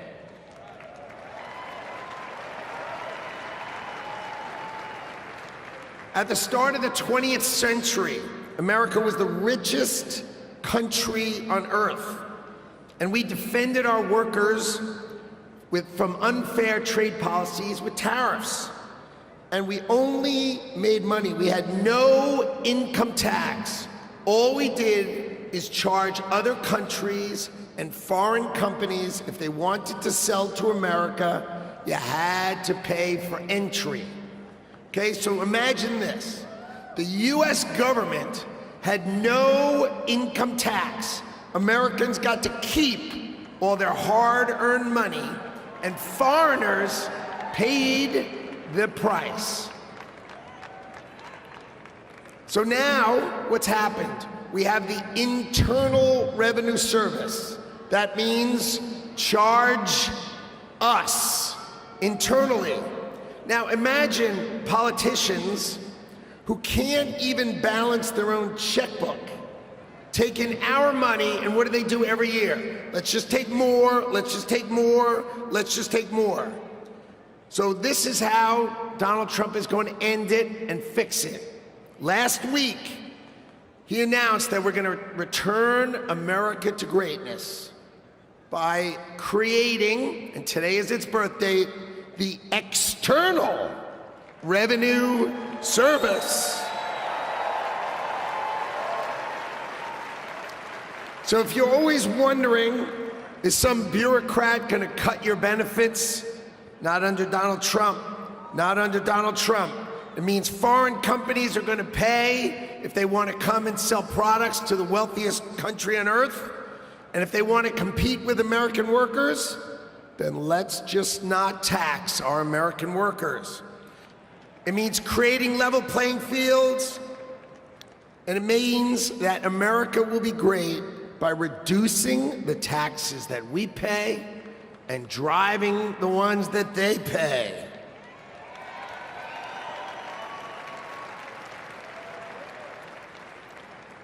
So what that means is the External Revenue Service will put up tariffs or walls that protect you. And that means if these companies don't want to pay, there's only one thing they can do: build their factories in America, hire Americans with great high-paying jobs. Let's double the size of our unions in America, but not just by adding more and more great paying jobs. That's our objective. So today is the beginning of celebrating the return of common sense and the ending the decades of disrespecting the American worker and the disrespect and unfair treatment of our workers. Today, Donald Trump returns to the White House and prosperity returns to America. Thank you all. And I love today. What a day.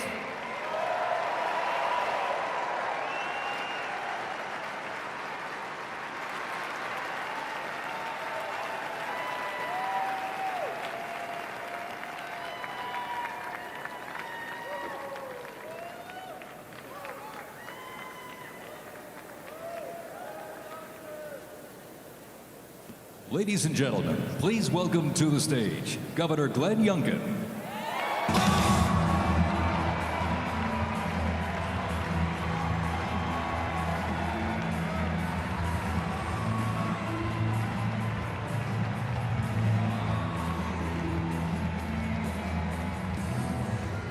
Thank you. Well, come on now, can't you feel it? The American spirit is alive and well.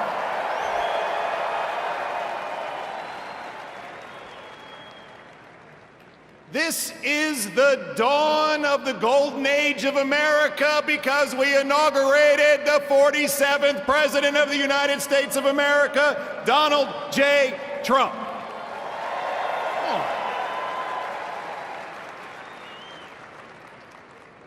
What a day to be in Washington, D.C. You know, I live right across the river in Virginia.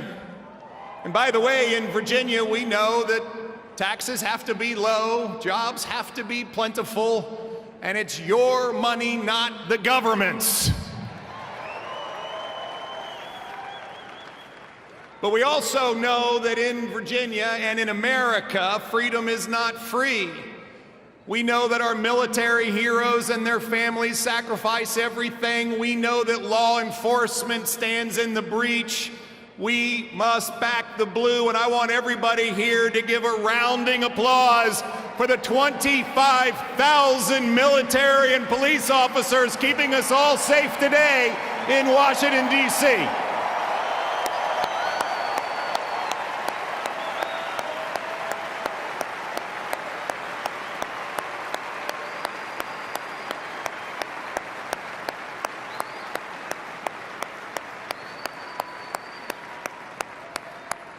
God bless America. My friends, we are standing here on the dawn of a new age, and we are seeing the sun set. The sun set on weakness, the sun set on wokeness, and the sun set on a wide open border that has turned every state into a border state. We are seeing the dawn of a prosperous America, the dawn of a secure and safe America, and the dawn of a world that sees peace because we have a strong America.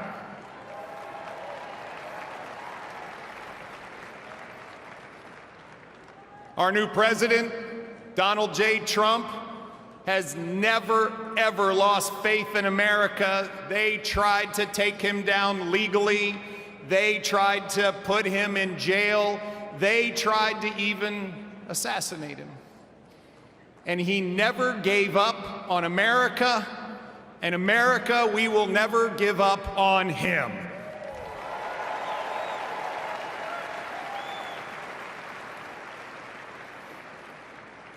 And as we stand here on this dawn of the next golden age in America, we all have a responsibility.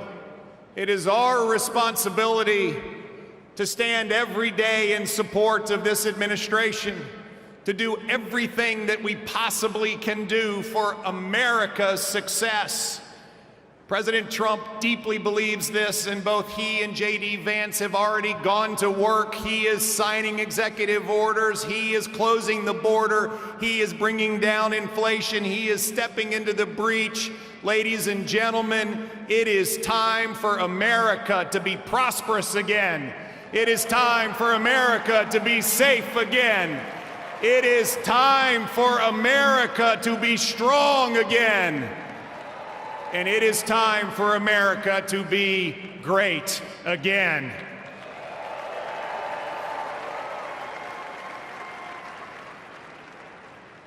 I hail from the great Commonwealth of Virginia, and we know a few great Americans in our history. From George Washington to Thomas Jefferson to James Madison to Patrick Henry, who echoed, "Give me liberty," or "Give me death." My friends, those words that Thomas Jefferson penned, which are the greatest words, at least in this hemisphere, ever written, that we hold these truths to be self-evident, that all men are created equal and we are endowed by our Creator with certain unalienable rights, and among them are life, liberty, and the pursuit of happiness. Well, ladies and gentlemen, we stand here on the dawn of a new age where life, liberty, and the pursuit of happiness are available to every American. And we must stand together as we collectively say, God bless America, and God bless Donald J. Trump and J.D. Vance. Thank you all very much. God bless you.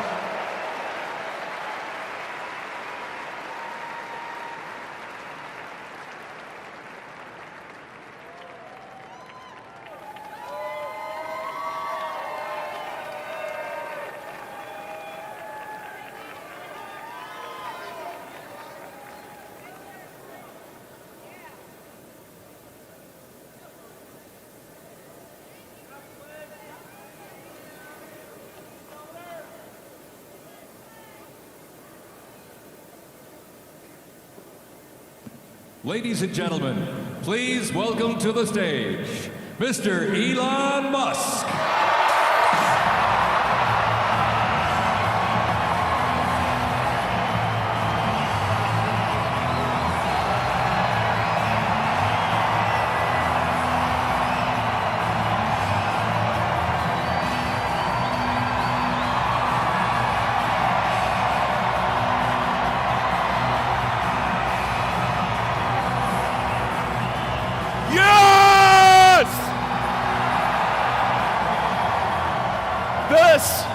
This is what victory feels like. Yeah! And this was no ordinary victory. This was a fork in the road of human civilization. Okay.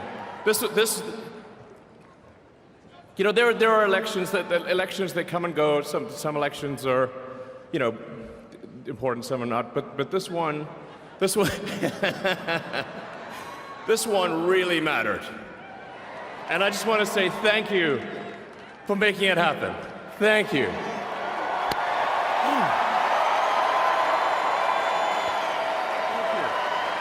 My heart goes out to you. It is thanks to you that the future of civilization is assured. Thanks to you.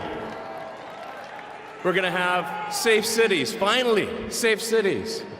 Secure borders, sensible spending, basic stuff. And we're going to take Doge to Mars.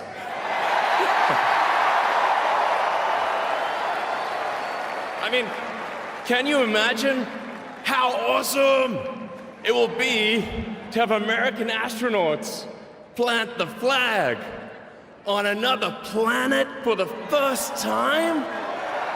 Bam! Bam! Yeah! How inspiring would that be? You know, there's always problems in life. You know, there's this problem, solve that problem. But you know, there need to be things that inspire you. There need to be things that make you glad to wake up in the morning and say, I'm looking forward to the future. Yeah. And I love you guys.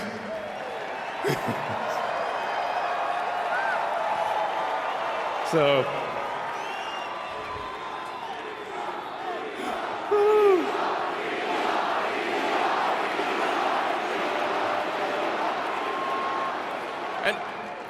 and let me tell you, I'm gonna work my ass off for you guys. So,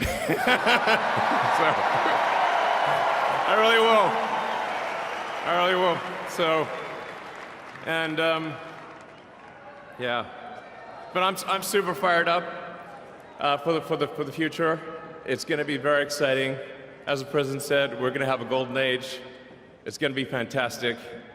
And one of the fundamental things, one of the most American values that I love is optimism. And this feeling like we're gonna make the future good. We're gonna make it good. So, man, I can't wait. This is gonna be fantastic. So thank you again. And yeah, I'm just so excited about the future. Thank you guys, thank you.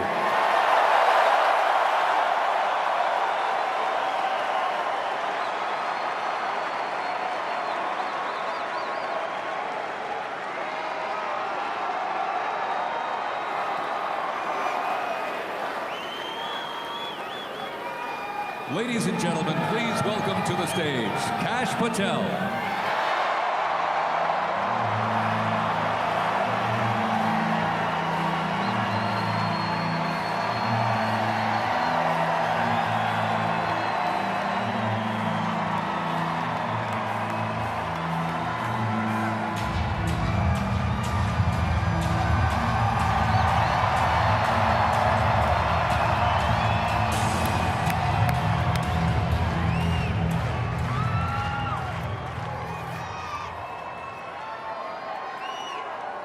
My, oh my, how do you follow Elon Musk when he tells you you're going to take you to Mars? I'll tell you how. He and I share something deeply. We love the American dream. And we have been given a gift by God today to usher in a new dynasty because we just inaugurated Donald J. Trump as our 47th president. And we just inaugurated J.D. Vance as our Vice President of the United States. And we did that because the American dream is alive and well, because you chose that our dream can be the dream for our children and the dream for our world. And we are at a crossroads here in America, but our future is bright because you had the courage to stand for your convictions. So I'm humbled here to talk to you about why I love the American dream. My story's pretty simple. It's unique, and some of you share in it. My parents were born and raised in East Africa. My father in the 1970s fled a genocidal dictatorship in Uganda, where he saw 300,000 of his countrymen murdered, where he saw what lawlessness would do if it was allowed to break through the system of constitutional justice. He fled, like so many others.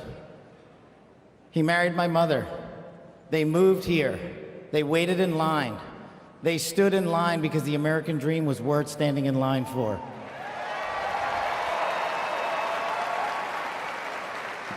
That dream is woven into the fabric of this nation, and our immigration policy is the greatest policy in the world. And now that we have Donald J. Trump and J.D. Vance, it will become the greatest policy in the world again.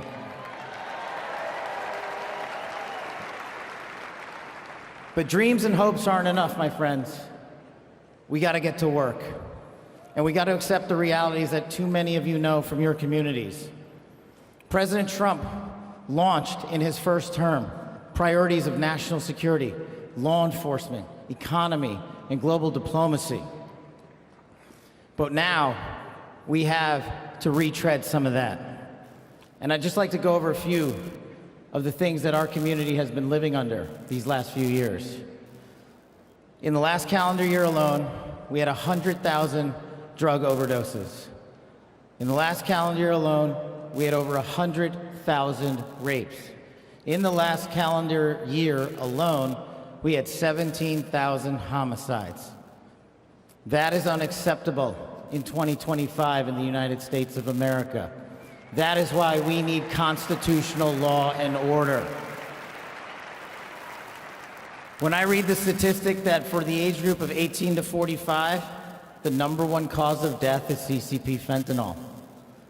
We are not prioritized to go after the threats that face this country, and most of all, that face our future generations. But thank God, we will be starting right now.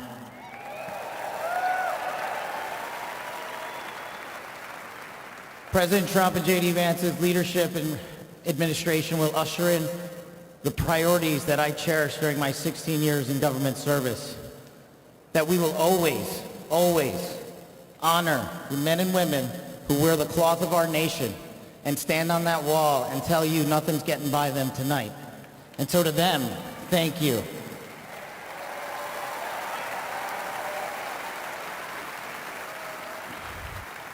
To our teachers and our frontline workers and our first responders, y'all choose to show up every single day for our children, for our communities, and we will now show up for you. Thank you for keeping us safe.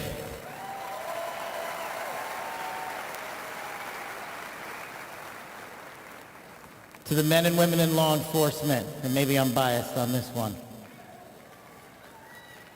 Our police officers, our sheriffs, our federal agents are some of the greatest warriors that God has ever created. And we will put them first because they have our backs, and now we will have your backs.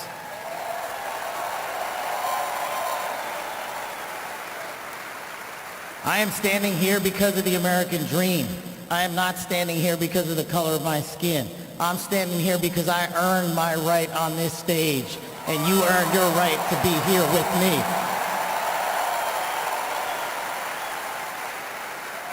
And I promise you this, with every fiber of my being, that our law enforcement, that our teachers, that our first responders, that our veterans, that our men and women in uniform who dare to serve this country and put themselves below the rest of our needs will be reprioritized to the top of the heap because they are standing on that wall, and we will not let that light go dark on them.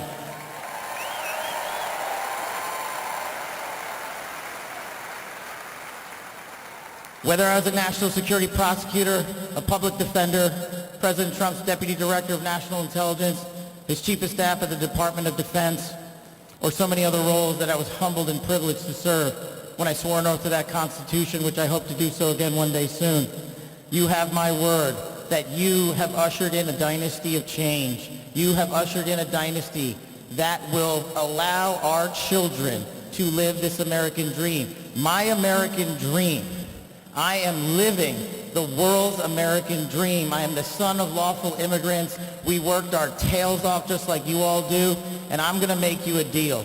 I promise you I will never quit on your children.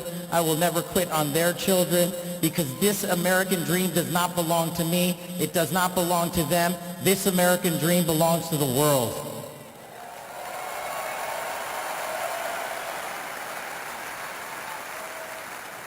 So in closing, I just want to tell you this. It's pretty cool to be speaking in Capital One Arena right before the boss.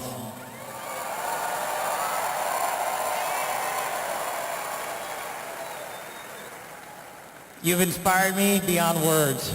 Your love, your devotion, your commitment to our country, everywhere I go, shows us that we are not only the beacon of hope, but we are the land of constitutional justice. We are the land under Donald J. Trump and J.D. Vance, where we are going to end the two-tier system of justice. We are going to remove the weaponization of the intelligence community for political purposes. And we are going to put the men and women of America first.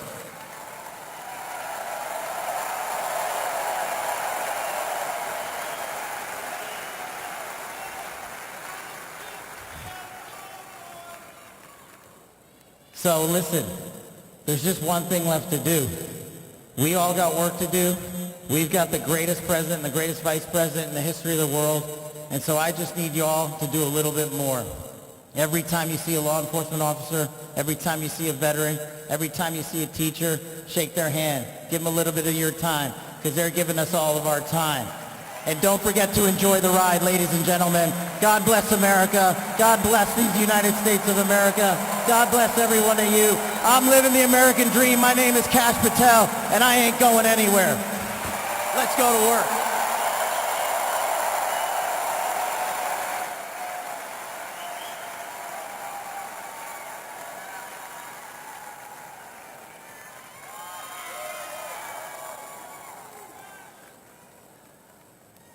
Ladies and gentlemen, please welcome to the stage, Dan Scavino.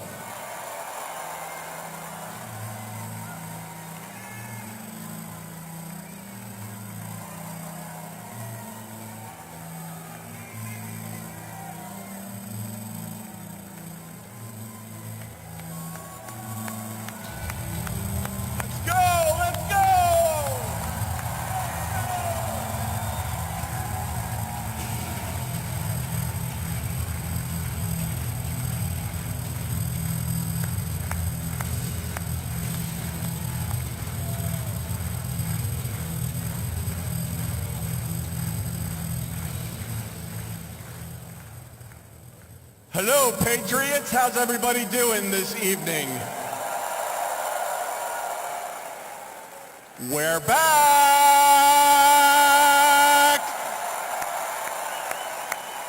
USA! USA!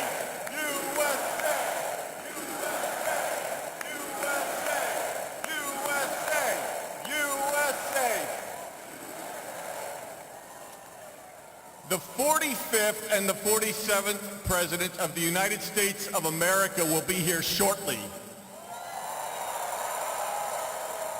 He's down at the Capitol. He'll be in a little while. He'll be here. They asked me to come out and say a few words and say hello to you great American patriots that came from all over the country. Thank you for being here today.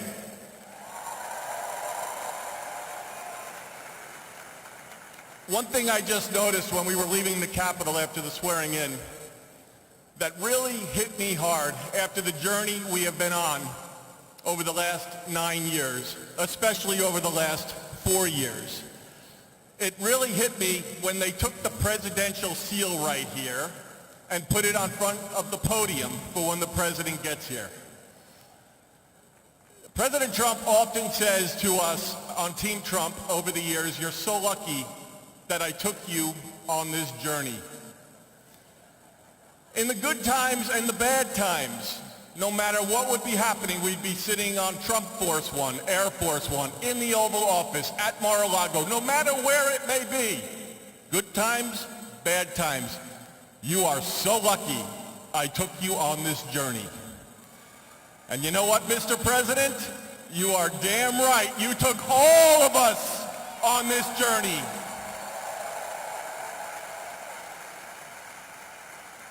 There's been a lot of stops along the way from 2016 when we started back in 2015 with a small campaign team flying around the country, doing rallies, small team, 6, 7, maybe 8 people. Then it continued to grow. Before you knew it, the GOP nomination was going to Donald J. Trump in Cleveland in 2016. Fast forward, he became the 45th president of the United States of America. He had a great 4-year term, and you know what's been great? The last 4 years have not been great in many senses, but he's back in office right now, and I'm just absolutely so pumped up for what this president is going to do. He loves each and every one of you in this arena. The guy cares. He has a fighting spirit, as you saw in Butler, Pennsylvania, with the assassination attempt that came a few months ago. You could say that again. Fight, fight, fight. It's a moment that I will never forget, being there and in the hospital with him. I want to just give you a behind-the-scenes moment with the president and the heart that he has. We were in the hospital he had blood coming down his ear. He wanted to know how his staff was. Myself and Susie were with him, and Stephen Chung and Walt, and even the Secret Service. How are you guys doing? The guy just got shot in the damn head, and he's worried about us. Are you guys okay? He's on the phone with his family. Showed him a picture, the iconic photo of his fist raised in the air. Told him it was from Doug Mills from the New York Times, a great photographer. He looked at the picture. He's staring at the picture. One of the most historical photos of all time. There'll never be anything like it. He said, call Doug and see if he's doing okay. That's the attitude he had in that hospital.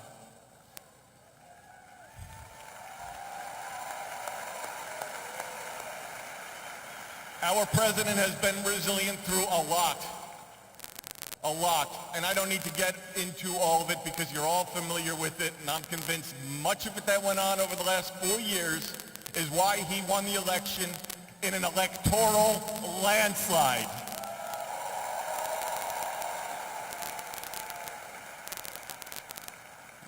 In Butler, Pennsylvania, when he got up and he raised that fist and he shouted, fight.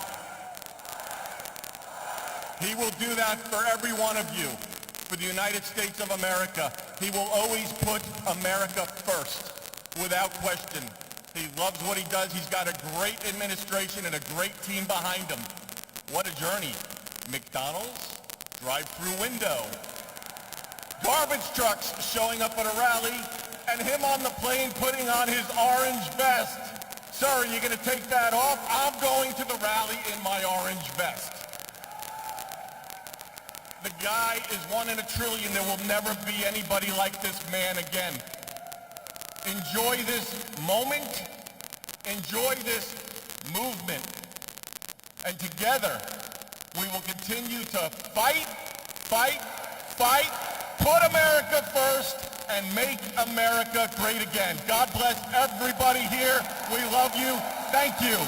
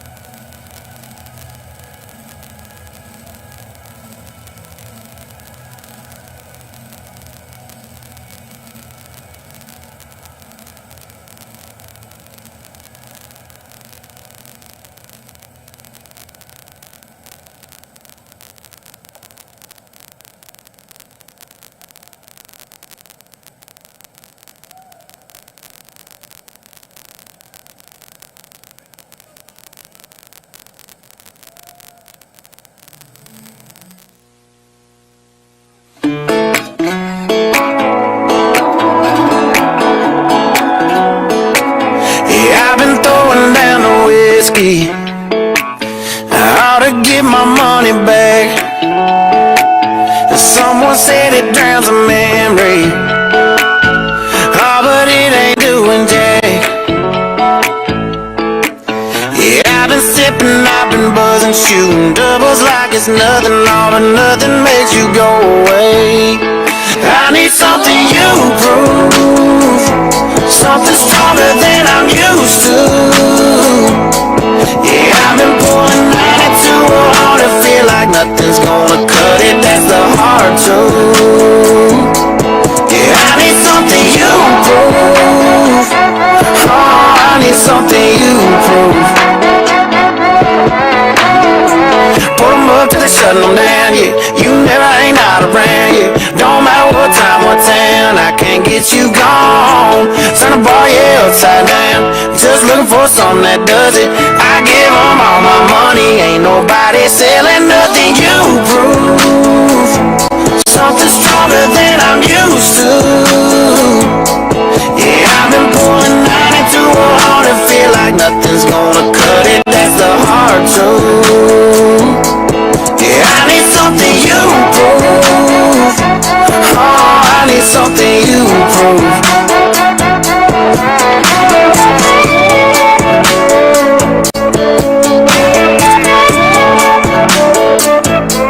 Yeah, I've been mixing liquors trying to get you gone.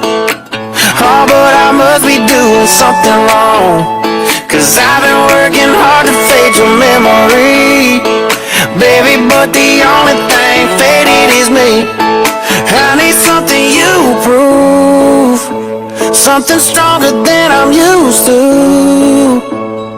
Yeah, I've been pulling 92 on to feel like nothing's gonna cut it. That's a hard truth.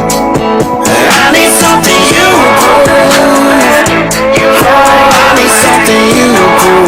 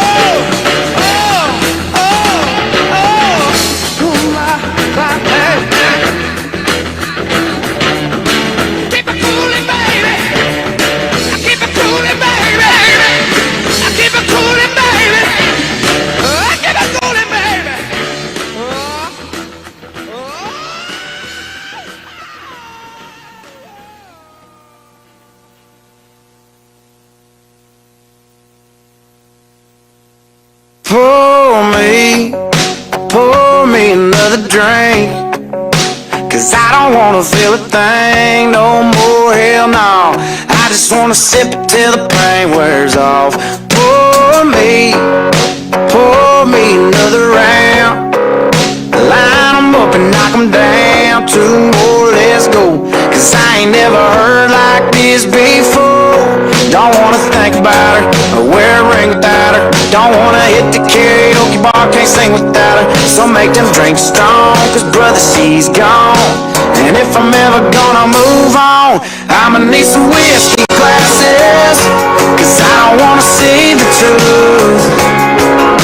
She's probably making out on the couch right now with someone new. Yeah, I'ma need some whiskey glasses if I'm gonna make it through. If I'ma be single, I'ma need a double shot of that heartbreak proof. And see the world through whiskey glasses.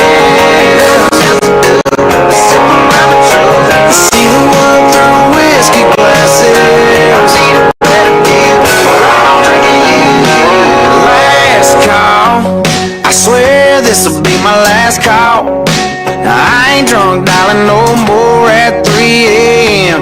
Mr. Bartender, hit me again. Don't wanna think about her or wear a ring without her. Don't wanna hit the karaoke bar, can't sing without her. So make them drinks strong, 'cause brother, she's gone. And if I'm ever gonna move on, I'ma need some whiskey glasses. 'Cause I don't wanna see the truth. She's probably making out on the couch right now with someone new. Yeah, I'ma need some whiskey glasses if I'm gonna make it through.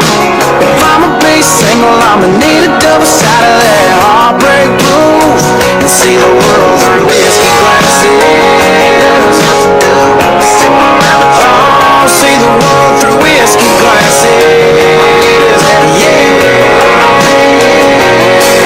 Line 'em up, line 'em up, line 'em up, line 'em up. Knock 'em back, knock 'em back, knock 'em back, knock 'em back. Fill 'em up, fill 'em up, fill 'em up, fill 'em up.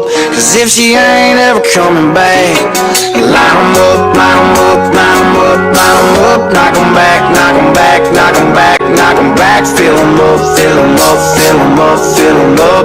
'Cause if she ain't ever coming back, I'ma need some whiskey glasses. 'Cause I don't wanna see the truth. She's probably making out on the couch right now with someone new. Yeah, I'ma need some whiskey glasses if I'm gonna make it through. If I'ma be single, I'ma need a double shot of that heartbreak proof. And see the world through whiskey glasses. Oh, see the world through whiskey glasses. Yeah.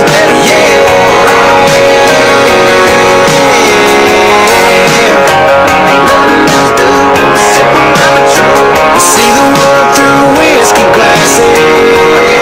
Yeah.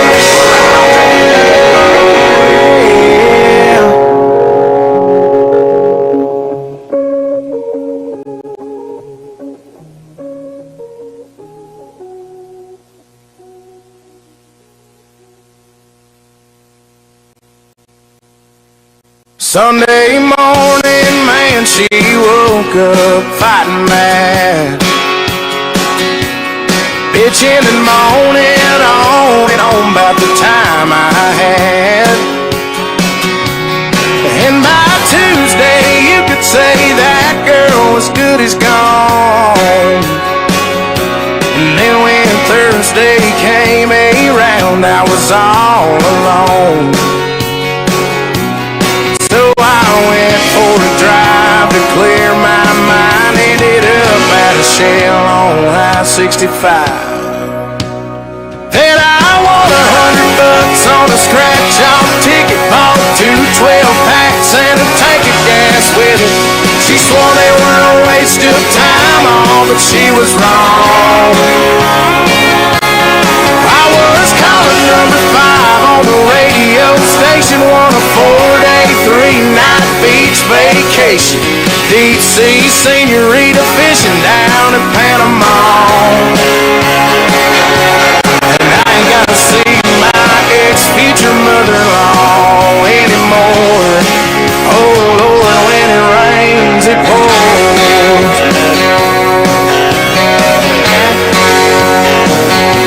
Now she was sure real quick to up and apologize when she heard about my newfound luck on that FM dial. And it's crazy how lately now it just seems to come in waves. What I thought was gonna be the death of me was my saving grace. It's got me thinking that her leaving is the only logical reason that I got the last spot in the Hooters parking lot, and the waitress left her number on my check with a heart. She picked up on the first ring when I gave her a call, and I only spent $5 at the Moose Club raffle, one a used four-wheeler and 3 free passes for me and 2 of my buddies to play around a golf. And I ain't gotta see my ex-future mother-in-law anymore. Oh Lord, when it rains, it pours. When it rains, it pours. I've been on one hell of a redneck road for 3 weeks now, and it all started on the day that she walked out. Then I won $100 on a scratch-off ticket, bought 2 12-packs and a tank of gas with it. She swore they were a waste of time, all but she was wrong. And I was calling number 5 on the radio station, on a 4-day, 3-night beach vacation. Deep sea senorita fishing down in Panama. And I ain't gotta see my ex-future mother-in-law anymore. Oh Lord, when it rains, it pours.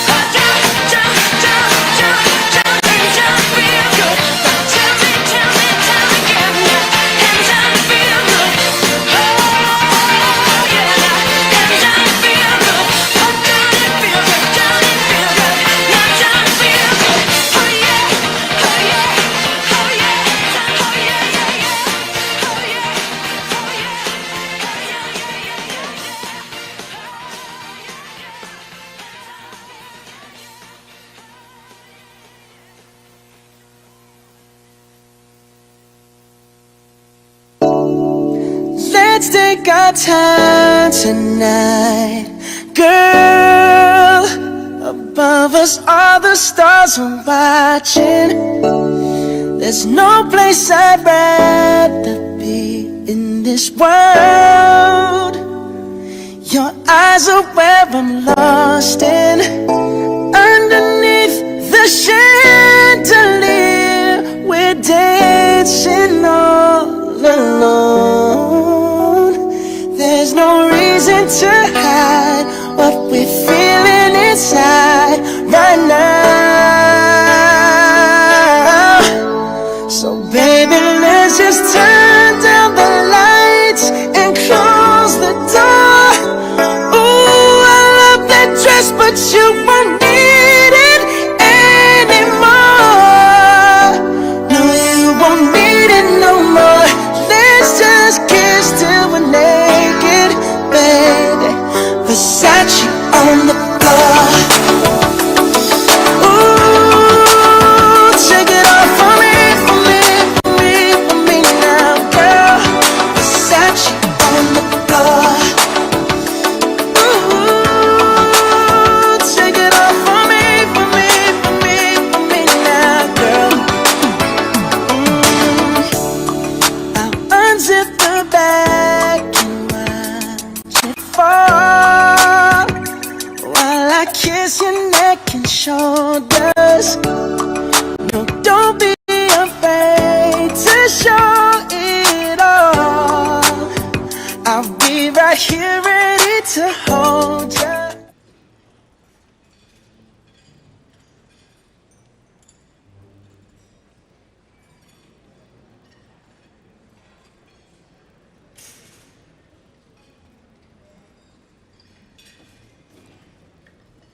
Mr. President, Madam First Lady, Mr. Vice President, Madam Second Lady, what a wonderful occasion. We all come here to celebrate what is a great tradition in the United States, and that is the peaceful transfer of power. And when President Trump spoke over in the beautiful Rotunda, wonderful that it was indoors, Mr. President, because I don't think the crowd would have wanted to be in the 20s or below. But one of the things President Trump said that I thought was the most touching, he said, in America, the impossible is what we do best. And I think that epitomizes the spirit when you think about this room, this statuary hall, and you look at some of the statues. Thomas Edison, he did the impossible. Elon Musk, I'm not sure if Elon's still here. Elon does some of those things himself. But you look at somebody like Rosa Parks, and she did something that many would have said couldn't be done with just a simple gesture of saying, I'm not going to sit in the back of the bus. And so the impossible is what we do in America. And President Trump said something else. He said, our golden age has just begun. America's ready for another golden age. Mr. President, we present to you these flags that were flown over the United States Capitol at full mast in honor of being sworn in as President of the United States.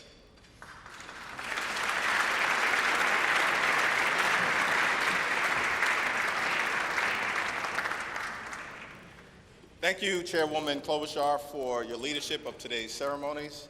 President Trump, Madam First Lady, congratulations. I have the honor of presenting the Vice President with our nation's highest symbol, the American flag. As a United States Marine, the Vice President put on the uniform to protect and serve America, like so many men and women before him in our nation's history. Old Glory was adopted in wartime by the Second Continental Congress in 1777. A full 12 years before the office of the Vice Presidency was even created, or the House of Representatives convened for the first time. The resolution said that the flag would be 13 stars, white in a blue field, representing a new constellation, out of many, one. Some 250 years later, from Appalachia to Anacostia, Middletown to Mar-a-Lago, the Bayou to Brooklyn, we remain one nation under God. To Vice President Vance, Usha, and family, may God bless and watch over you as you begin this journey. On behalf of the Congress, we present one of the flags that flew above the Capitol today to the 50th Vice President of the United States of America, James David Vance, and wish you Godspeed.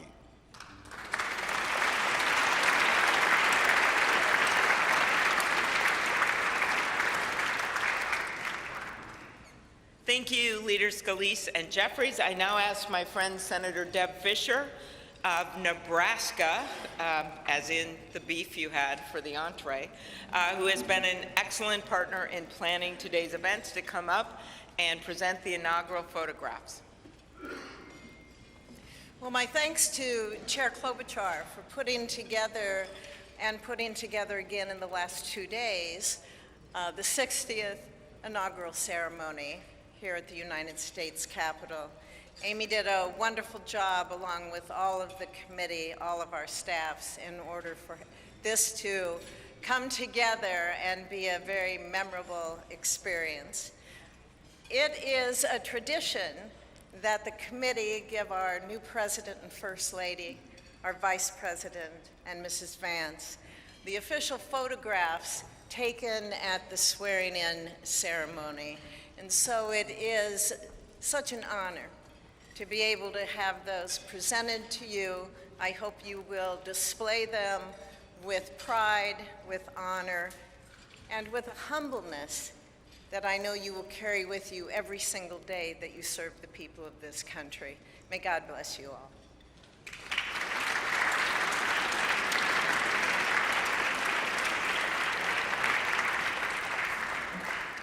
Thank you, Senator Fischer. Now, on behalf of the Joint Congressional Committee on Inaugural Ceremonies, I'd like to present the President and Mrs. Trump and the Vice President and Mrs. Vance with these crystal Lenox vases. See them over here? For the 10th consecutive inauguration, Lenox has provided the official inaugural gift.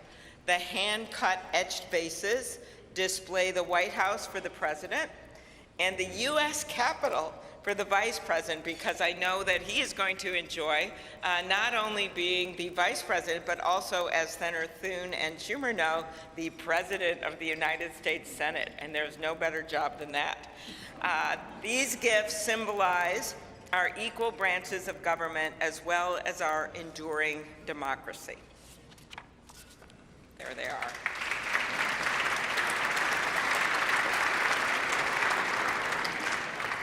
I will now invite Speaker of the House, Mike Johnson of Louisiana, to give the toast to the Vice President.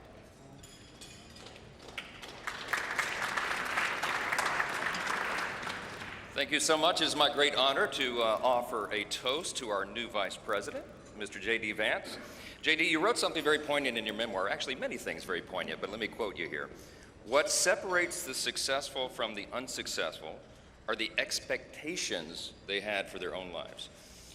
That's really meaningful. That expectation is a powerful thing. We remember the people in our lives who provided that to us. We all need that. Everybody needs hope and encouragement. They need a greater expectation. We need people in our lives who will make us look farther and reach higher. JD's written a lot about the people in his life that have done that. He's written about, we know the great story of your grandparents and what they did in your life. He's written about his professors and mentors that he met in law school. He writes a lot about, speaks a lot about his gracious, beautiful wife, our new second lady, Usha. Is a great inspiration as well. And JD, you yourself have been inspiring people. Your story really has. It's one of the reasons that I believe God has raised your platform as he has, because you've been so faithful to tell that story and to inspire so many others. And so our hope and our prayer is, as you continue to do this, that as you go to help us execute on the America First agenda, that you also do what you've been doing so well all along, and that is providing a model for what is possible in America. What a great story, what an inspiring story you've had, and it's just getting started. I pray specifically that you inspire a lot of the young men in America. Some of them feel hopeless and stagnant sometimes. And you're a great example to all of them and to all of us. That if you work hard and you play by the rules and you do the right thing, you can make a better life. You're now the Vice President of the United States, my friend. So everyone, will you please join me in raising a glass to our own mentors, the people who inspired all of us, to the possibilities of our own future, to these great new horizons. What a perfect choice this was for the painting, the artwork today. And to the great example of our new Vice President, Mr. J.D. Vance. You're here.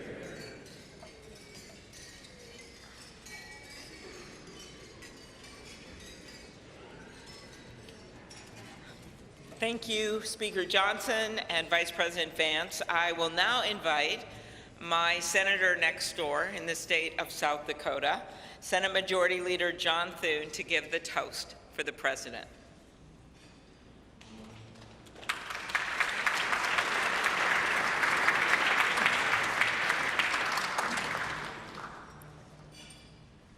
Well, Mr. President, Madam First Lady, congratulations. It is an honor for all of us to be able to be here today with you on this historic day as we celebrate your inauguration. Mr. President, one of the most important influences in my life when I was getting started in politics was Ronald Reagan. His philosophy of limited government, his belief in peace through strength, the strength of his convictions, were all things that appealed to me. But I was also drawn by his optimism and by his belief in America.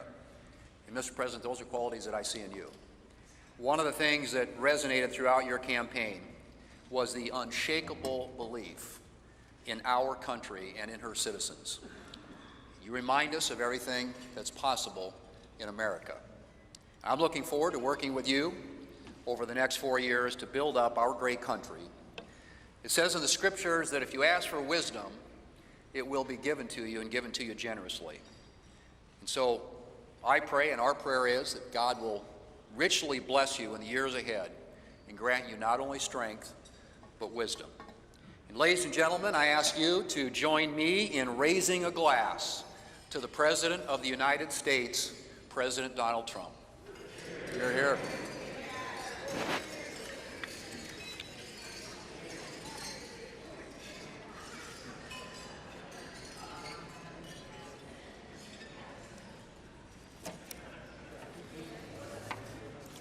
So, this has been a long day with many other things ahead for so many of you.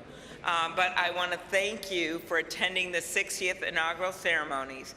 And as we close, we ask that you pick up a gift. All of our guests are going to get a set of commemorative glasses in embossed leather featuring the Great Seal of the United States, which Senator Fisher and I selected together, and maybe Senator McConnell added some bourbon from Kentucky. Just saying. It is now my privilege to conclude this luncheon by asking Margaret Kibben, the chaplain for the House of Representatives, to deliver the benediction. Thank you. And we know we love this eagle podium. It's pretty good, Mr. President. Ladies and gentlemen, please rise for the benediction.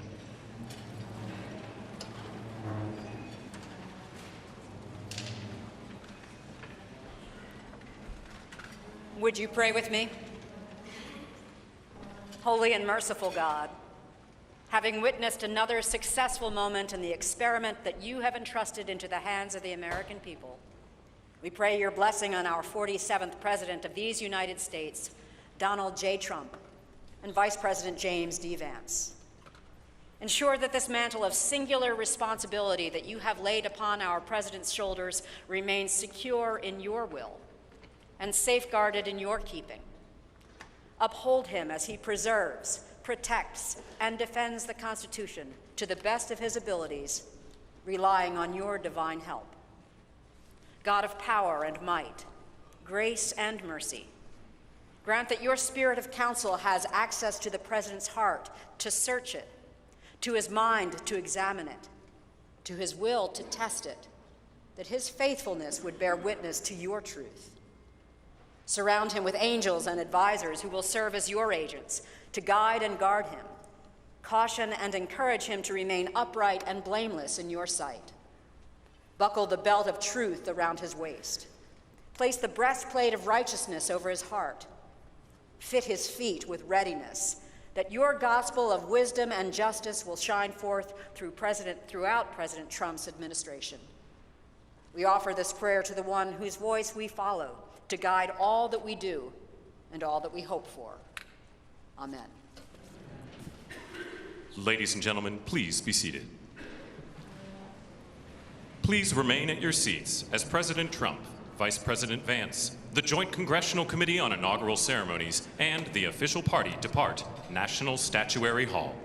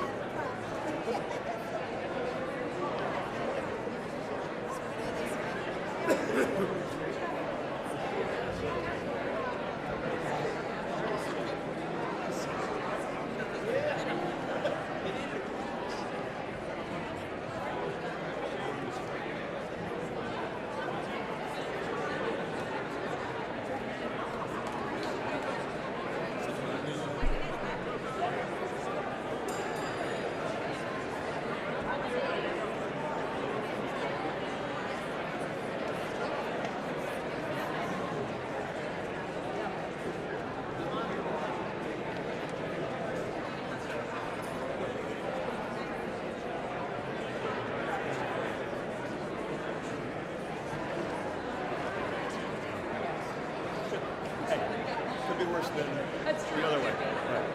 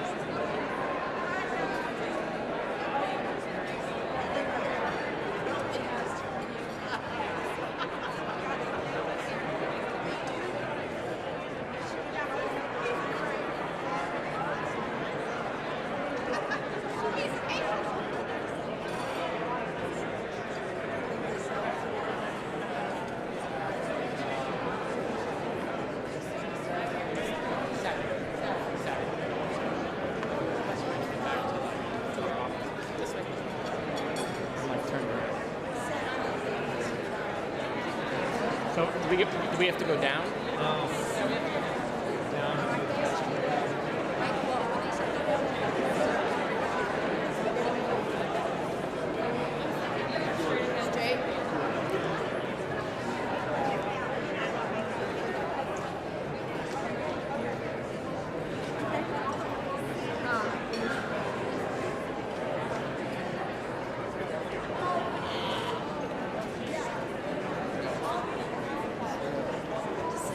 Step to the governor's mansion, and then 1600 Pennsylvania.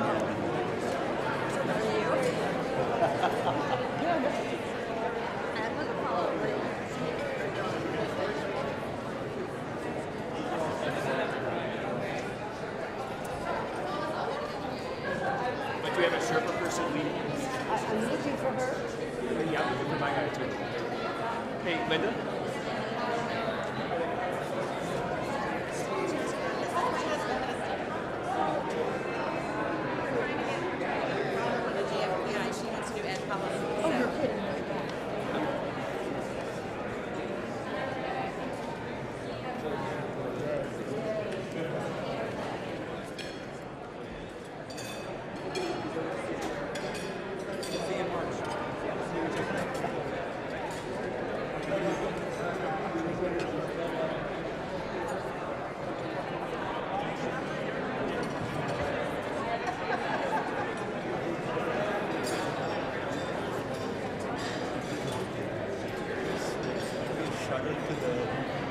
Villa Hotel, and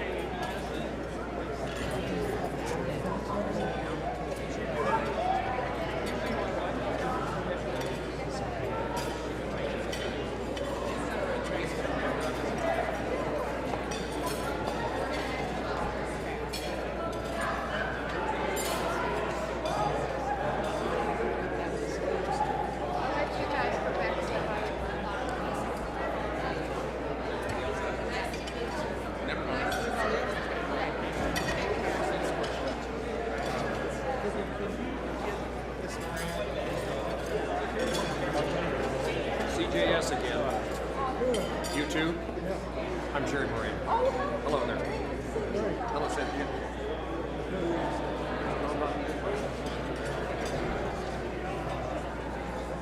Same spot.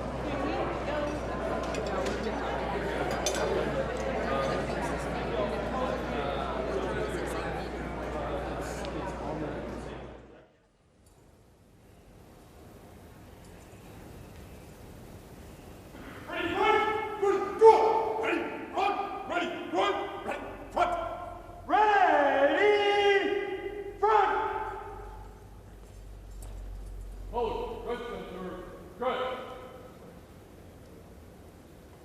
Officers, just center. Just!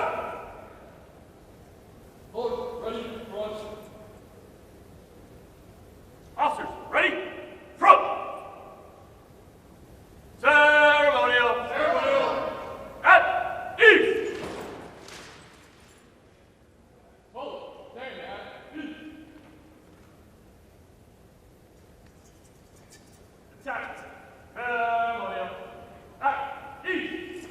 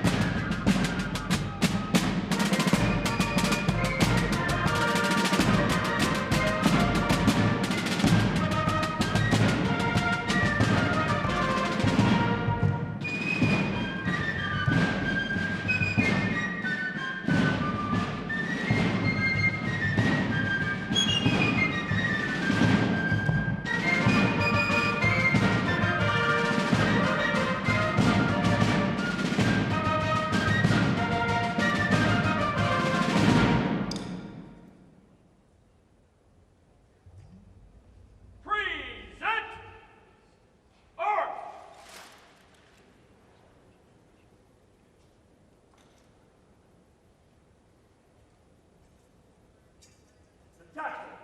Present. Art.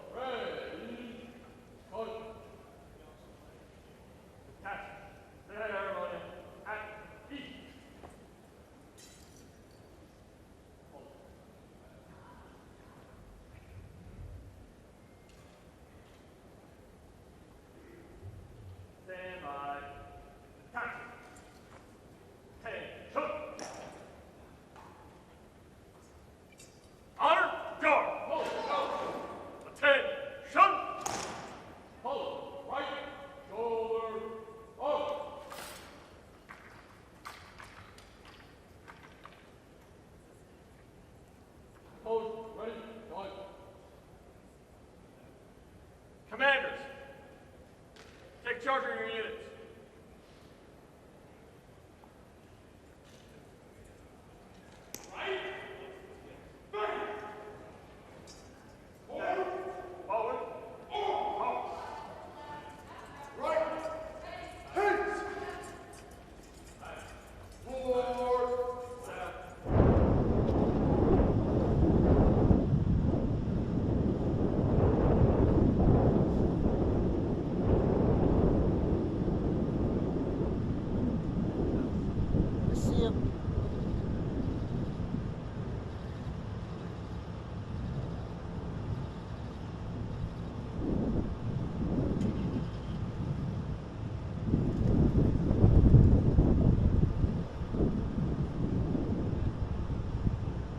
That was it. Got in the passenger side, I think. Or sorry, the driver's side. Right? Well, we'll find out.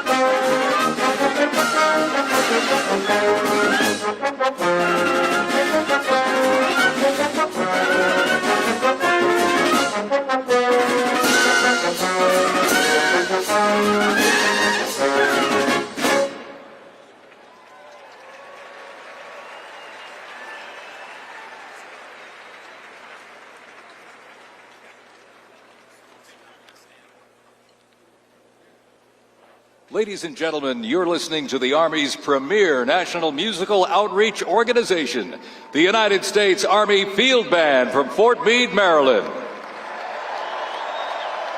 They are led by Commander and Conductor Lieutenant Colonel Domingo S. Robinson.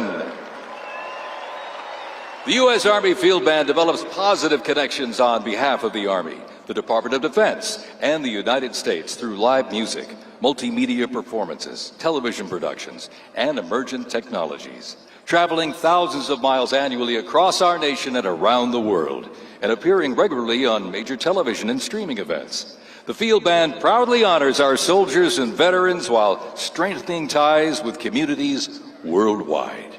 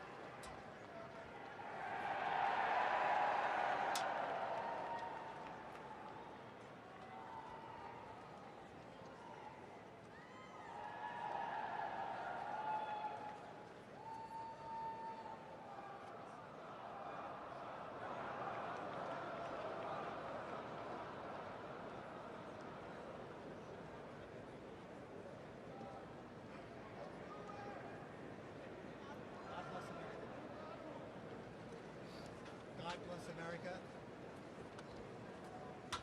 God bless America.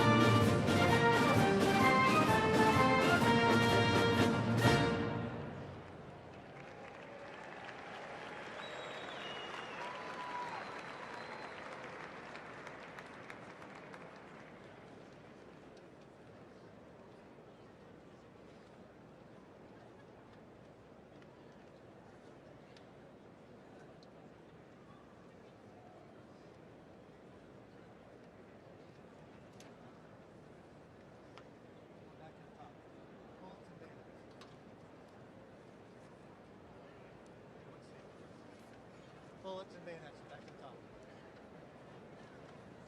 Bullets.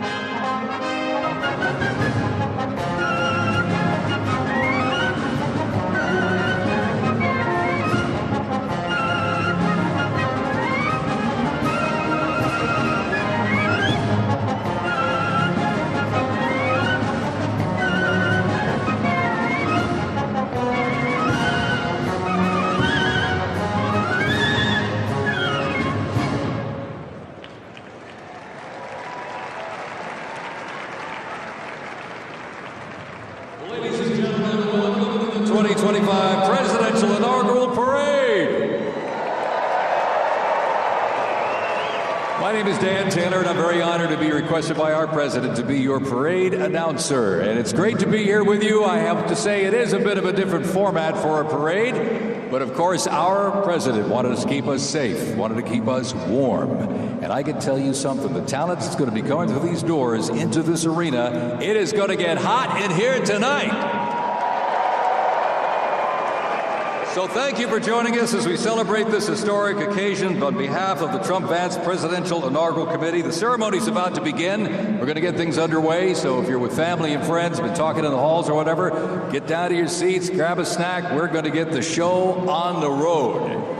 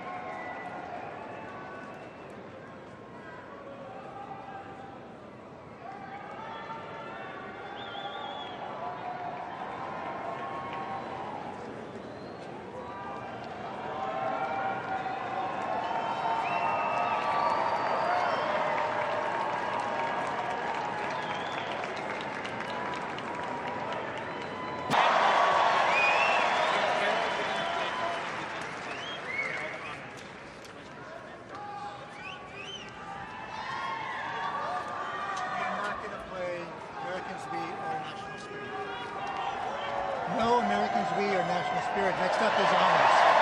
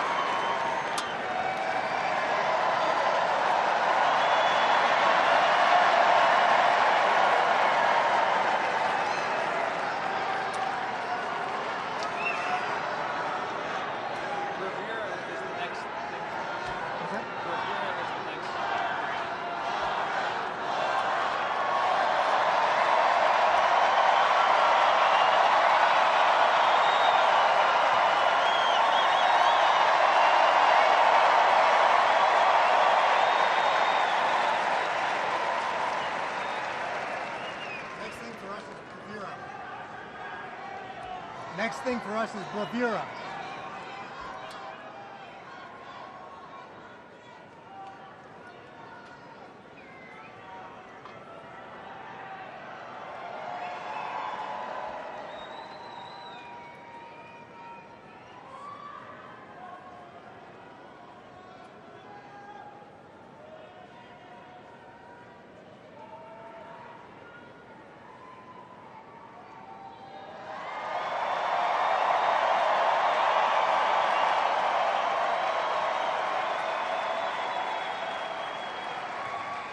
Ladies and gentlemen, we'd like to welcome the official fanfare music group of the President of the United States. Under the direction of Major Aaron Morris, the U.S. Army Band Herald Trumpets performing their fanfare that's actually written for the 47th President of the United States. Listen to this, it's amazing. This is Brass and Glory.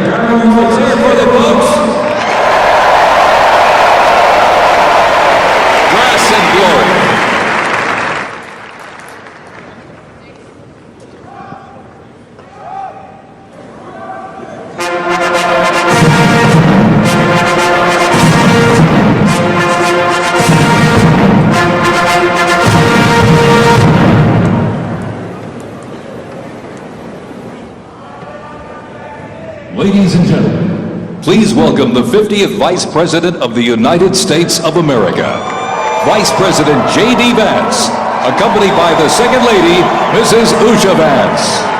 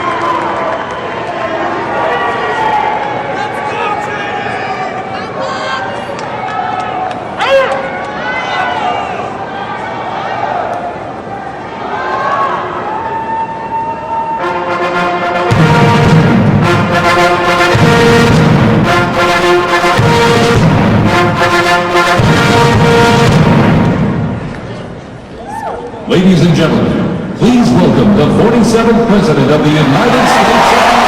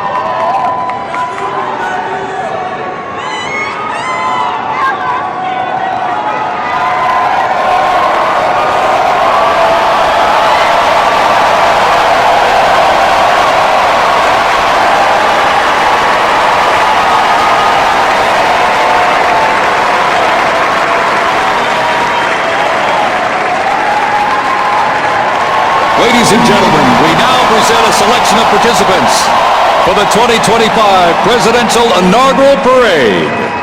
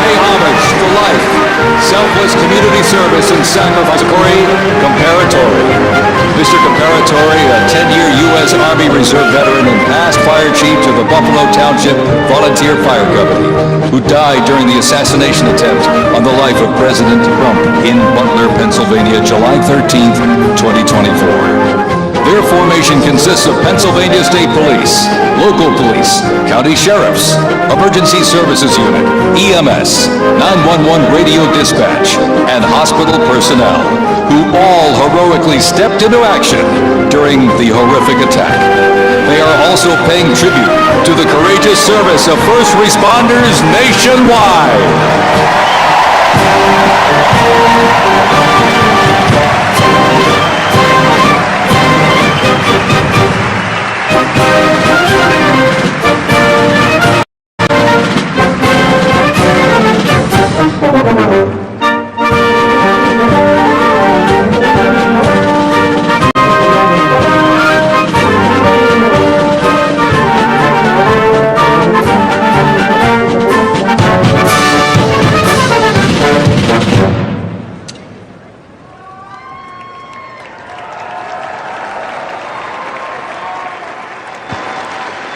Ladies and gentlemen, at this very special event, let us now take a moment of silence in honor of Corey Comparatori.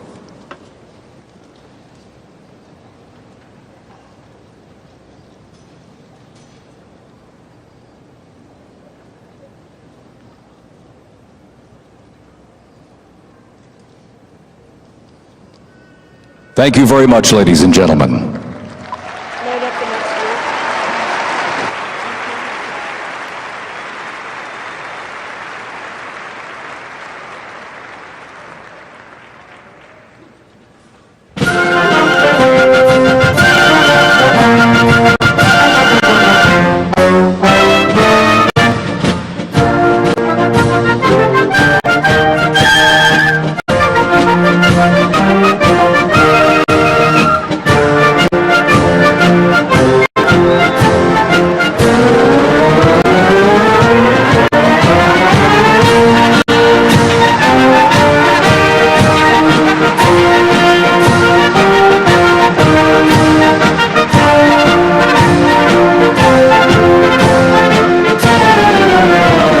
present to you the New York Military Academy from Cornwall-on-Hudson, New York. New York Military Academy stands out due to its unique connection to the President himself. President Trump is a 1964 graduate and has been enshrined as one of our alumni of distinction. This historic academy has been named a Junior Reserve Officer Training Corps, that's JROTC, and are marching with their cadet dress uniforms. Look at these, all modeled after post-World War I General Blackjack Pershing's gray uniform.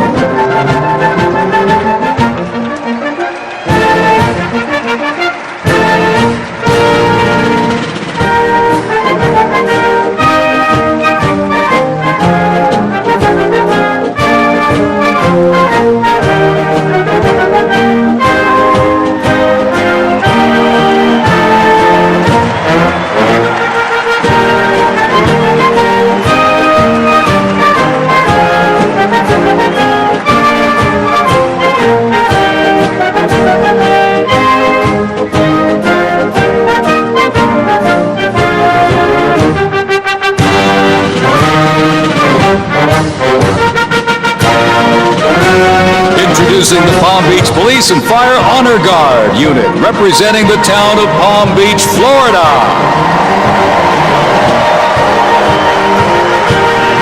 This group consists of police officers and firefighters from the town of Palm Beach, home to some of the most prestigious people in the world, including President Donald J. Trump.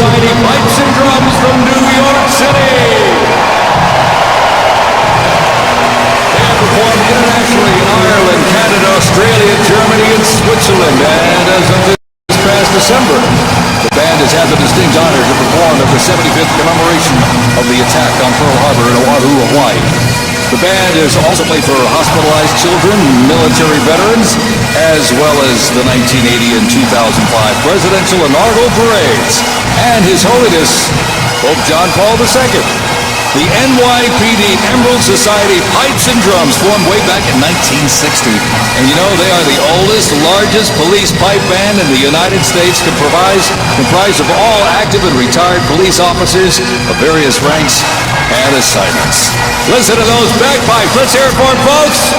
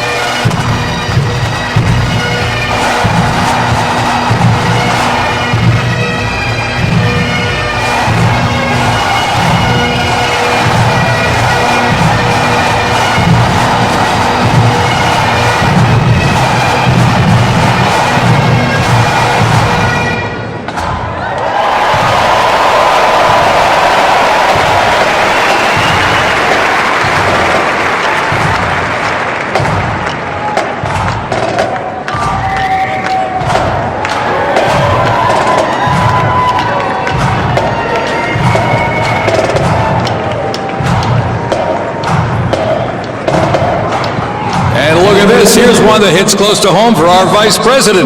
We now welcome the Middletown High School Marching Band and cheerleaders. They're traveling all the way from Middletown, Ohio to proudly represent their school, our nation, and outstanding alumni, including our new Vice President of the United States, J.D. Vance.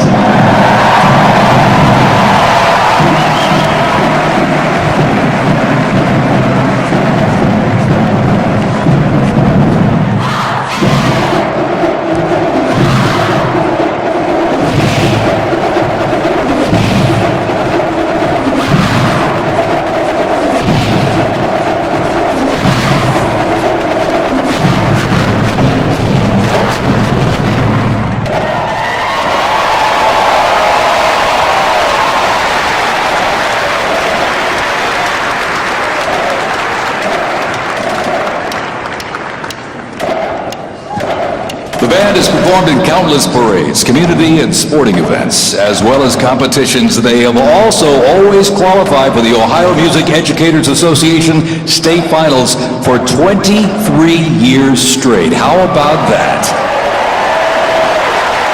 And have earned the highest rating in 18 of those appearances. Woo!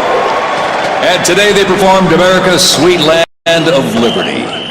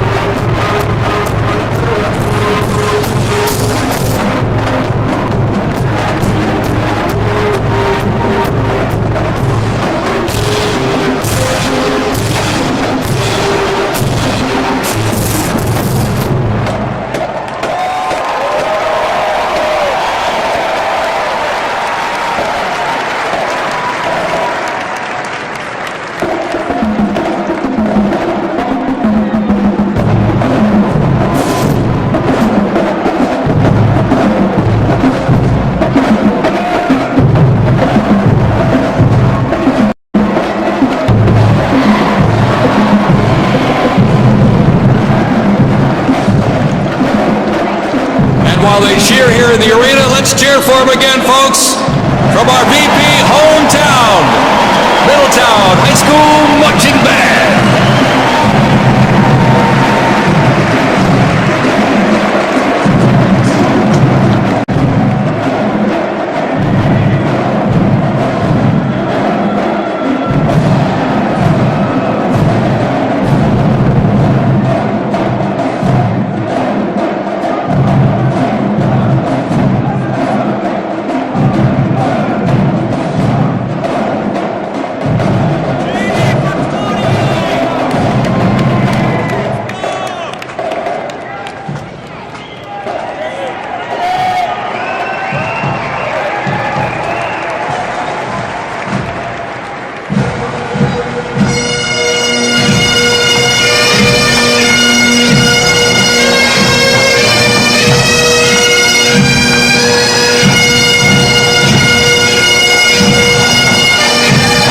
gentlemen, entering the arena right now, traveling from Boca Raton, Florida, the Florida Firefighters Pipes and Drums. And they are well seasoned when it comes to civic events. They've played and participated in parades, memorials, and other ceremonial events across both the United States and Europe. Today, they are wearing their most notable uniforms. What a great photo opportunity. Consisting of the Glengarry headgear and kilts. And they are proud to honor their fallen brothers and sisters each and every day.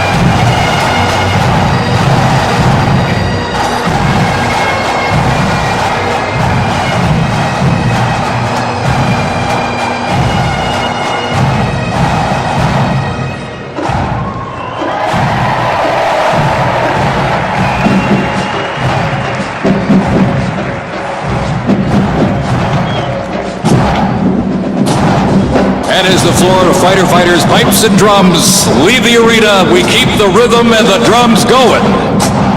Please welcome the Stewart's Creek High School Marching Band. Traveling all the way from Smyrna, Tennessee, they are proud to represent the volunteer state in the 2025 Presidential Inaugural Parade.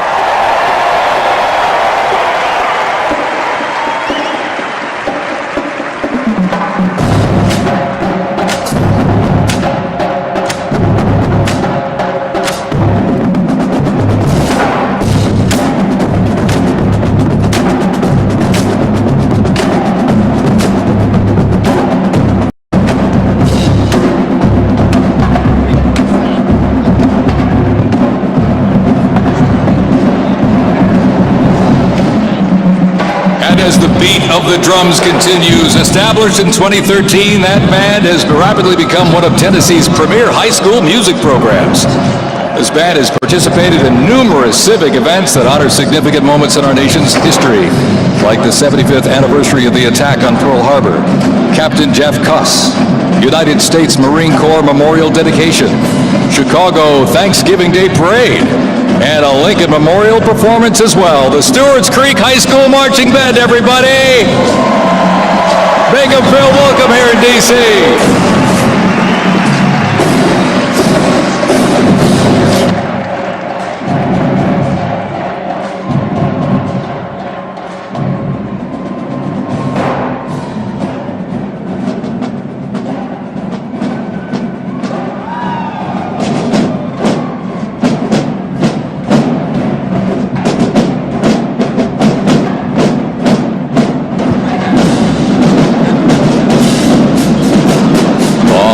Ladies and gentlemen, now welcoming the Mississippi Valley State University Band.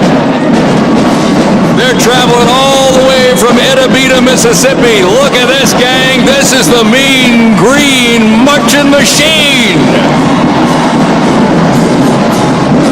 They are proud to represent historically black colleges and universities at the 60th Presidential Inauguration.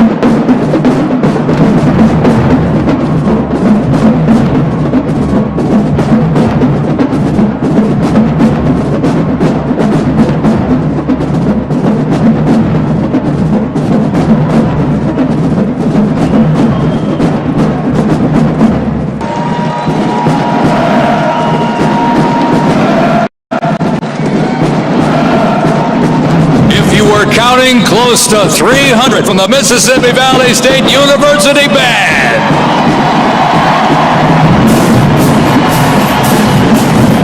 You know, since its founding, the band has consistently played a significant role at their university and across the United States. They have performed for athletic events, Mardi Gras parades, Rose Bowl parades, and many, many more. The Mississippi Valley State University Band takes great pride in presenting culturally diverse presentations for students, faculty, and the surrounding Mississippi communities. Take a look at that brass out there. Woo! That's just part of the big green marching machine. The Mean Green Marching Machine from Edabina, Mississippi, ladies and gentlemen.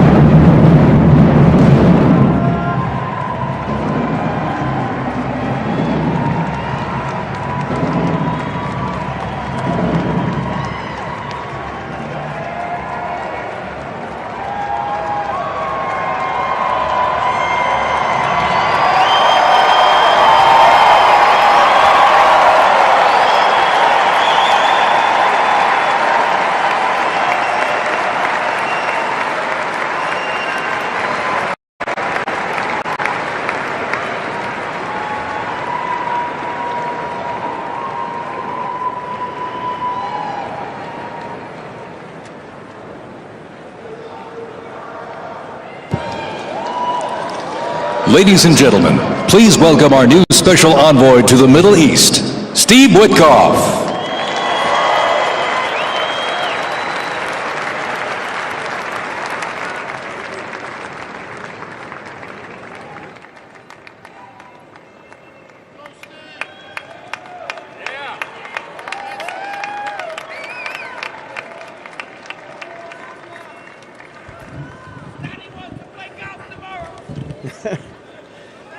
Good evening, everybody. I was appointed by President Trump to be the special envoy for peace in the Middle East.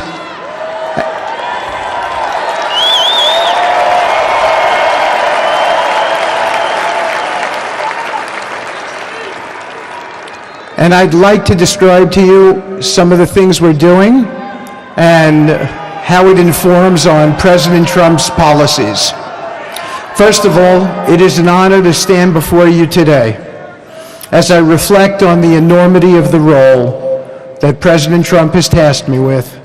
I am constantly reminded of the privilege it is to serve under the leadership of my boss, President Donald J. Trump.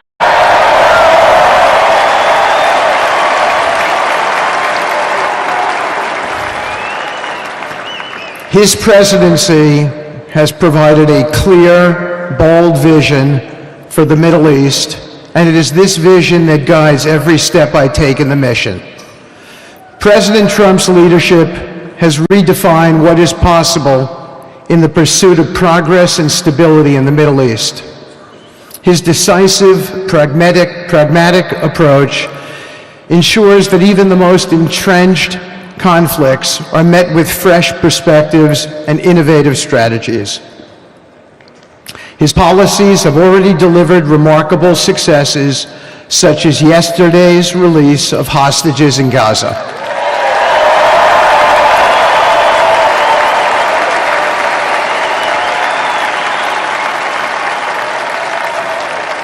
Thank you. This achievement demonstrates the strength of President Trump's leadership and the respect he commands on the global stage. It is yet another example of his ability to deliver results in the most complex and challenging situations. The Abraham Accords, a testament to his vision and determination, have also brought historic progress to the region, transforming old rivalries into new alliances. These agreements are not merely symbolic. They represent a practical roadmap for peace, economic cooperation, and mutual respect across nations. My role, as President Trump has tasked me, is straightforward yet profoundly challenging: to turn his vision into actionable outcomes. He sets the agenda, he lays the framework, and he inspires people like me into bold action. My responsibility is to implement his vision, engaging with leaders across the region to find pathways towards sustainable peace and stability. And let me tell you, having Donald Trump as a boss makes this task not only possible, but far more effective.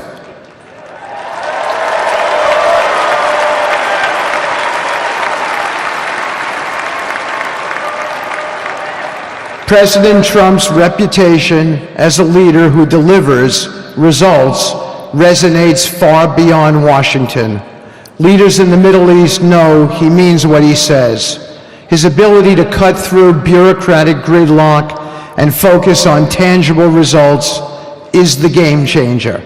It allows me to approach delicate negotiations with the confidence that the full weight of the United States is behind me.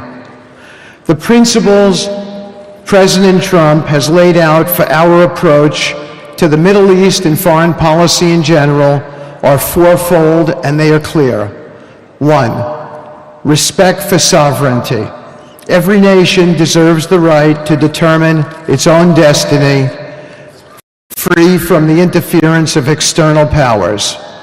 2, economic prosperity as a bridge to stability. Through economic partnerships and investment, we can build a foundation for cooperation that transcends historical grievances. 3, courageous diplomacy. Real progress requires difficult conversations and bold decisions, and it is through these that trust is built and maintained. And finally, 4, reciprocity and accountability. The United States requires reciprocal actions from our partners. We are done carrying the financial burden for nations that are unwilling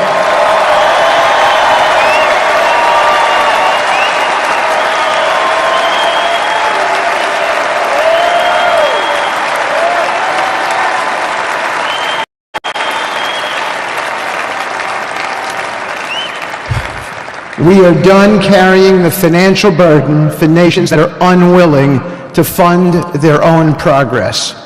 The days of blank checks are over.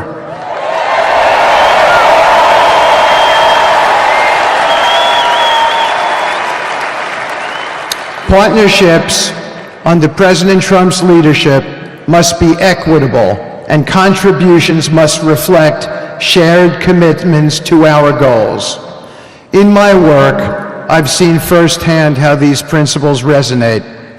They provide a foundation that transcends politics and speaks to the shared humanity of all people in a region. Leaders across the Middle East recognized that this Trump administration is serious about results, not symbolic gestures, but real, meaningful progress that improves lives. Thank you.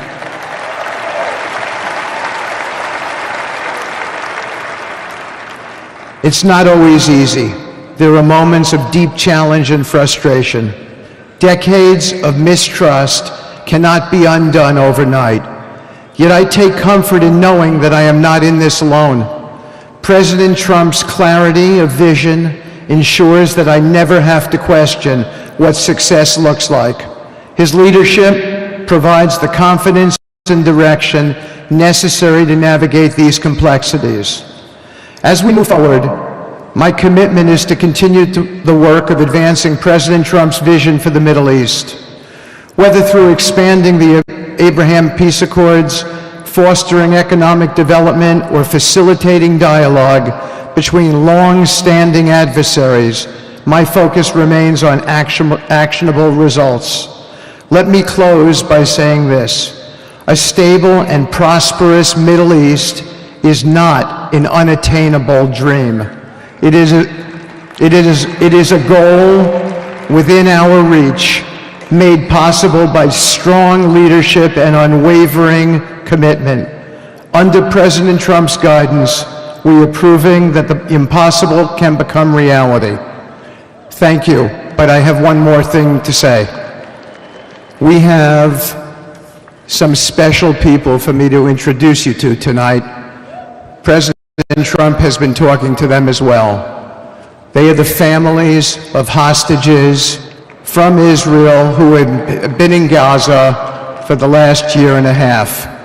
There are many of them here today. Several of the families have lost children and loved ones, and they're here because they're part of an effort to retrieve their bodies so they can be buried in a proper way.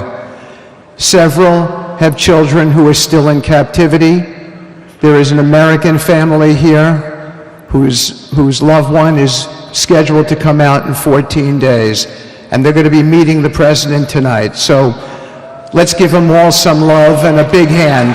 Come on up.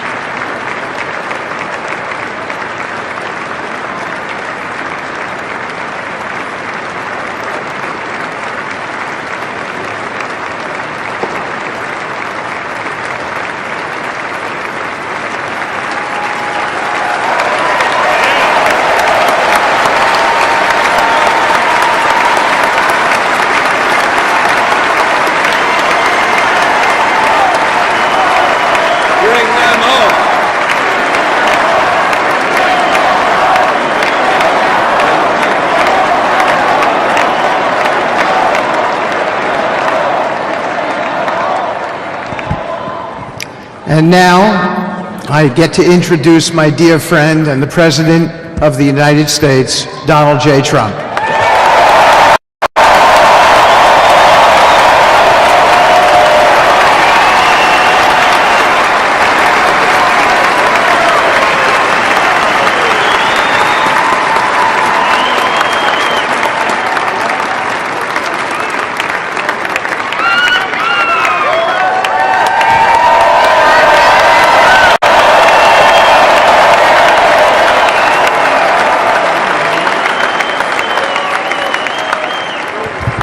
Thank you very much, everybody. Appreciate it. Thank you.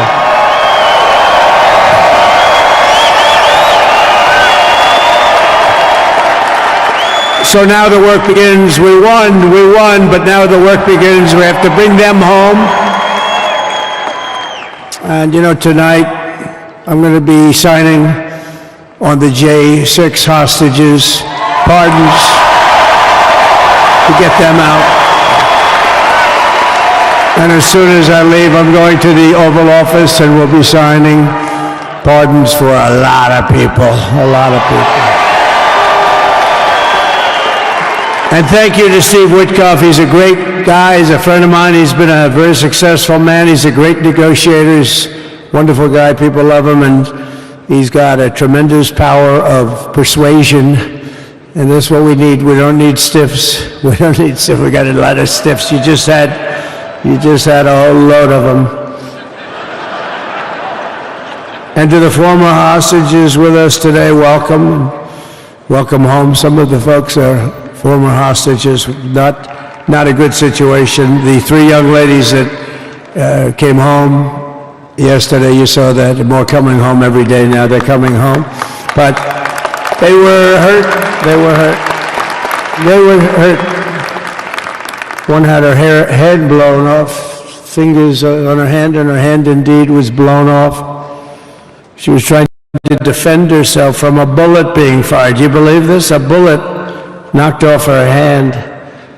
I don't know, you look at it, it's a disgrace. We never stopped praying for you, and we're so glad that you're reunited with your friends and families, and God bless you all. And some of them are just saying, no, my son is gone.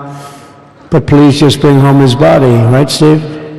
Many of you have told me that your son is gone, but bring home his body. It should have never happened. 3 years, it's ridiculous. Should have never happened. Wouldn't have happened.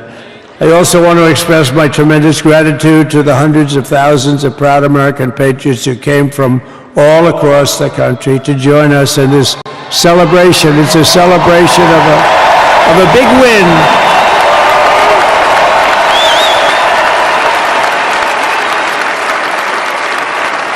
And you're witnessing the dawn of the golden age of America. That's what it's going to be. We're bringing it back. We're going to bring it back fast. We're going to bring it back faster. Let us also thank the incredible service members, National Guardsmen, Police, Secret Service, and law enforcement personnel who are keeping us all safe, even though, and they are great people. New York's finest. I grew up with New York's finest, and we got to give them their authority back. You won't have any crime. There'll be no crime. You give them little authority back. The whole way they run things in this country now, it's disgraceful. But it's going to change rapidly. We're going to make our cities safe again, too. Even though we're indoors, we've had a magnificent inaugural parade. And let's give a big round of applause. They were great.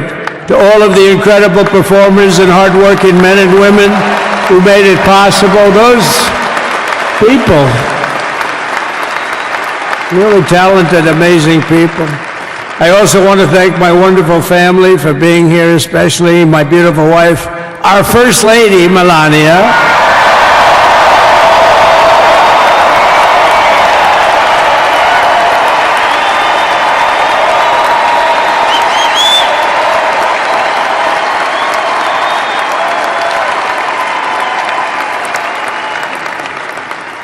I love our First Lady. And also, JD. How good has JD been?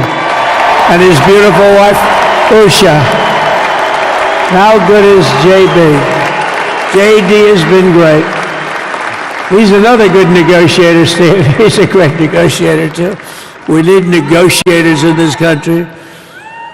But so many of the people on the stage behind, not only family members, as an example, Lara Trump, the wife of Eric. She was the head of the Republican Party along with my friend Michael. Stand up, the two of you.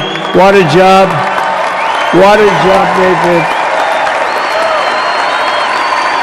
They worked so hard. They knew there'd be rigging, but they said, we're going to make it too big to rig, and we did. We made it too big to rig. We won every swing state by a lot. We won the popular vote by millions and millions of votes. We won the whole ball of wax. And now we're going to go and drill, baby, drill, and do all the things that we've wanted to do and bring your costs down, your prices down, and make our country safe. So thank you very much, Michael. Thank you very much. What a job you've done, Michael. I'm never moving you, you know. He was thinking about getting a nice job in the administration. I said, no, I'm leaving you right where you are. You've done a very good job. We're not moving you, Michael. I'm sorry. Anyway, thank you very much. Appreciate it. Appreciate it very much. Right here with us also in the arena, I'm about to sign some very important executive orders of our new administration. Hey, Don, will you stand up, please? Don is another one. How about Don? This guy.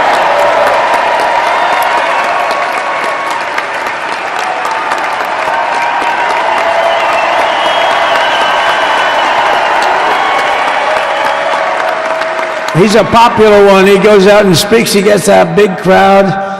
He's a little on the rough side sometimes, but that's what you want. He's done a fantastic job, and he loves our country. Thanks, Don. Great job. You've done a great job.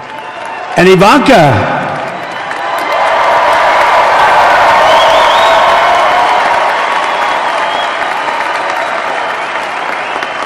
And you know, Jared negotiated the Abraham Accords, which are the biggest, it's the biggest deal made in the Middle East in many, many years, and it's really something. Jared, stand up, Jared. The Abraham Accords.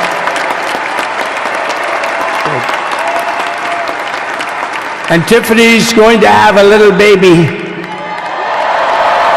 And Martha.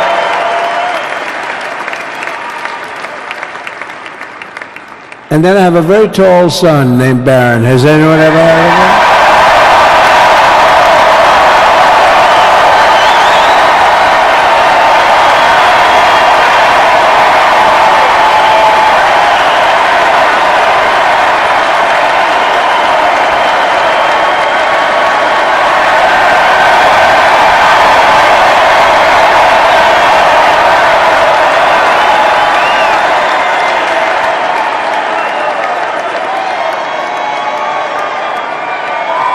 Thank you.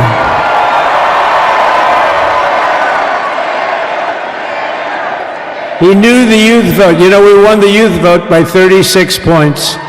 And he was saying, Dad, you got to go out and do this one and that one. And we did a lot of them. And he respects them all. He understood them very well. And he said, Dad, you got to go out, do Joe Rogan, do all these guys. And we did. We did. And Joe Rogan was great. They were all great, right? Baron, they were all good. He understood the market. Another famous one, how about Kai? Stand up, Kai.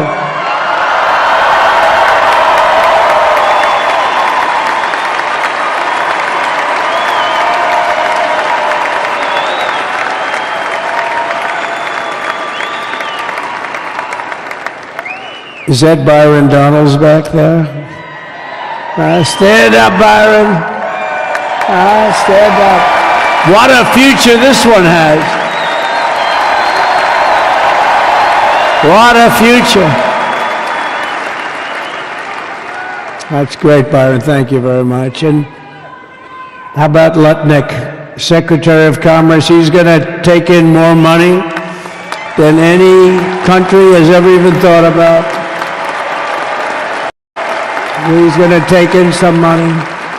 And we have many others. Look, I'm not going to go through, but we're going to sign some orders right now, and that's really what I want to do. So we're going to sign executive orders. First, I'll revoke nearly 80 destructive and radical executive actions of the previous administration, one of the worst administrations in history. Maybe not one of them, the worst. Anybody that would allow millions of people to pour through our borders from jails, prisons, mental institutions, insane asylums, gang members to be taken off the streets of Venezuela and deposited in our country, and many, not just Venezuela. You know, crime in Venezuela is down 74% because they took their criminals and gave them to us through an open border policy of the previous administration. All over the world, they're emptying their prisons into our country. They're emptying their mental institutions into our country. It stops as of 1 o'clock this afternoon, okay? It stops.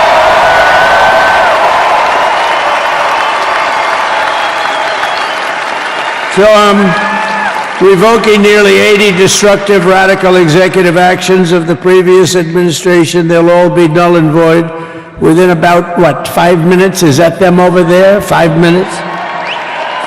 And next, to gain immediate control of the vast federal, out-of-control bureaucracy, I will implement an immediate regulation freeze which will stop Biden bureaucrats from continuing to regulate. Most of those bureaucrats are being fired. They're gone.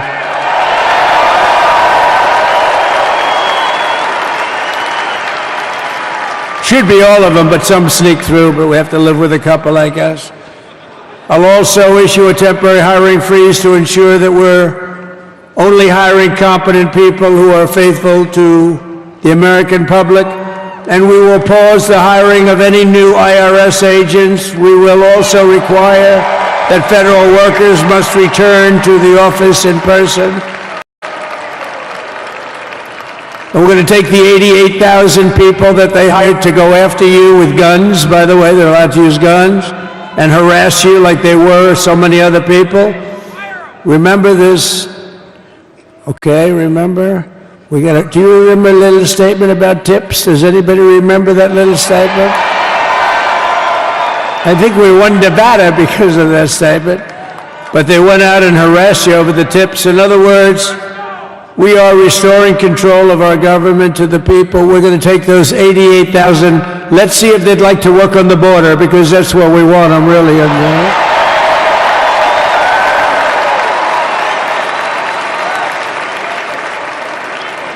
So we're going to have no tax on tips, right? No tax on tips.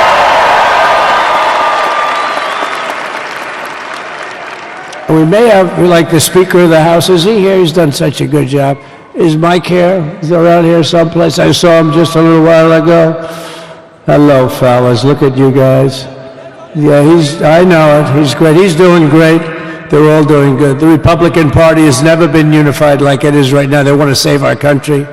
And we're going to more than save it. We're going to make it greater than it's ever been before by a lot. Next, I'm going to sign a presidential memorandum directing every member of my cabinet to marshal every power at their disposal to defeat inflation and rapidly bring down the cost of daily life, because your costs have gone through the roof in the last 4 years. Perhaps you didn't notice. Does anyone notice their costs are like double, triple, quadruple? You can't buy bacon. Apples have doubled in price. You want an apple, anybody? Pay twice what you did 2 years ago. We'll put more money in your pocket, and we'll bring back the American dream and to reduce energy costs and liberate our economy. So we have more oil and gas than any country in the world, and we're going to use it. We're not going to do the wind thing. Wind. Big ugly windmills, they ruin your neighborhood, they ruin your... If you have a house that's near a windmill, guess what? Your house is worth less than half. And did you see up in New England with the whales? You see what's happening? So they had 2 whales killed in about 14 years. Last year and the year before, total, they had 28. So if you're into whales, you don't want windmills either.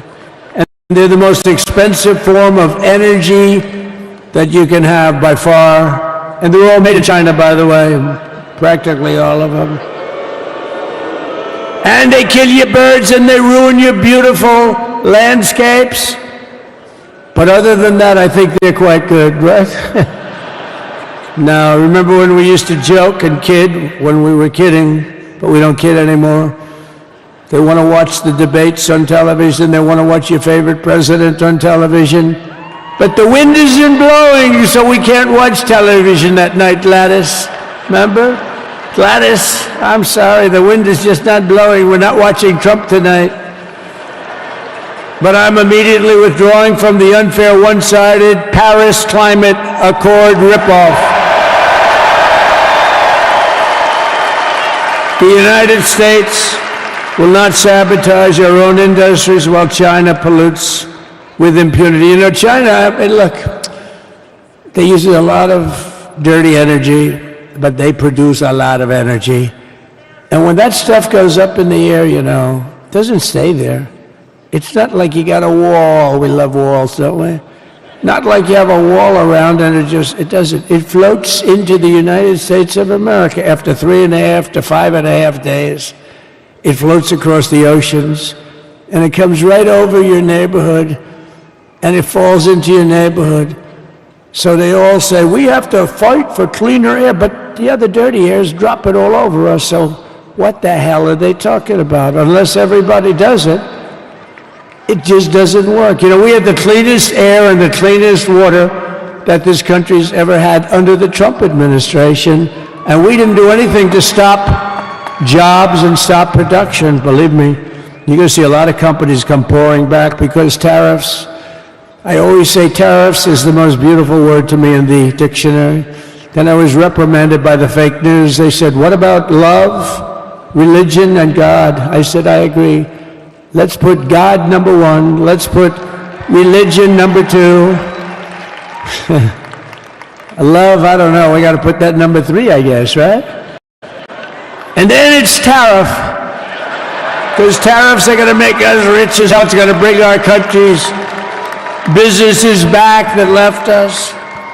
And I'll also sign an executive order to immediately end federal government censorship of the American people. In America, we believe in free speech, and we're bringing it back starting today to stop the weaponization. Oh, do I know about that? These creeps.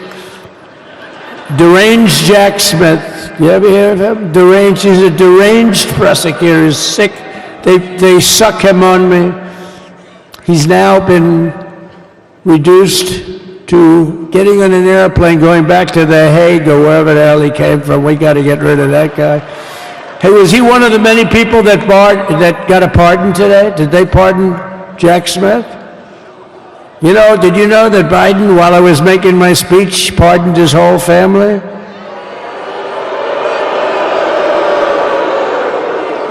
The brother, the whole deal was pardoned. Can you imagine that? While I was making my speech. Did everybody hear my speech? Did you like my speech?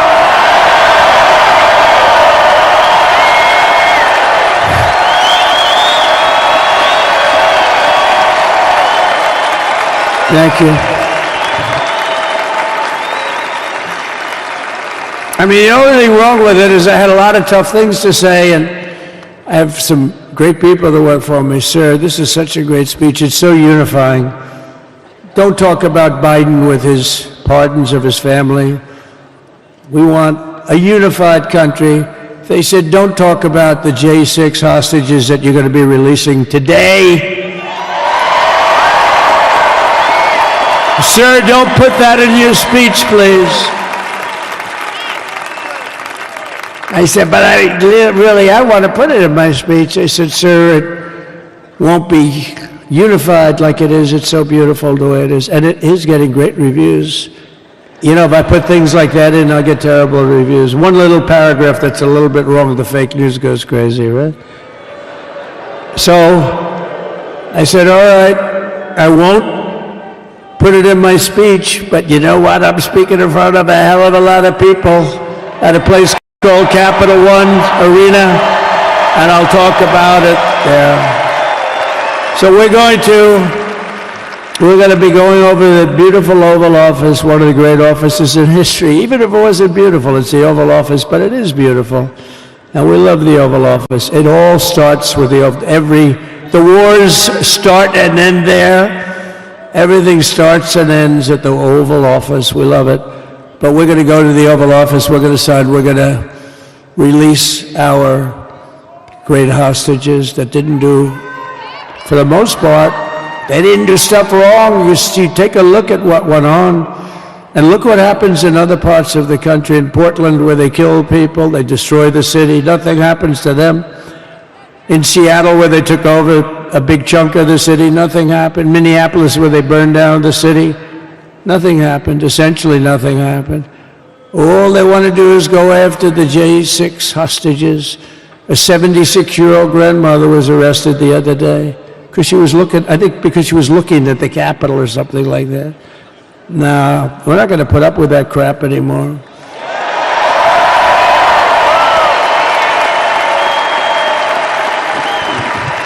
And to stop the weaponization of law enforcement, I've been investigated more than any human being in the world.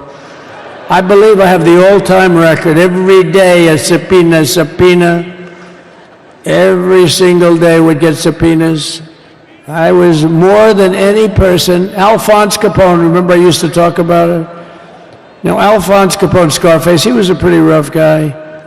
He was investigated about 1/100th what Trump was investigated. My father's looking down at me, my mother, how the hell did this happen? You know what it is? They investigated their political opponent, the opponent of Biden, and then ultimately Kamala. Has anyone ever heard of Kamala?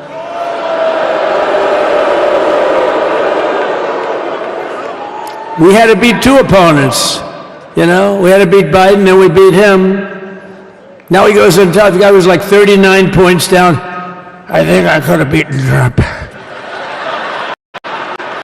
They should have left me in. I would have beaten.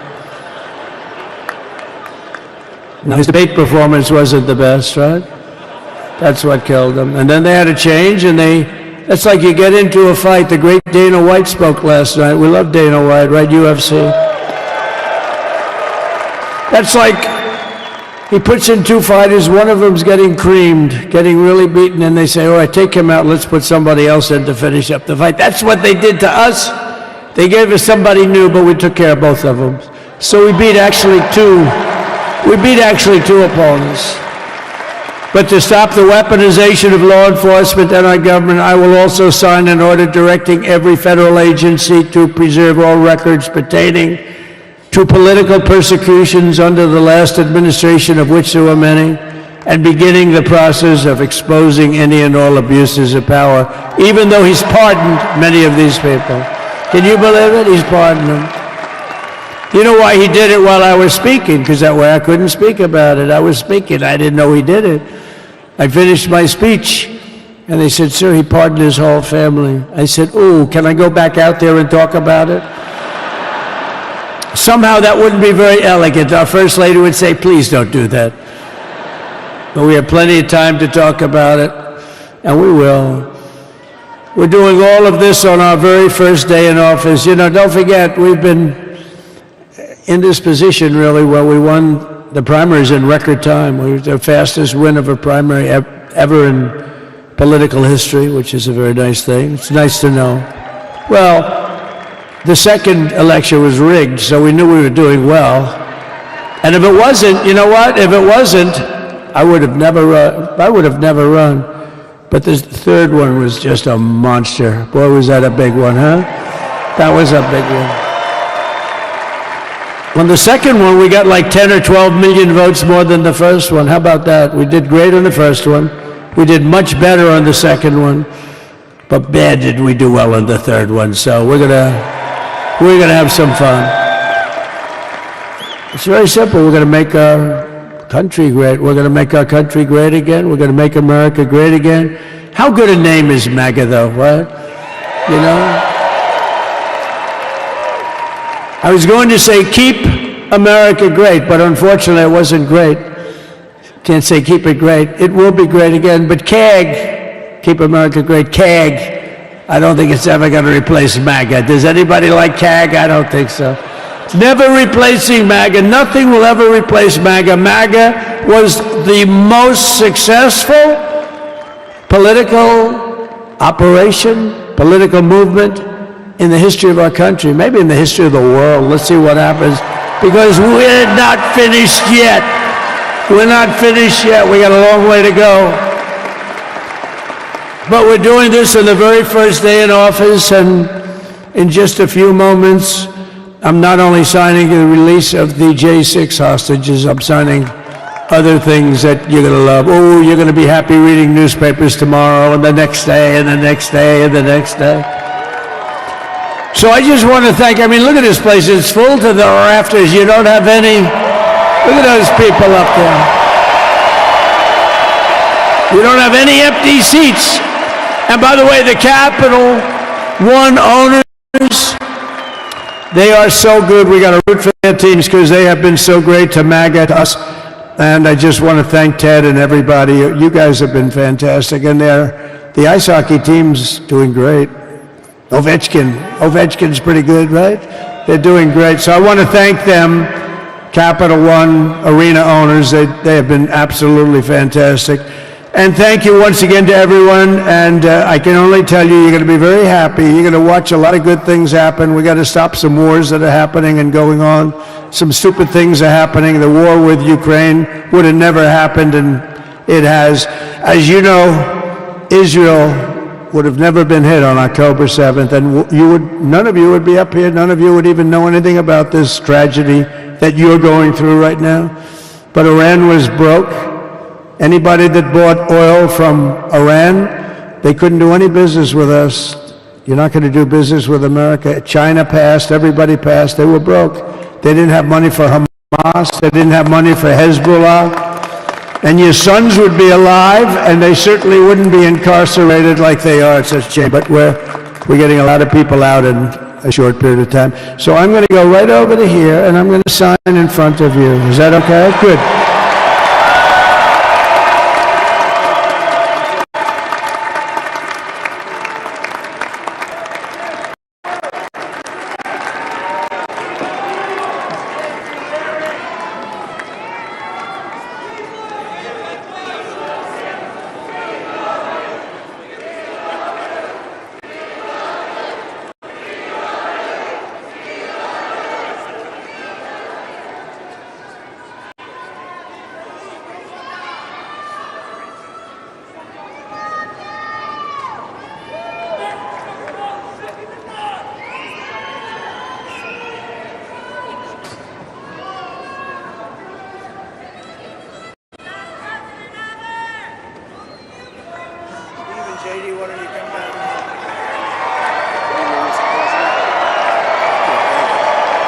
You have that other one to sign?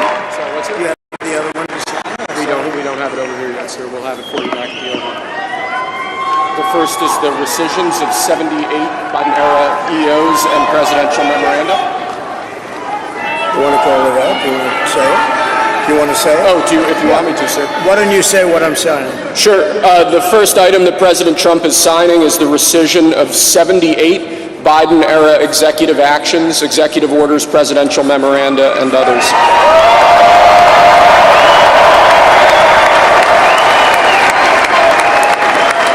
Thank you, sir.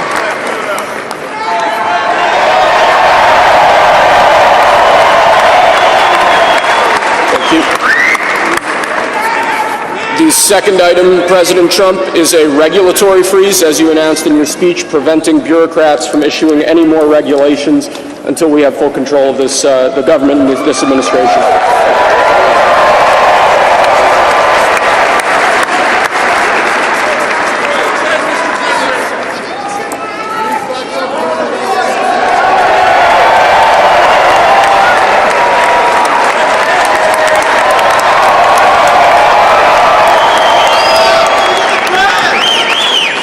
Sir?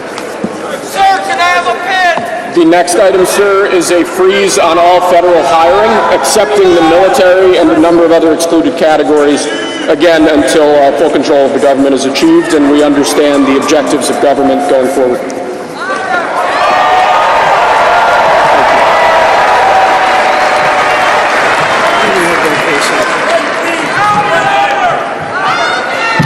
Could you imagine Biden doing this? I don't think so.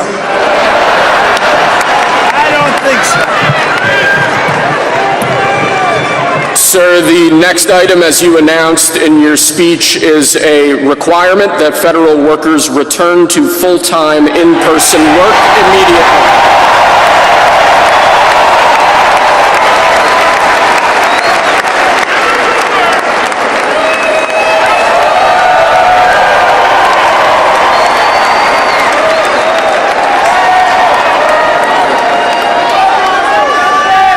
Thank you, sir. Next, we have a directive to every department and agency in the federal government to address the cost of living crisis that has cost Americans so dearly.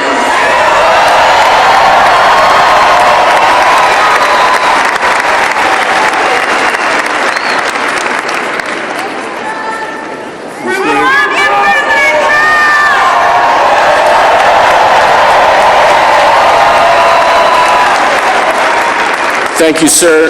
The next item here is the withdrawal from the Paris Climate Treaty.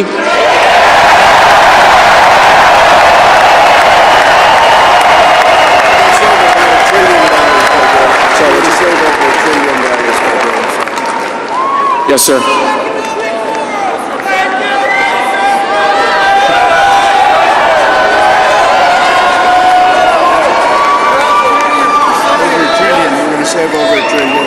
We're going to save over $1 trillion by withdrawing from that treaty.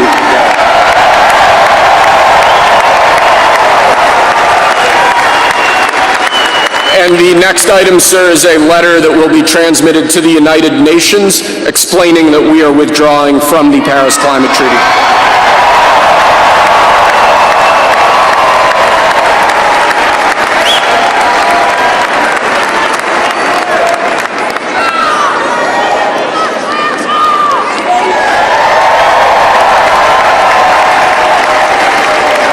Thank you, sir. This next item is a directive to the federal government ordering the restoration of freedom of speech and preventing government censorship of free speech going forward.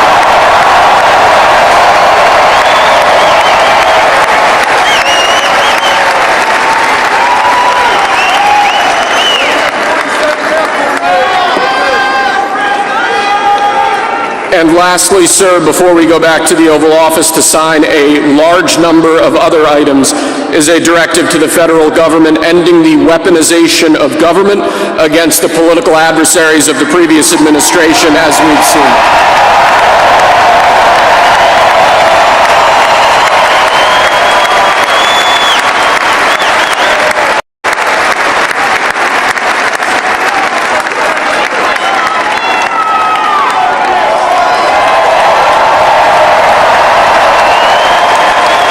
Thank you very much, sir.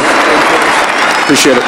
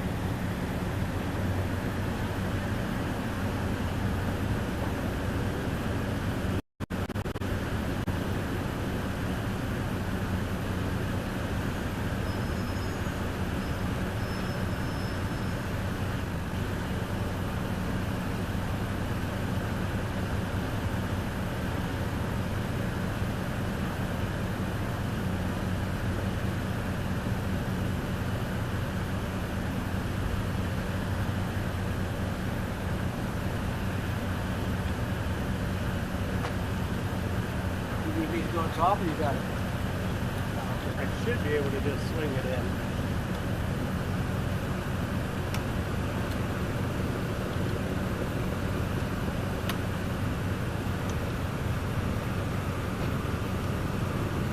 Good system. Yeah, it worked out pretty well.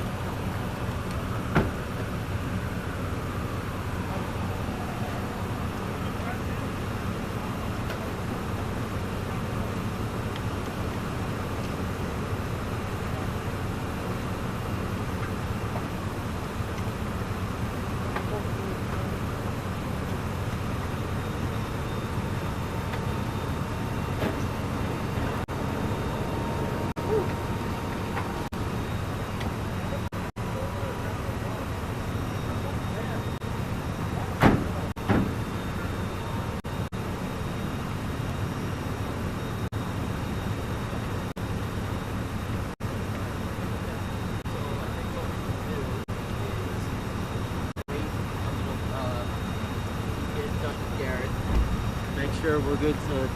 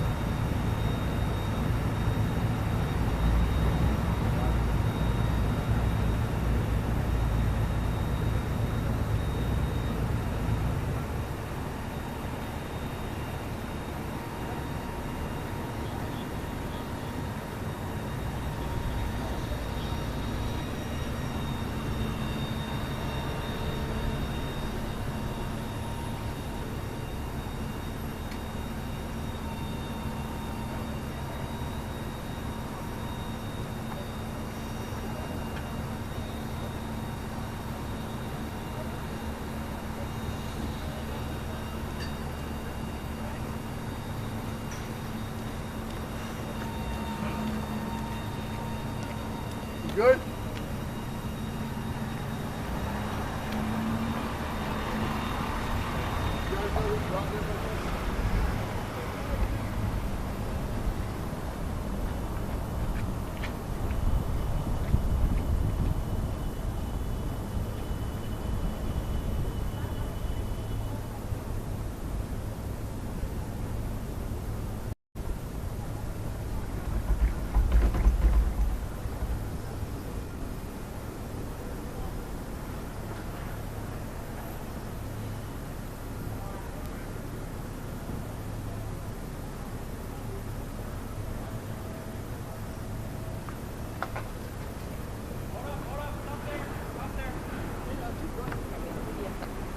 He was talking about the pedestrians. Oh.